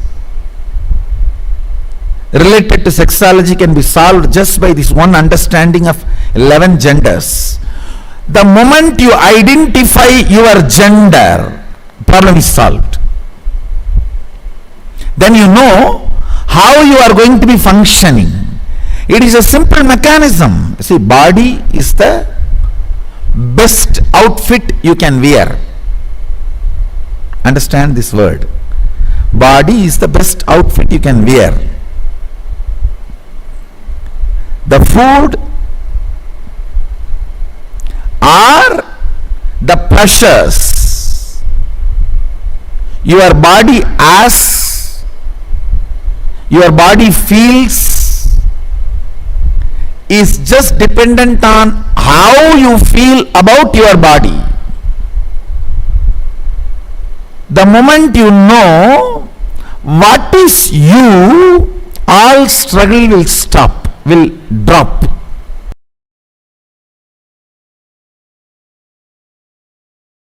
Whenever your physiology is pressured, if your psychology feels calm, it is integrity. You will be such a beautiful being. Whenever your physiology feels pressured and your psychology feels moha, you will just be exploitative. It will be more or less like a masturbation with another body or a rape. That's it. Understand? the reflection of Paramashiva in you, Pratyagatma Chaitanya, the individual consciousness, as a freedom to align your gender identification in the level of psychology and physiology and physical, all three. I wanted to make a statement. By your willpower, you can change your gender completely, even physically. Ramakrishna demonstrated it. Sri Ramakrishna Paramahamsa demonstrated. There was another one great yogi called Madanagopala Swami. Natananayagi Swamigal, he used to be called. He lived in South India. He was in Mathura Bhava with Sri Krishna, with his power and willpower. He just manifested all the female characters in his system, whole system.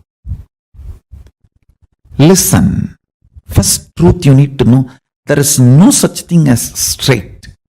Nobody is straight. You are just a being clothed with a body. Sexual attraction has nothing to do with the gender of the opposite person. It is the grace you feel with the opposite person. Beautifully Upanishad says, you love your husband or wife not because he is male or female, or husband or wife. He is or she is reflection of your integrity with your identity. Understand? Attraction is due to the grace the other body radiates. Grace is always directly the quantity of the integrity that person's physical, physiological, psychological, conscious identity enjoys. Understand? The more their gender identification is integrated, more grace they will manifest. They will radiate.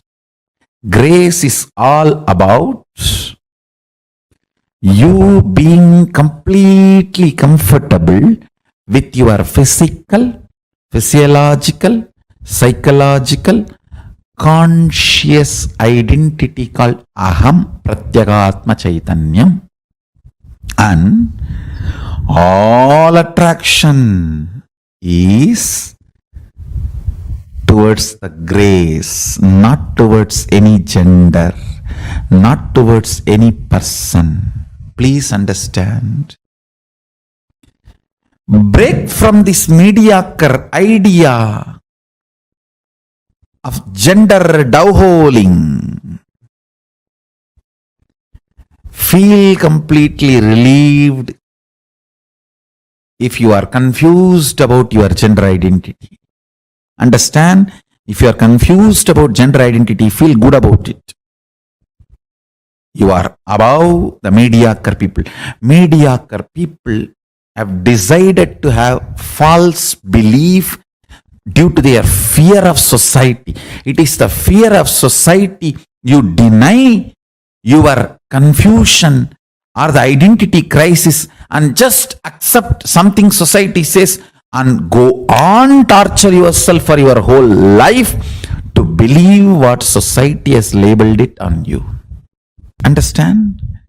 I want you to understand first what real identity you are enjoying. What is your real gender identity? I tell you. If you integrate your gender identity, whether you are a sannyasi or a grihastha or a womanizer, you will be such graceful being. You will be such graceful being. I have seen the most graceful sannyasi and the most graceful womanizers. I have seen both. And sometimes I used to wonder how both of them radiate such grace. I realized it is not about the action. It is about the integrity an identity you feel in physical, physiological, psychological, and conscious level. Most graceful celibate I have seen is Yogi Ram Surat Kumar. He's absolute brahmachari, but such grace. And the most graceful grihastha I have seen, Raghupati Yogi. He had 14 kids, but his grace is, I'll say, equivalent to Ram Surat Kumar. The most graceful women I have seen, Kuppammal, my guru. She lived with only one husband and 4 kids. All 3, all 4, such graceful beings, because the grace comes from inside completion. It is nothing to do with external action.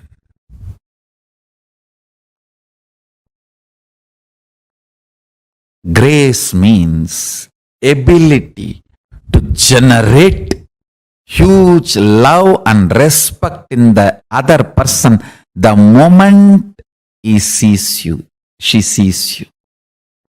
Just by sight, if you are able to instigate, invoke tremendous love and respect, that is called grace.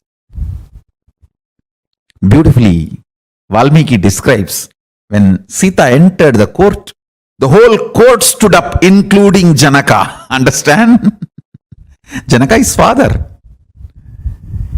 He says the grace she was carrying was such, all the rishis, munis, and the people who came for Swayamvaram, who were supposed to get married to her, or who came with a lust to marry her, all of them forgot their identity for a few seconds and just stood up.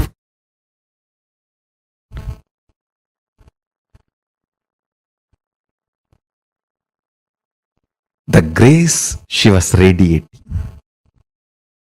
I tell you.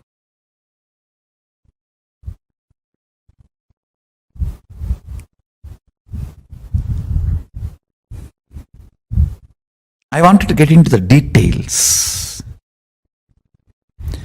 All the mood swing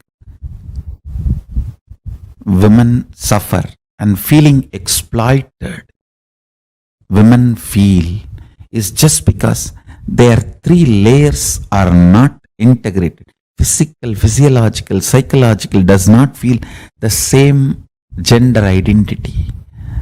There is a mismatch. There is a confusion. That is why women feel disgraced every time they enter into a sexual act and come out.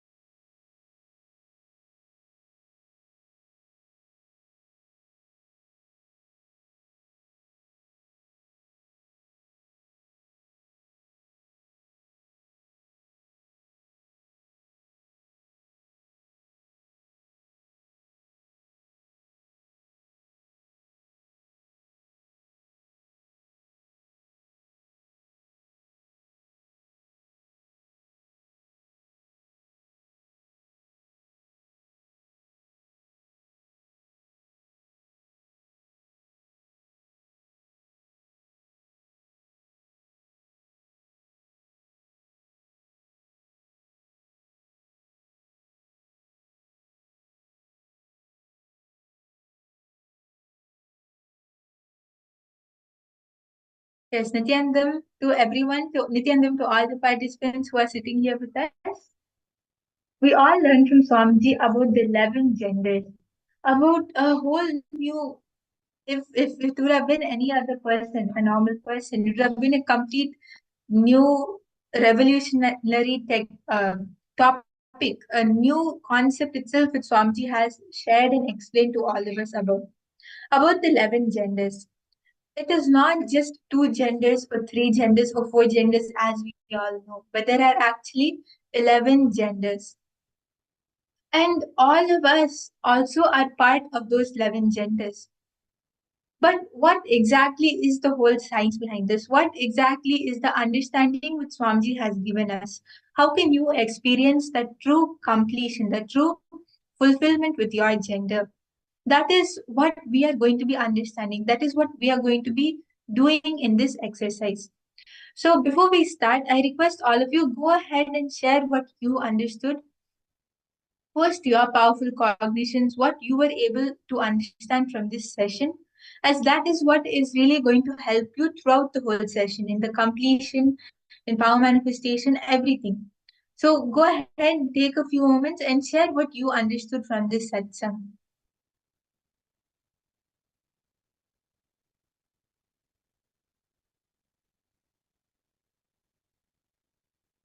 Ma Chunyu, Ma Anandeshwari, Ma Sharmini. It will be very nice to hear from all of you.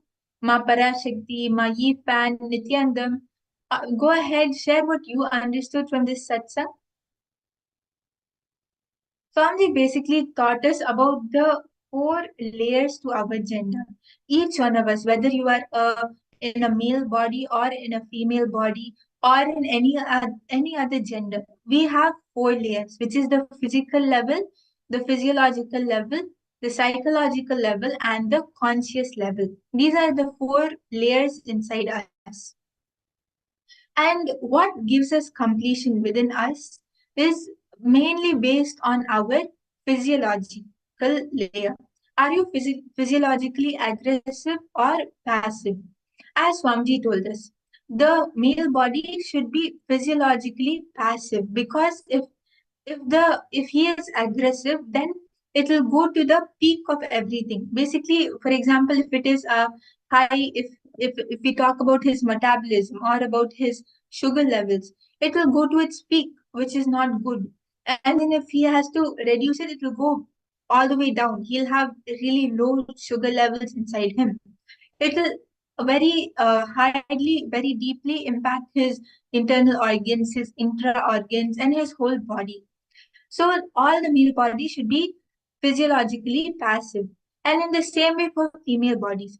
As female bodies, all of us should be physiologically aggressive, because that is what keeps you active. That is what keeps all the internal organs, all the intra organs, everything alive and fresh. These are the main things which Swamiji told us. So a male body physiologically, which has a passive physiology, an aggressive psychology, and again a not a dull conscious layer but an active, awakened, alive conscious layer is what makes a complete, true, fulfilling male body. And for a female body, when a female body is psychologically aggressive, physically passive, means kind, caring, and motherly, and psychologically passive as well, and having that awakened consciousness, that is what gives a complete, true female body. Actually, even if we see in Hinduism, in all the texts, all the devis, means all the goddesses, are all devis, like are all goddesses of war, whether it is Durga, Mata Durga, or Kali, or Paramashiva Shakti. Everyone is a goddess of war. They are having that aggressiveness inside them. So it is that having that kindness, that peace, and at the same time physiologically being aggressive. These are the main takeaways which we have to take. So do take a few moments to understand this. If you have any doubts, you can post in the chat, as it is very important that we understand this truth. And now we'll be projecting a table as well, where you can see and cognize this more, and you'll be able to understand this better.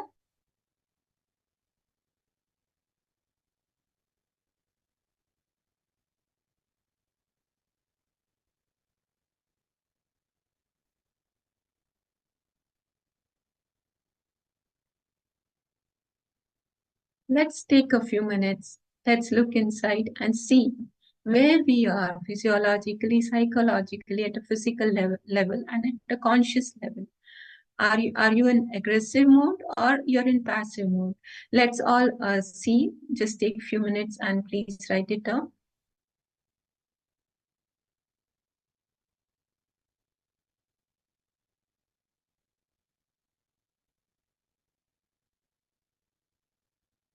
This is actually a very important thing for all of us to understand, because whether you are a male or a female, when you identify, when you see how is your physical body, how is your psychological body, how are you physiologically, how is your conscious layer, when you understand all of this, you will be able to align all four of your layers to make you have complete completion with yourself, to make you realize your true gender. For example, for all the males, any mood swing which affects your body, any of the moods which you go through, anything which affects you, should not work on it with, because it doesn't affect your mind, it affects your body more. Means you should not work on your mind, but you should work on detoxifying your body. For example, if we take depression, I'm sure many of us would have seen, right? Like when someone feels depressed, that at that time they take tablets or medicines or all of that. But that is not something which would help. Just detoxifying your body, working physically on the detoxification is what will help. And same way for the female body. If you're suffering from things like having powerlessness or breaking down internally, then being aggressive and doing things like physical yoga, karate, rope yoga, all of this will align your whole physiology, psychology, and consciousness. You will feel the powerfulness inside you. Like this, there are many things which Swamiji has told us. But the first most important thing is seeing what are your four layers. What exact situation are they in? Is your physiology aggressive or passive? Is your psychology aggressive or passive? Because different permutation combinations of these four layers is what defines your gender. As Swamiji tells us, for example, a male body with a aggressive uh, physical aggressiveness, then physiologically being passive, then psychologically being aggressive, being consciously dull, that is one gender. Then being physically passive, psychologically aggressive, that is another gender. Like this, the different permutation and combinations of the different layers inside you, actually define who you are. And when you are able to find that out, when you are able to see that, yes, this is what I'm experiencing in this layer, you will have completion with yourself. You will not have that self uh, consciousness, the identity consciousness about you, because you will be complete with who you are. You will know that, yes, this is who I am, and this is what I can do to become better. I hope all of you are also able to understand and relate to this. Ma Margarida, Ma Maluhia, Ma Joanna, all of you can post. And I hope all of you are able to understand the exercise also, which you have to do. Basically, seeing what state each of your layers are in, penning down what are you seeing in yourself, and seeing how you can align each of these layers. How can you actually bring that completeness inside you?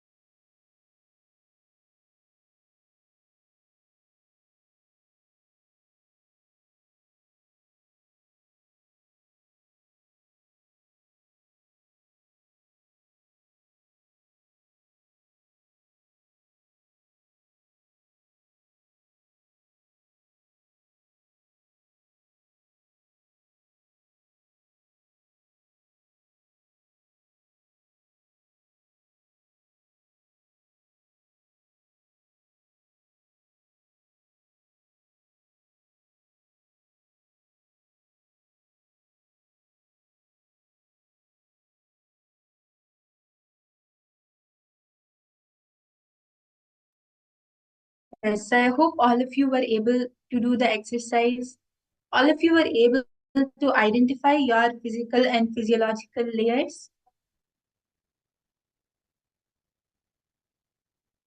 And when actually now that we have done this exercise, next, now that we have, when you have identified, when you have actually taken time to look inside you, you will see that you will have a certain level of completion with yourself.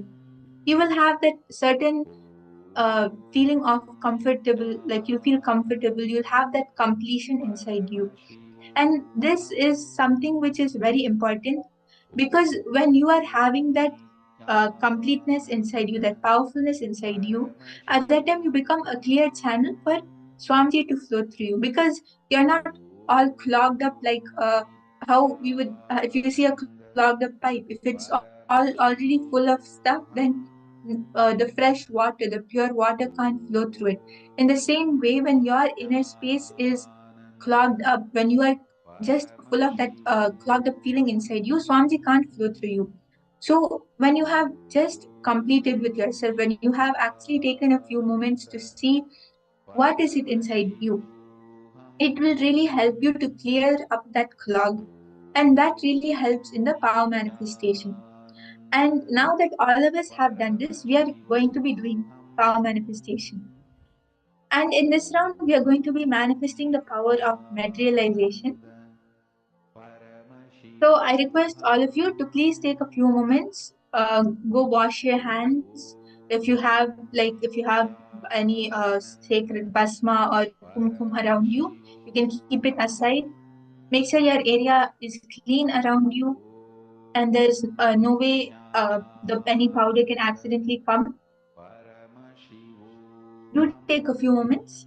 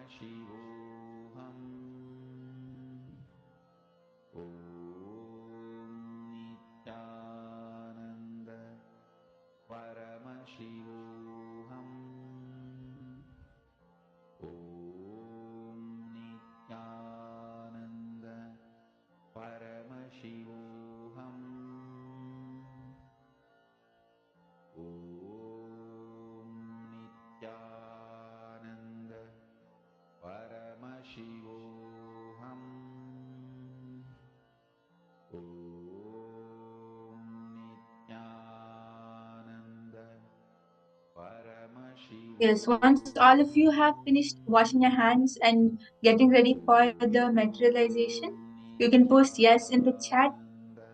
Even if you have your Atmamurtis or Swamiji's deity or your any deities which you have, you can even bring that, as it will really help you in the power manifestation. As Swamiji says, while doing the power of materialization, the energy is so high that it will materialize even on Swamiji's Atmamurti, even on Swamiji's deity. The kumkum, basma, all of it, you will see it will start materializing on Swamiji's deity. So if you have Swamiji's deity or Atmamurti, you can even bring that. It will really help you for the power manifestation.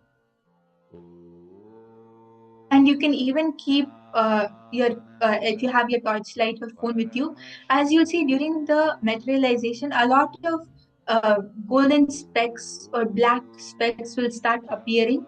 That is the initial level of materialization. So all of that will start appearing. So you can even look out for that. I hope all of you are ready. Ma Ratna Prabha, Ma Weeping, Ma Istik, Ma Yifan, Ma Parashakti. All of you can post once we are ready for the power manifestation. And to make this power manifestation, please do check your palms once. Make sure there is no scope of any doubt. You can check your place where you are sitting, the table, your surroundings, your palms. Okay, Ma Istik, you're ready. Okay, that's great. I hope everyone else is also ready. Yes, so we'll be starting the power manifestation now. I request everyone to please sit straight with your head, neck, and spine in a straight line and keep your hands like this so that the power manifestation is foolproof. I hope all of you are able to see the position of my hand. Keep your hands like this so that it is foolproof.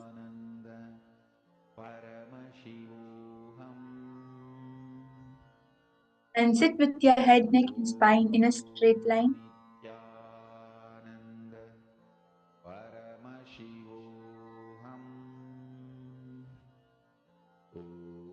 Visualize Swamiji in your third eye.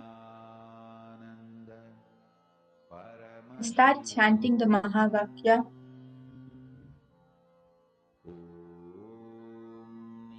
Just connect to Swamiji. Have that feeling connection to Swamiji, and you will see that the materialization will happen on its own. Just with that high energy that you feel, the materialization will happen.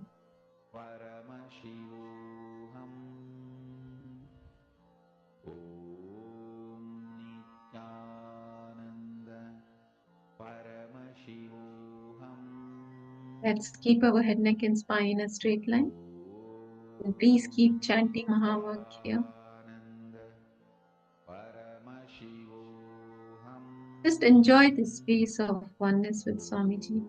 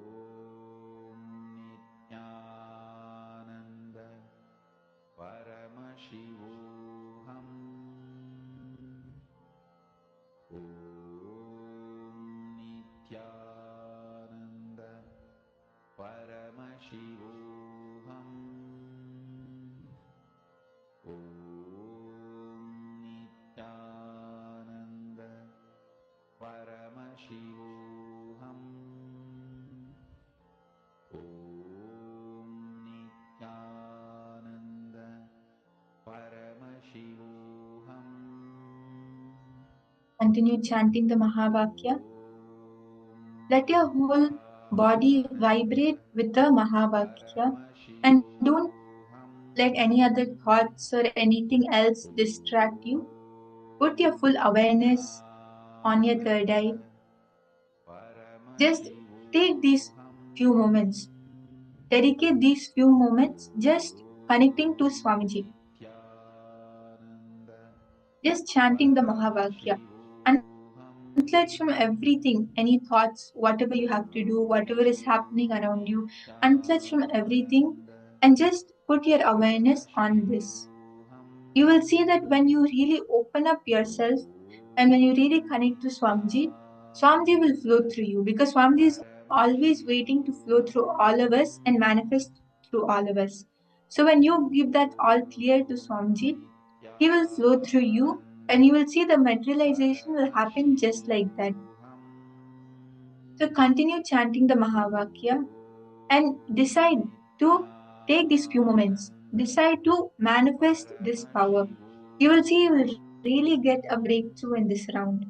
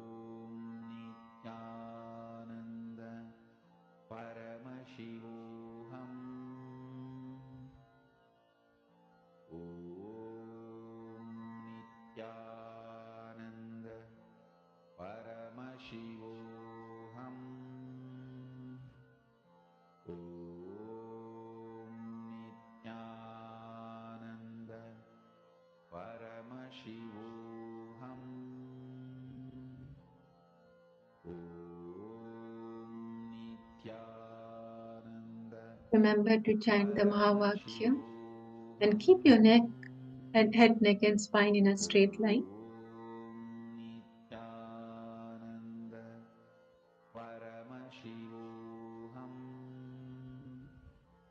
Om Nithyananda Paramashivoham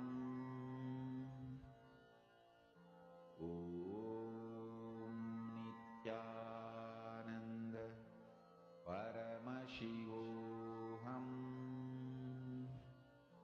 Om Nithyananda Paramashivoham Om Nithyananda Paramashivoham Om Nithyananda Paramashivoham Om Nithyananda Paramashivoham Om Nithyananda Paramashivoham Om Nithyananda Paramashivoham Om Nithyananda Paramashivoham Om Nithyananda Paramashivoham Om Nithyananda Paramashivoham Om Nithyananda Paramashivoham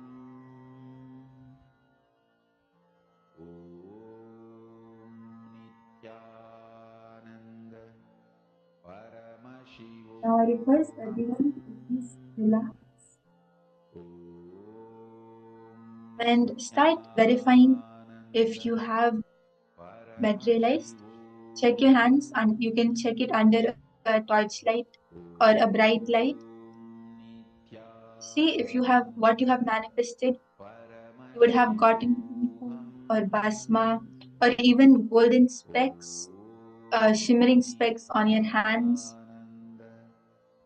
or you could have gotten sandalwood powder, or you can even check Swamiji's Atmamurti, you can check the area around you. In everywhere, all these places, the materialization can happen as the energy has become very high. Nithyananda Paramashivoham Please do verify, see what you have manifested, what you have materialized, and you can even post on the chat.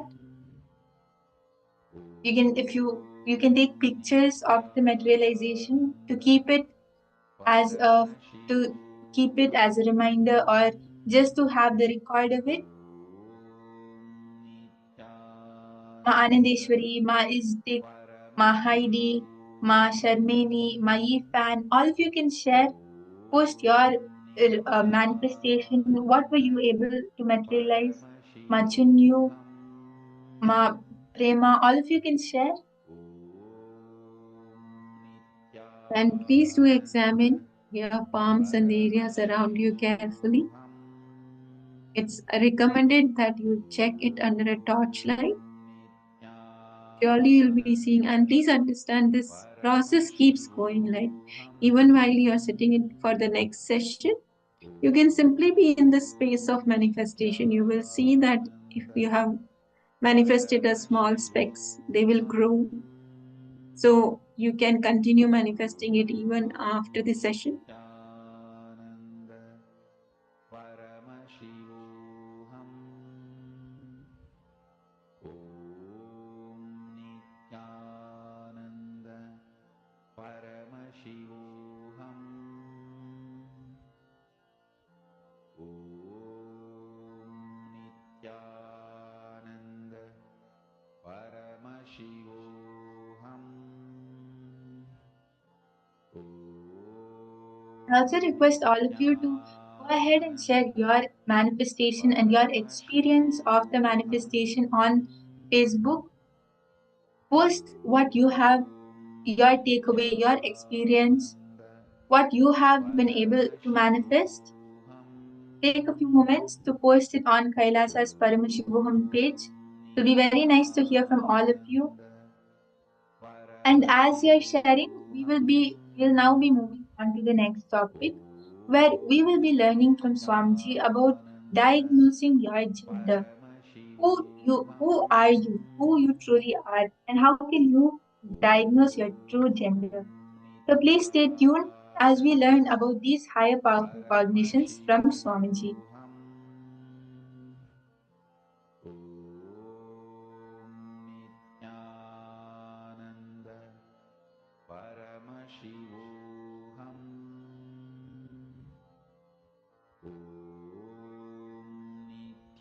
Nithyananda Paramashivoham Nithyananda Paramashivoham Nithyananda Paramashivoham Nithyananda Paramashivoham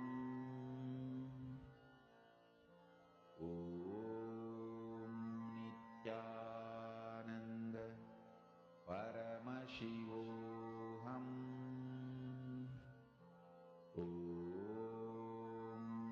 Nithyananda Paramashivoham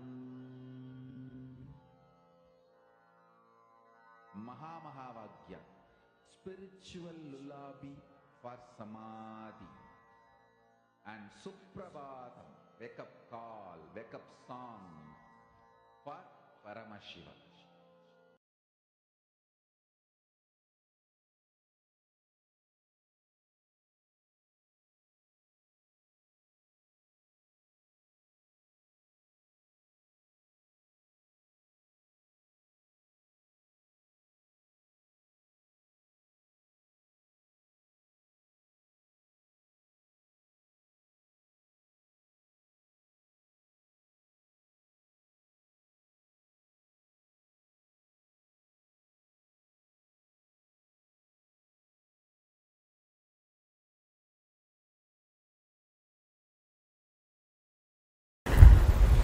Some of the most powerful sacred secrets and powerful cognitions you need to know from Paramashiva about the 11 genders.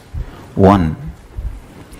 Gender is the totality of your identification with physical body, psychological layer, physiological existence, and your will about you. Listen. Your physical existence, your physiological existence, your psychological existence, and your identification, aham, will. In all 4 levels, how you feel, the totality of all these 4 put together is your gender.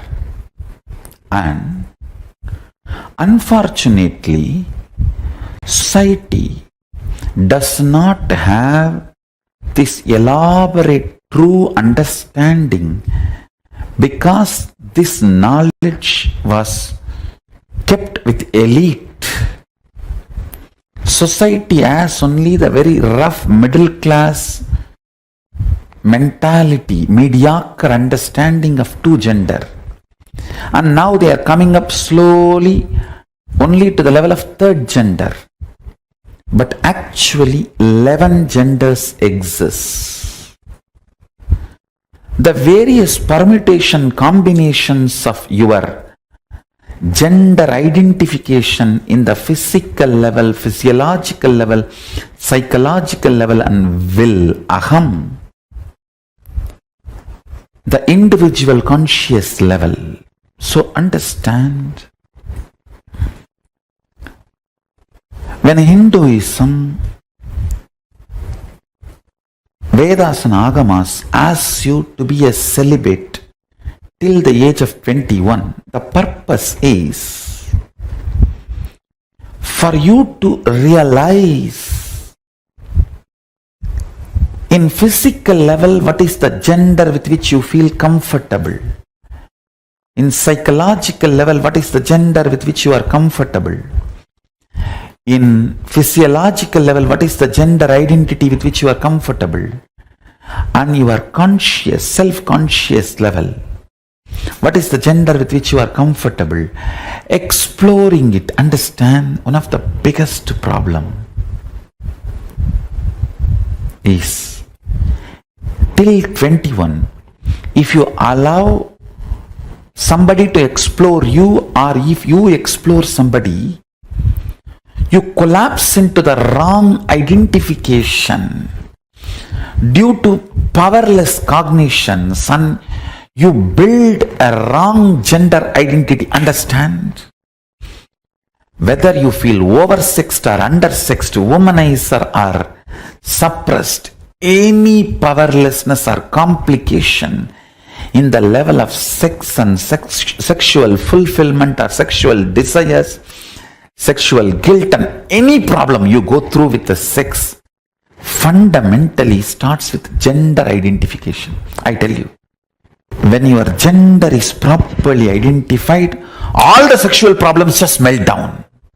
3,000 problems sexologists have created can just melt down if you just diagnose your gender. That's all, nothing else. Please understand, multiple disorders related to eating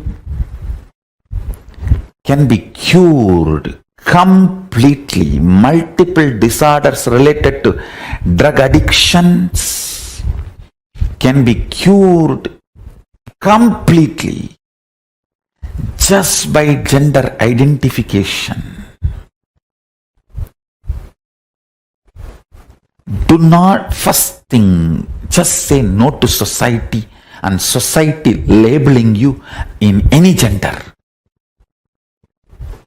If you are below 21, decide not to allow anybody to physically explore you and never explore another physical body. Wait. Understand, gender identity is like a mercury. It cannot be kept even in golden pot. It can be only kept in stone vessel. Only after 21, your system becomes a stone vessel. If you are below 21, decide no question of exploring another body or letting another body to explore you. And if you are already above 21 and you feel you have allowed people to explore you or you explored other bodies, don't fall into guilt, but sit and go through every incident and go for completing it. I am telling you, you need to cognize your will, the aham, tries to play with your multiple possibility, multiple permutation combination. Sometimes it tries to be physically male and physiologically female and psychologically gay. Sometimes it tries to be psychologically male, physiologically female and physically gay. It just tries multiple permutation combinations. Explores itself during those periods. You just need to be with yourself. 3 worst things are done to you by society. First, trying to push you into 3 or 4 genders they are recognizing, like pushing you into either male or female or lesbian or gay. That's one of the biggest crime done to you. Second, not letting you understand that they don't have the ultimate solution. They are ignorant, but trying to push their off, unverified, not time-tested, non-foolproof understandings, ideas, concepts, cognitions being pushed into you, forced to digest basic truths about life, your gender identification, your will, when it is trying, doing all the trial and error of the gender identification, it should be given freedom. Freedom to be celibate. Understand? Society is so abusive only if it hooks you into the greed of sexual need.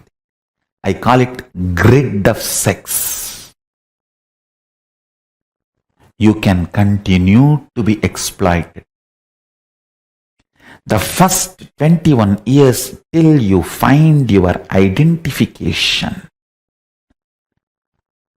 and your beautiful alignment of the gender, which is the true integrity with which your physical, physiological, psychological existences feel complete. In these 11 genders, one permutation combination gives you a complete completion. Wow!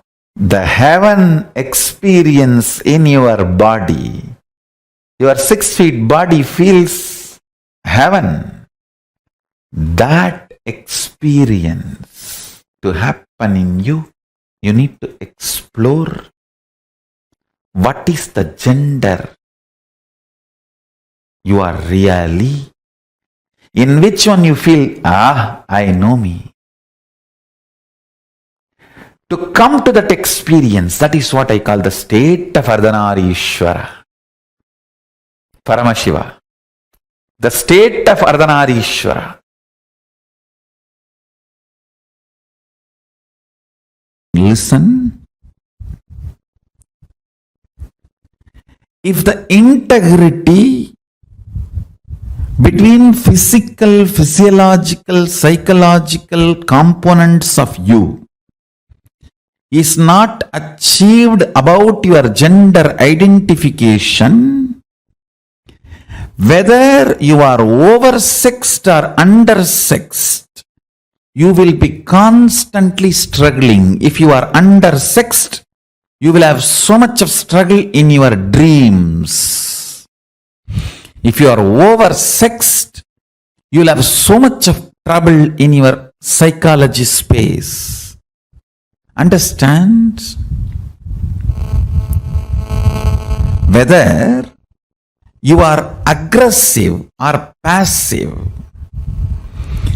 if your psychology is also prepared and integrated to physiology and physical component, along with hormonal pressure, you will build tremendous love and responsibility, care for the other person. End of the act will not be falling down, it will be falling into the intimacy.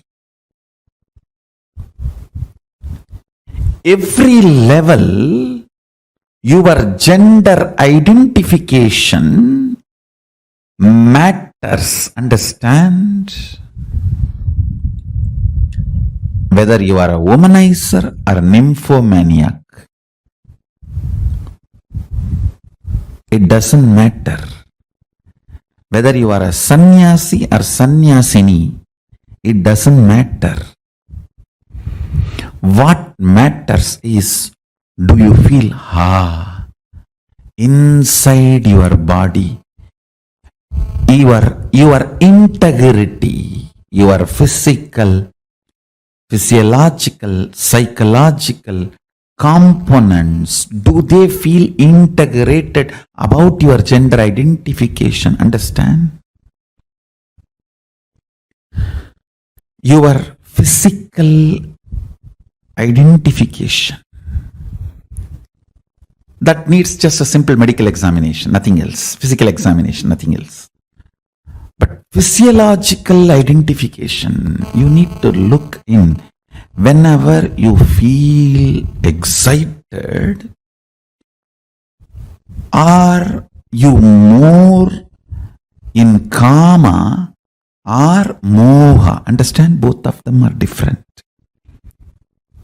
In kama, you just want to manifest the reality of you and the other person or persons involved in your life. In moha, you just want to exploit everyone for your pleasure. There are two different things. In kama, you are very sure you want the completion for everyone involved. In moha, it is all about you feeling complete. I should not even use the word complete. You feeling relieved. Listen carefully.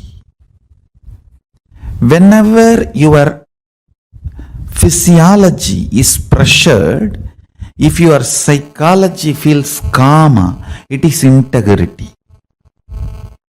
You will be such a beautiful being. Whenever your physiology feels pressured and your psychology feels moha, you will just be exploitative. It will be more or less like a masturbation with another body or a rape. That's it. Understand? The reflection of Paramashiva in you, Pratyagatma Chaitanya, the individual consciousness, as a freedom to align your gender identification in the level of psychology and physiology and physical, all three. I wanted to make a statement. By your willpower, you can change your gender completely, even physically. All you need is aligning. And when I say aligning, I don't want to say in physical, physiological, psychological, you need to feel the same gender identity. No. You just need to identify what you feel. That's all. If you identify, you will know why you are feeling what you are feeling, why you are behaving the way you are behaving.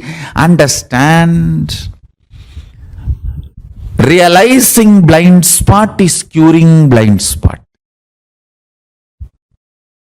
Nothing else. Realizing why you are behaving the way you are behaving, why you are doing the way you are doing, why you are saying what you are saying, liberates you. If you integrate your gender identity, whether you are a sannyasi or a grihastha or a womanizer, you will be such graceful being. You will be such graceful being. I have seen the most graceful sannyasi and the most graceful womanizers. I have seen both. And sometimes I used to wonder how both of them radiate such grace. I realized it is not about the action. It is about the integrity and identity you feel in physical, physiological, psychological and conscious level. Most graceful celibate I have seen is Yogi Ram Surat Kumar. He is absolute brahmachari, but such grace. And the most graceful grihastha I have seen, Raghupati Yogi. He had 14 kids, but his grace is, I'll say, equivalent to Ram Surat Kumar. This means ability to generate huge love and respect in the other person the moment he sees you, she sees you. Just by sight, if you are able to instigate, invoke tremendous love and respect, that is called grace. Beautifully, Valmiki describes when Sita entered the court, the whole court stood up, including Janaka. Understand? Janaka is father. He says the grace she was carrying was such, all the rishis, munis, and the people who came for Swayamvaram, who were supposed to get married to her, or who came with a lust to marry her, all of them forgot their identity for a few seconds and just stood up.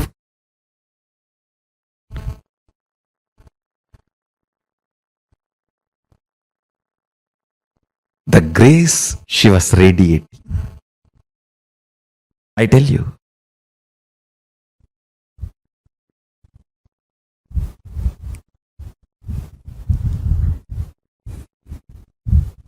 I wanted to get into the details. All the mood swing women suffer and feeling exploited, women feel, is just because their three layers are not integrated. Physical, physiological, psychological does not feel the same gender identity. There is a mismatch. There is a confusion. That is why women feel disgraced every time they enter into a sexual act and come out. They feel exploited, tortured, abused. Listen.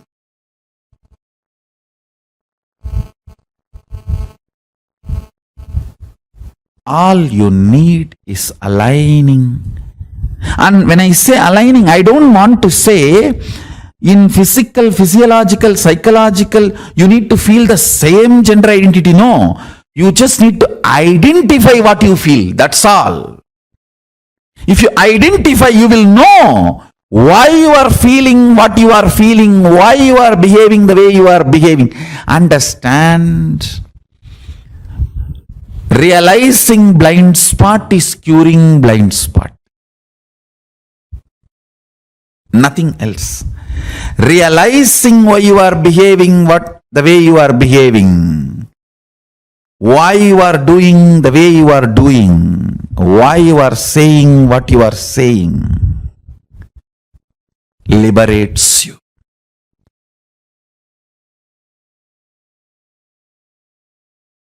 When the Kundalini, your Kundalini is awakened, fundamentally, first thing will happen is your identity about you for the purpose for which you took the body will become clear to you. It will become clear to you. Then you are given a freedom to alter and align your body as you want. Understand? Swatantra, ability to handle yourself first, then the number of choices second. In Hindu tradition, Swatantra first, choices next. If the Swatantra does not grow first, directly choices are given. Depression is life. And I wanted you guys to know, all the fellows who talk about the so-called freedom in the modern way of thinking, the modern lifestyle, I tell you, it is absolute false. Where all you don't need freedom, you are given freedom. Where all you need freedom, you are not given freedom. It is like the cow has been put inside a cage, only the face is allowed to move, and you go, hey, see, the face can go up, down, right, left, center, 360 degree, it can rotate. What amount of freedom? That is modern society. And the cow grazes freely, in wild forests. That is Hindu tradition.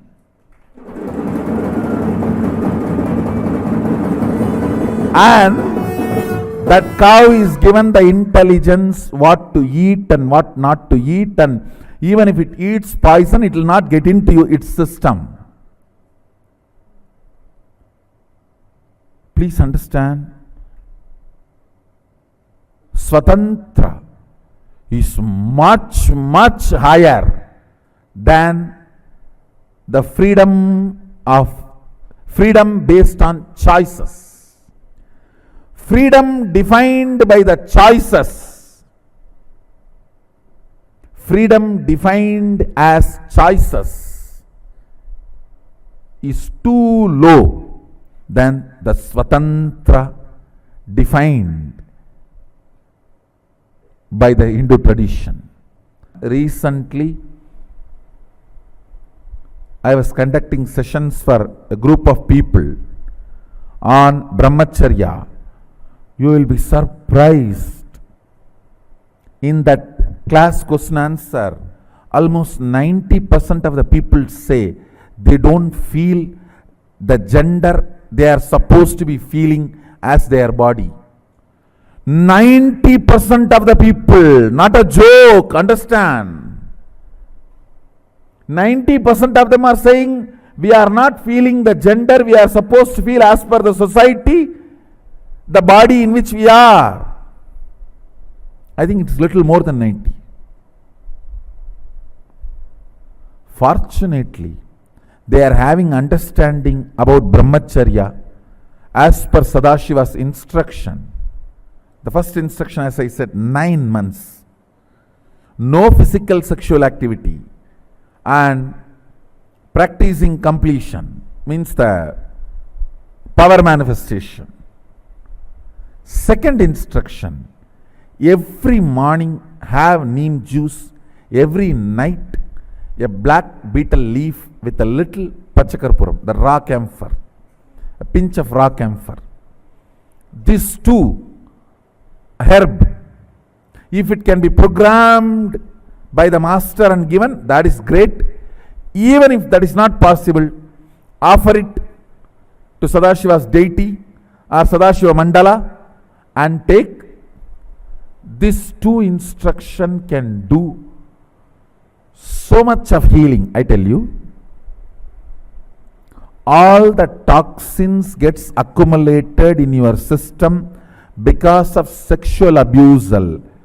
Pornography means sexual abusal done to you by you, sexual abusal done to you by others.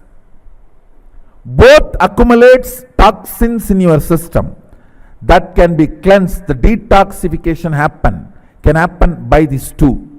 Morning neem juice, night black betel leaf with a pinch of camphor. This can detoxify your body and reveal your original gender to you. Understand? This is what the story, Meenakshi's story says. When she saw Sadashiva, the third thus disappeared and she realized her original gender. She realized her original gender, her original identity. Till we get that, we will not know who we are. When she had the darshan of Sadashiva, the third breast disappeared and she realized her original gender. Understand? These two instructions can bring tremendous healing and realization of your original gender. Can happen in you. That can solve almost 90% of your problems.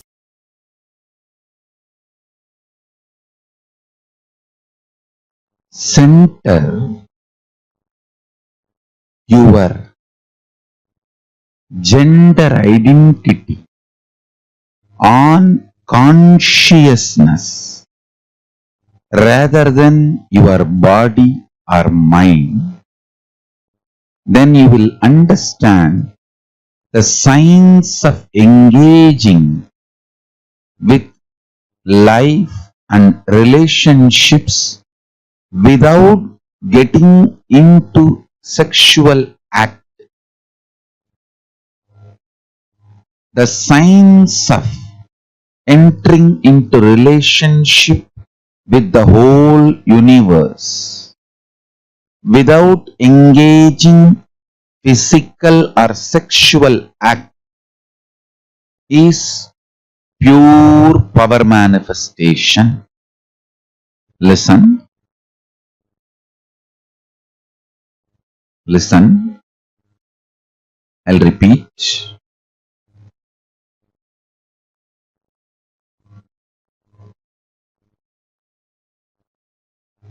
Do not take your consciousness, life for granted.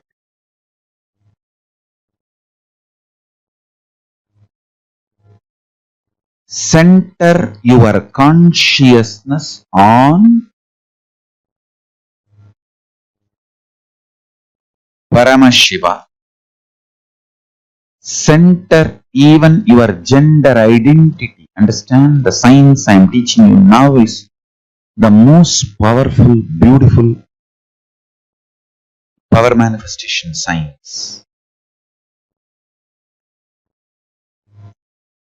Center even your gender identity on consciousness instead of your body. Listen, when you look in, even before you remember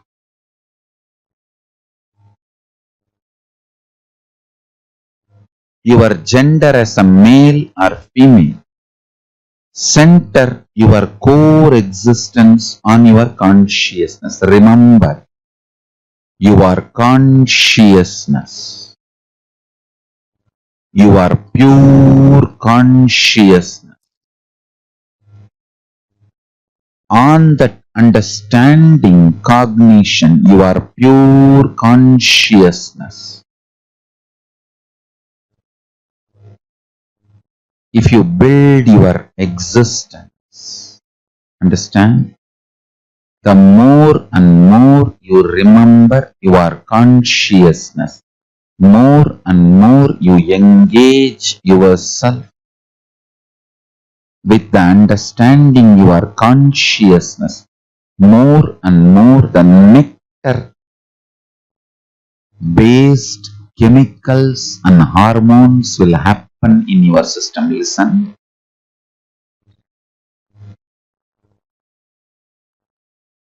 the everyday living process of your body, your inhaling, exhaling, breathing, digestion, all this can be either amritatva, nectaric, or they can be aging, growing old. Listen carefully.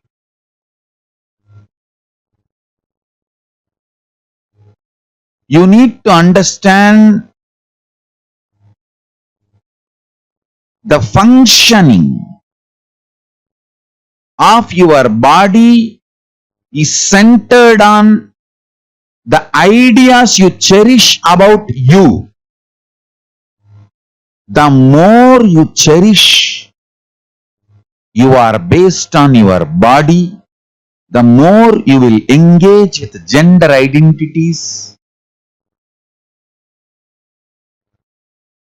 then that leads to more and more of bondages, needs, greeds, fears. More and more you center yourself as consciousness, more and more your taste for life gets mature. Understand, when you start remembering your consciousness more and more,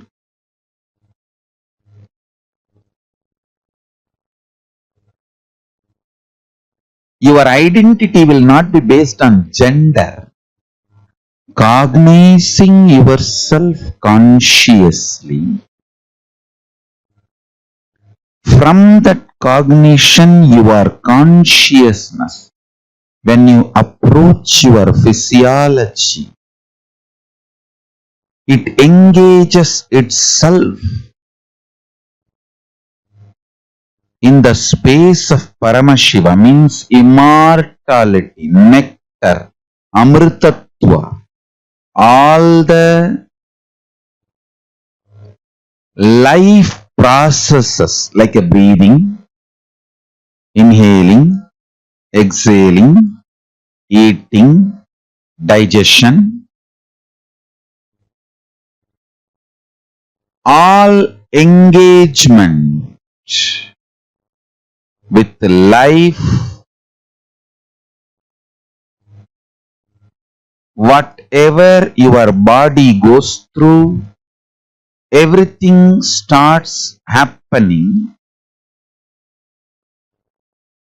towards immortality,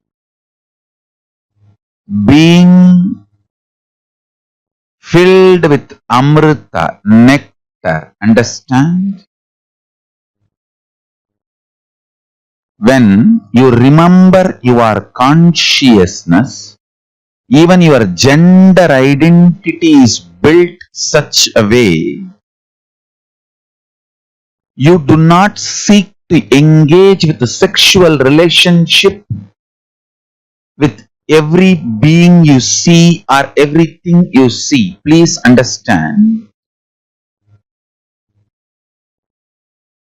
Gender identity built based on consciousness knows how to engage with every person and everything without sexual relationship, sexual activity, but able to engage. That is what I call power manifestation. Listen.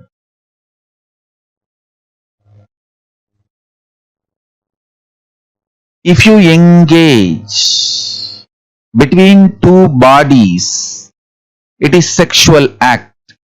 Even you possessing a gold jewelry, a gold, is sexual act. A matter working with matter always is sexual act.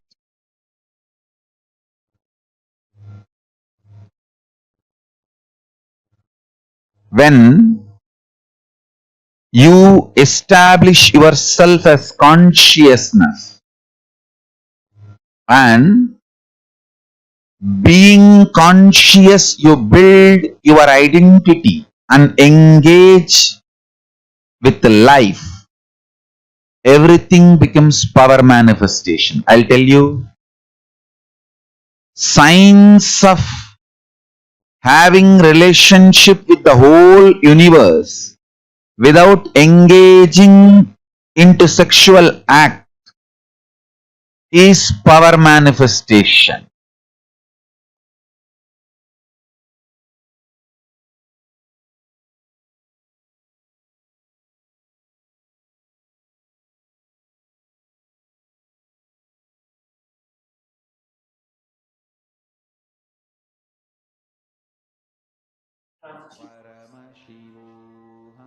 As Swamiji gave us these powerful cognitions, that which is the dire need for every being in humanity.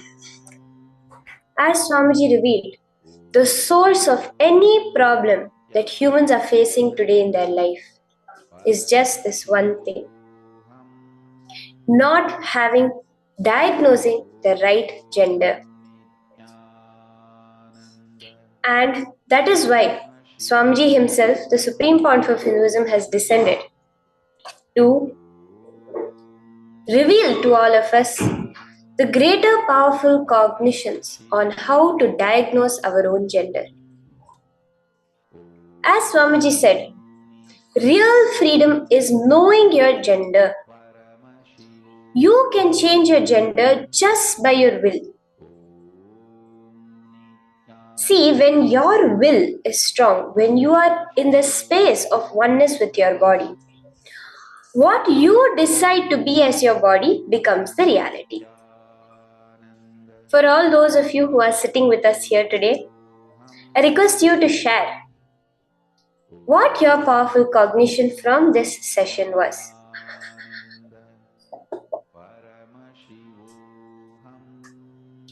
Do not brand your body as male or as female and constantly program it in such a way.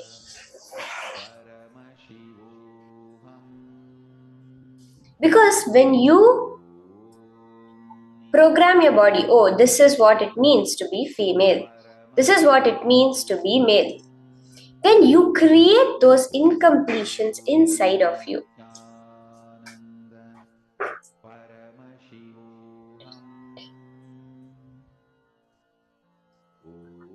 That is why Swamiji has revealed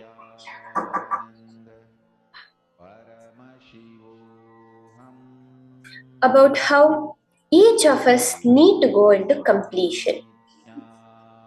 See, with each of us, there is nothing wrong. We are each complete unto ourselves. That is what Swamiji revealed, right? But we do not have completion in the way that we are. There is nothing wrong about how you are living. Like Swamiji said, you can be even a womanizer, or you can be a brahmachari, a sannyasi. It makes no difference. It is about, are you complete within you, within your gender identity? Then only will you be complete in whatever lifestyle you choose to live. That is what so powerfully and so beautifully Swamiji revealed to each and every one of us today. So now, all the cognitions that inspired you to explore another body or to allow another to explore your body, after exploring that physical relationship, the kinds of cognitions, emotions, mood swings you are going through, pen down all of that. Effects, side effects, after effects. Go through the whole thing and completely complete. Go for completion.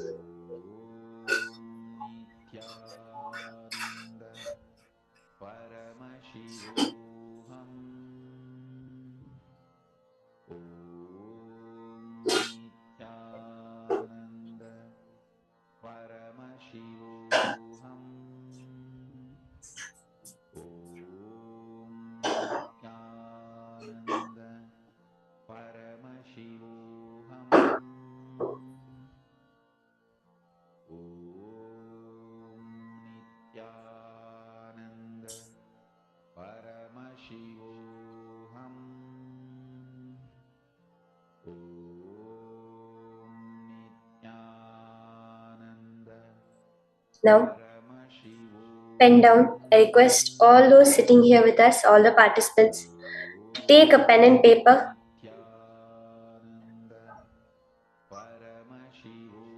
Pick up a pen and paper or a notepad on your phone, on your computer. You're going to be doing this only for you. This is not for you to show to anybody else. It's only for you to experience the completion.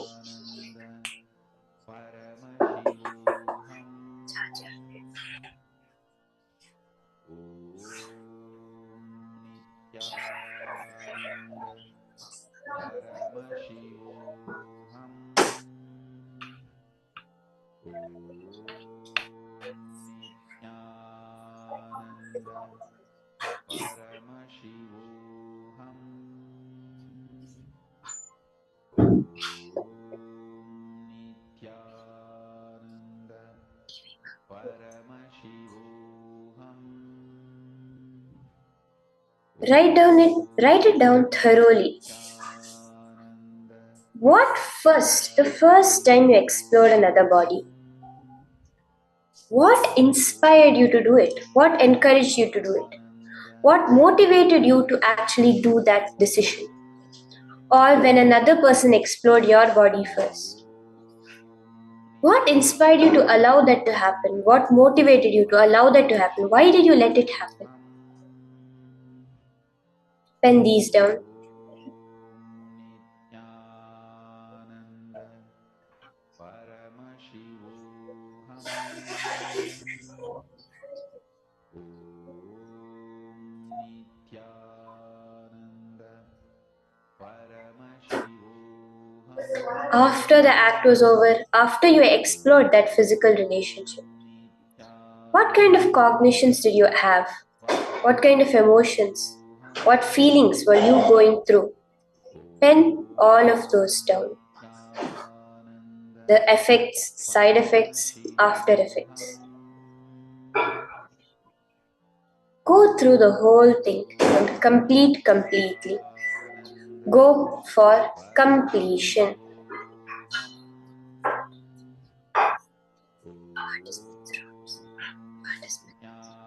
Nithyananda Paramashivoham Om Nithyananda Paramashivoham All those who are sitting in the room, in the various Zoom rooms with us, I request all of you, if you have any questions, any doubts that you would like clarified, you can share it in the chat. Mashini Gujadhar, Manandeshwari,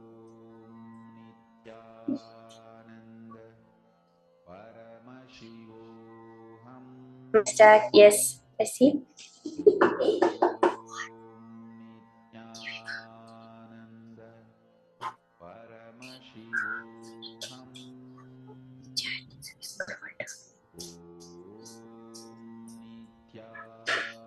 Maspurti DH, Maspurti Maana fan. I request you also to post. Have you started the process? Do you have any questions? Paramashivoham Om Nithyananda Paramashivoham Om Nithyananda Paramashivoham Om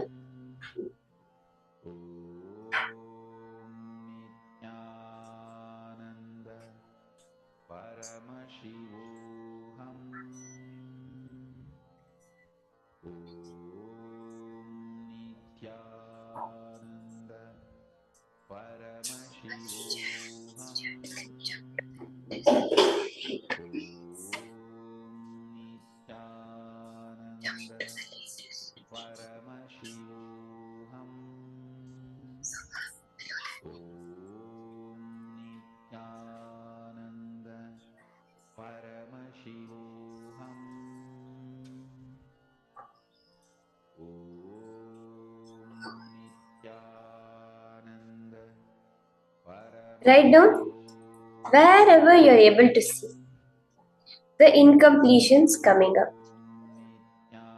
related to the first time you ever engaged in a physical relationship. Write them down. Mahavagya, spiritual lullaby for samadhi, and Suprabhatam, wake up call, wake up song for Paramashiva. This Mahavagya is spiritual lullaby for you to fall into samadhi. Suprabhatam, wake up song for Paramashiva to wake up in you. Just remember this one powerful cognition. This Mahavagya puts me in samadhi. This is spiritual lullaby for samadhi, and Suprabhatam, wake up song for Paramashiva in me, for Paramashiva to manifest. With this one spiritual powerful cognition, chant this Mahamahavagyā.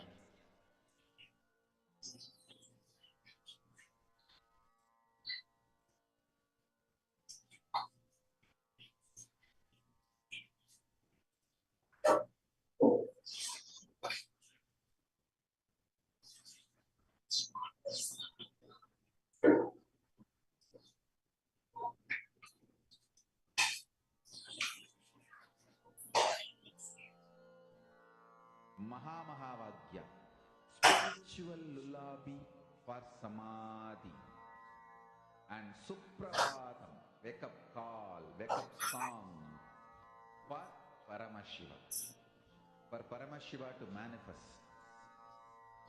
Nithyananda Masputi, I see. Are you doing the process, ma? Cognition. How are you? Are you able to do it? Is it working fine for you?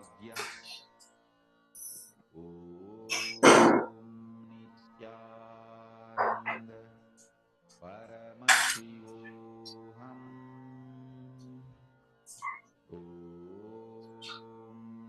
Nithyananda Paramashivoham.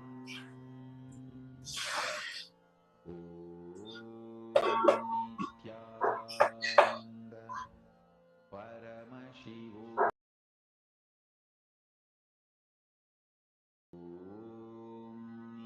Nithyananda Paramashivoham. Nithyananda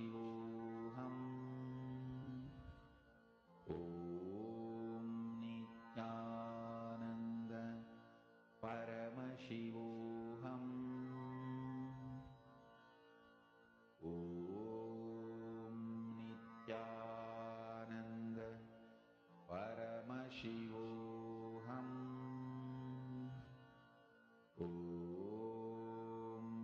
Nithyananda Paramashivoham.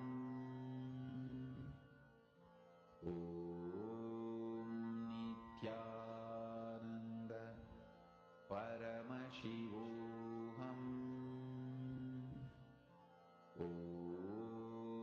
Nithyananda Paramashivoham. Nithyananda Paramashivoham.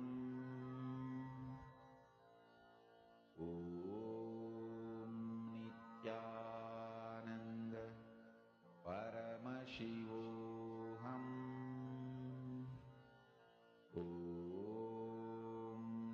Nithyananda Paramashivoham.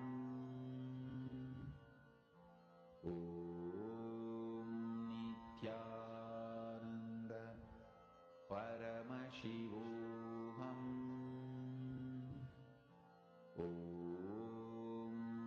Nithyananda Paramashivoham. Nithyananda Paramashivoham.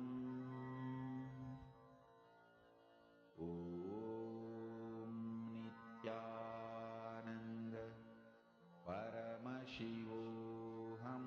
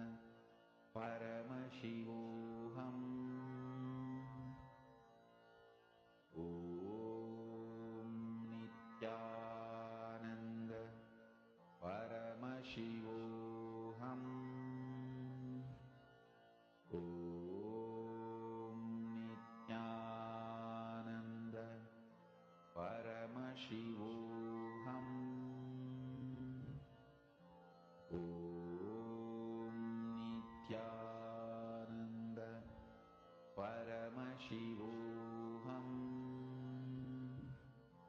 Om Nithyananda Paramashivoham.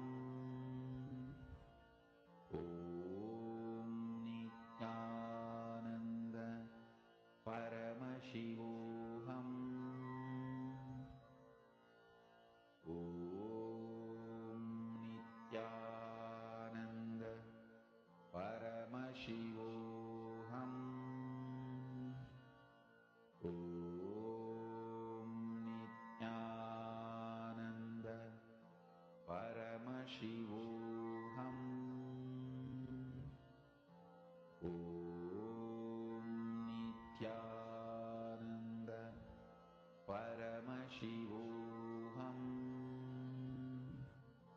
Om Nithyananda Paramashivoham. Om Nithyananda Paramashivoham. Om Nithyananda Paramashivoham. Om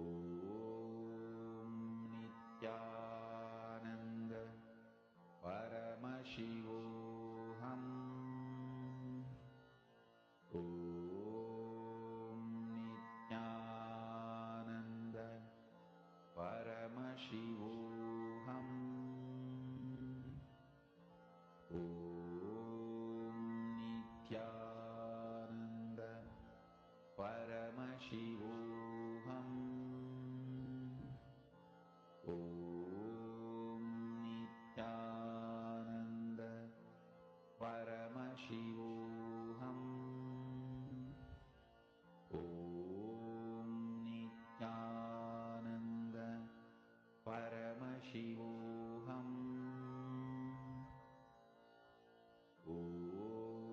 Om Nithyananda Paramashivoham.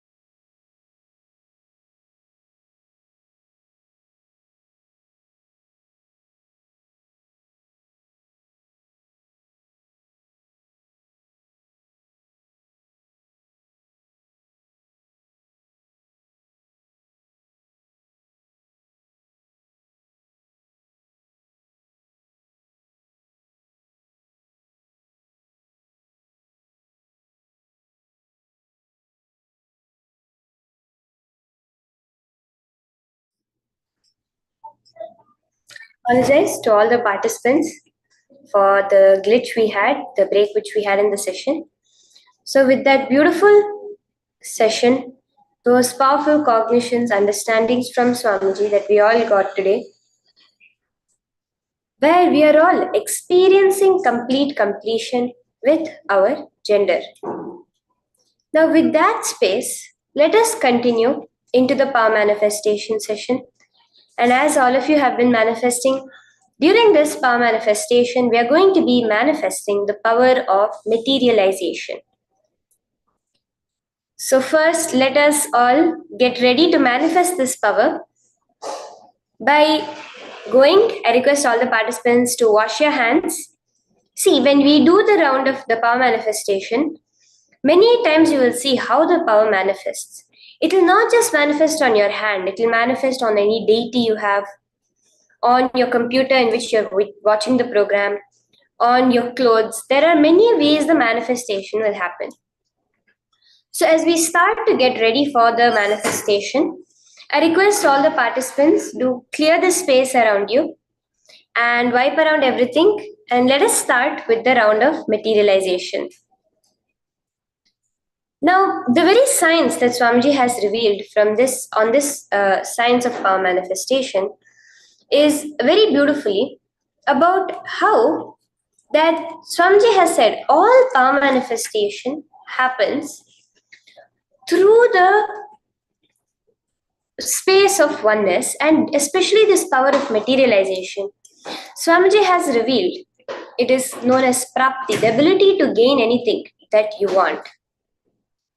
So for this round of manifestation, what each of you will be doing is you will be connecting to Swamiji, and that item, whatever it is, see, the antimatter is what is the source of the matter we see. So the antimatter, when it gets triggered, it's what manifests as matter.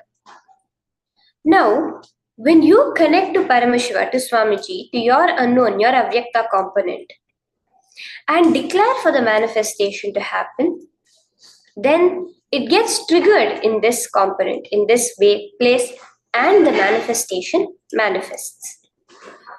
So when you are having, it is not, you are not creating something new. See, when it comes to powers like teleportation, materialization, right? How many of you feel that you find a lot of blockage, or you feel really, how to say, you feel sort of like it seems too far-fetched, like subtly, even if it's not, you just know, okay, Swamiji is there, he can manifest it, but you still feel somewhere that, oh, it may take a lot of practice, or it may take a lot of time like this to manifest it. Can I request you to post in the chat if you have this feeling in any way within you? Ma Ratna Prabha, Ma Jnana Surupini, Ma Julie, Ma Isabella, Ma Kalahantrika, Ma Karini, Ma Istak. I request all of you to post. Ma Chunyu and Ma Anandeshwari also, Ma. I request all of you, if you can help post, if you can take a minute to post in the chat. When it comes to these advanced level powers, how many of you tend to feel the slight, resistance towards it?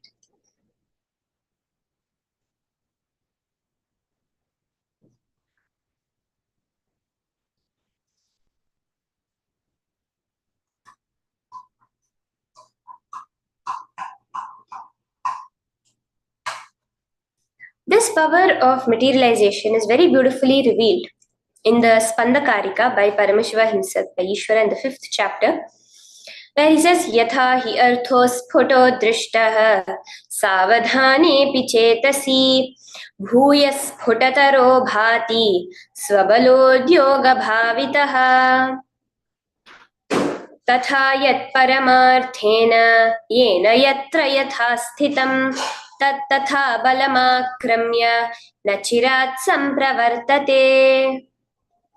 That Paramashiva reveals to all of us how it is the strength of our vision that creates whatever object is there in the universe.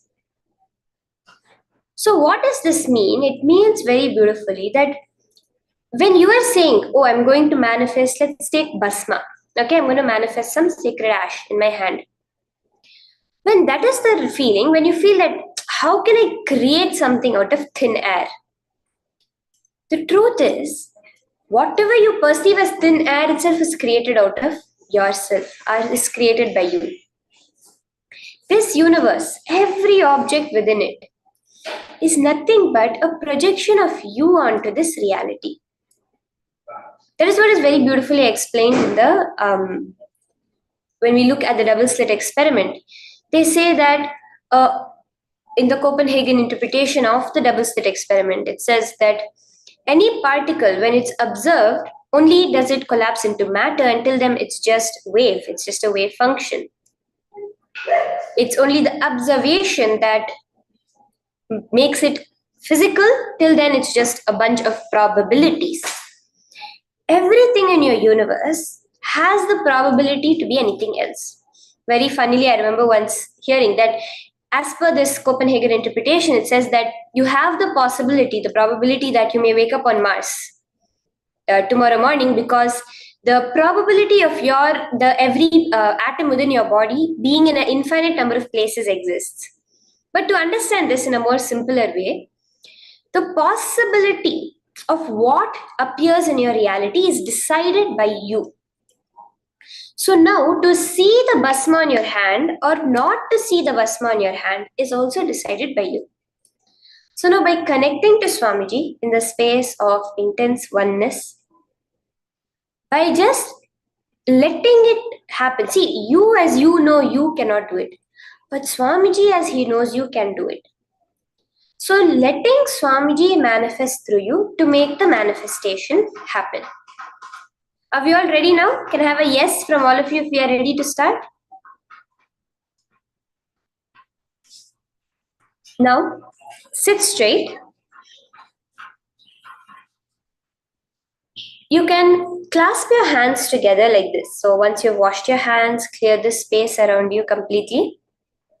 You can clasp your hands like this, and you're going to be materializing inside your palms. So throughout the whole process, you're going to be manifesting. Don't open your hands until the end of the process. Okay? So you can place it in front of you or on your lap or anywhere which is comfortable for you. And connecting to Swamiji, and remember, intensely chanting the Mahavakya. Because the Mahavakya is the sound vibration of the cosmos that raises your frequency, that will alter the reality itself. So chant the Mahavakya, Om Nithyananda Paramashivoham, in your inner space.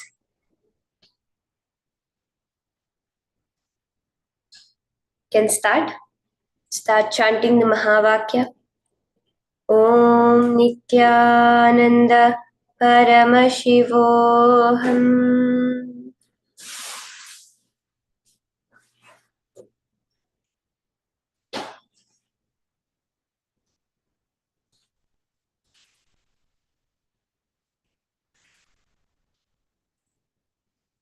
Let Swamiji flow through you. Let that cosmic source of energy manifest through you.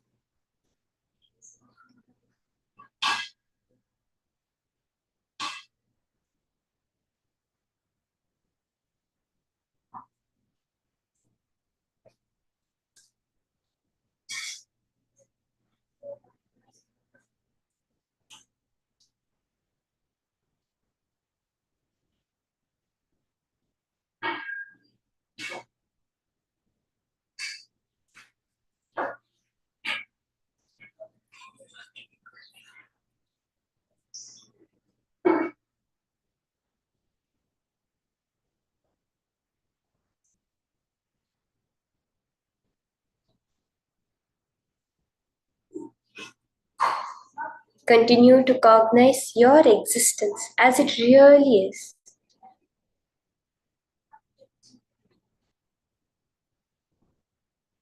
As Swamiji.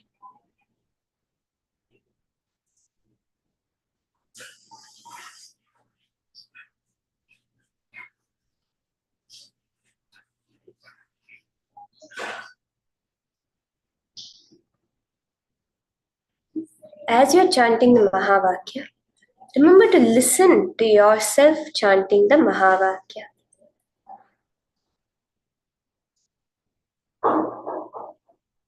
Nityananda Sukhajnana Swarupini Ma, are you also doing the spa manifestation? Have you started the round, Ma? You could post in the chat, Sukhajnana Swarupini, if you are also manifesting.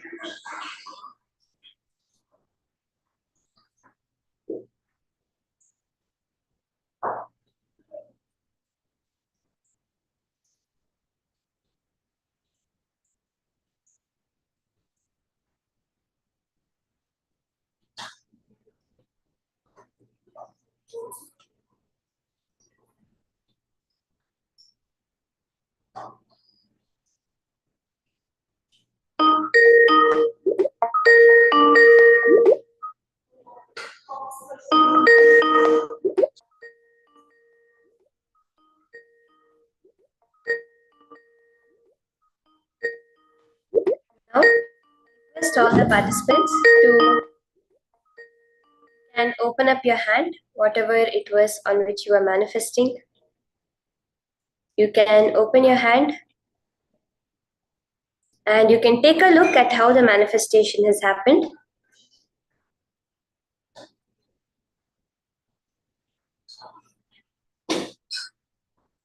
Do put a torchlight, take a picture of how the manifestation has happened.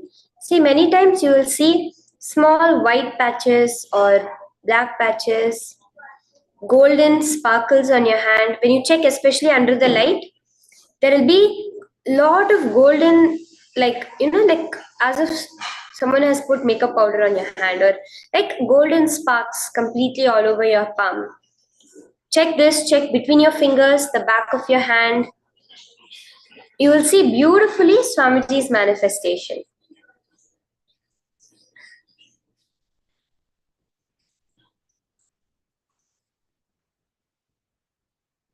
And I request all the participants to also post it in the chat if you are seeing the manifestations of Swamiji. See, there are many different things that Swamiji usually materializes, which is you see many times kumkum, like a red powder, it's processed turmeric, or else turmeric itself, yellow in color, or akshata, which is broken rice, the puja rice, or else Swamiji may reveal it to you in the form of bhasma, the sacred ash, Jnananjana, which is like a black paste, which is directly Swamiji's third eye infused. Sometimes water or even honey materializes, and most commonly always we have the manifestation of the golden spark. So do check if any of these manifestations have happened,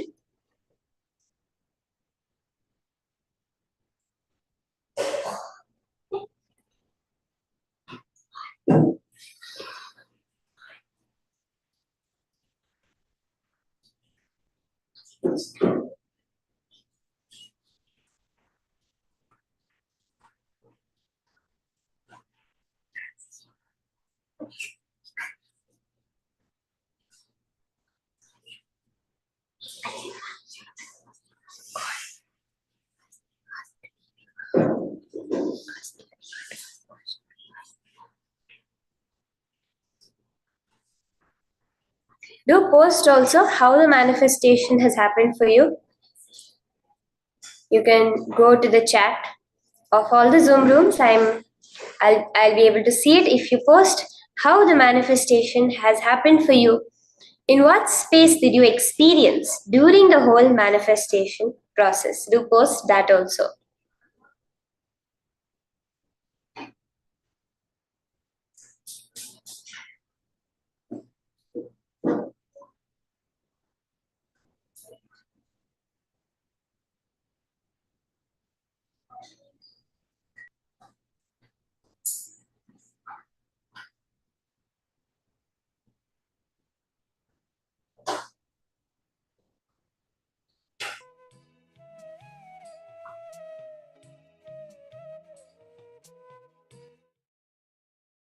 Ananda Paramashivoham Om Nithyananda Paramashivoham Om Nithyananda Paramashivoham Om Nithyananda Paramashivoham Om Nithyananda Paramashivoham Om Nithyananda Paramashivoham Om Nithyananda Paramashivoham Om Nithyananda Paramashivoham Om Nithyananda Paramashivoham Om Nithyananda Paramashivoham Om Nithyananda Paramashivoham Om Nithyananda Paramashivoham Om Nithyananda Paramashivoham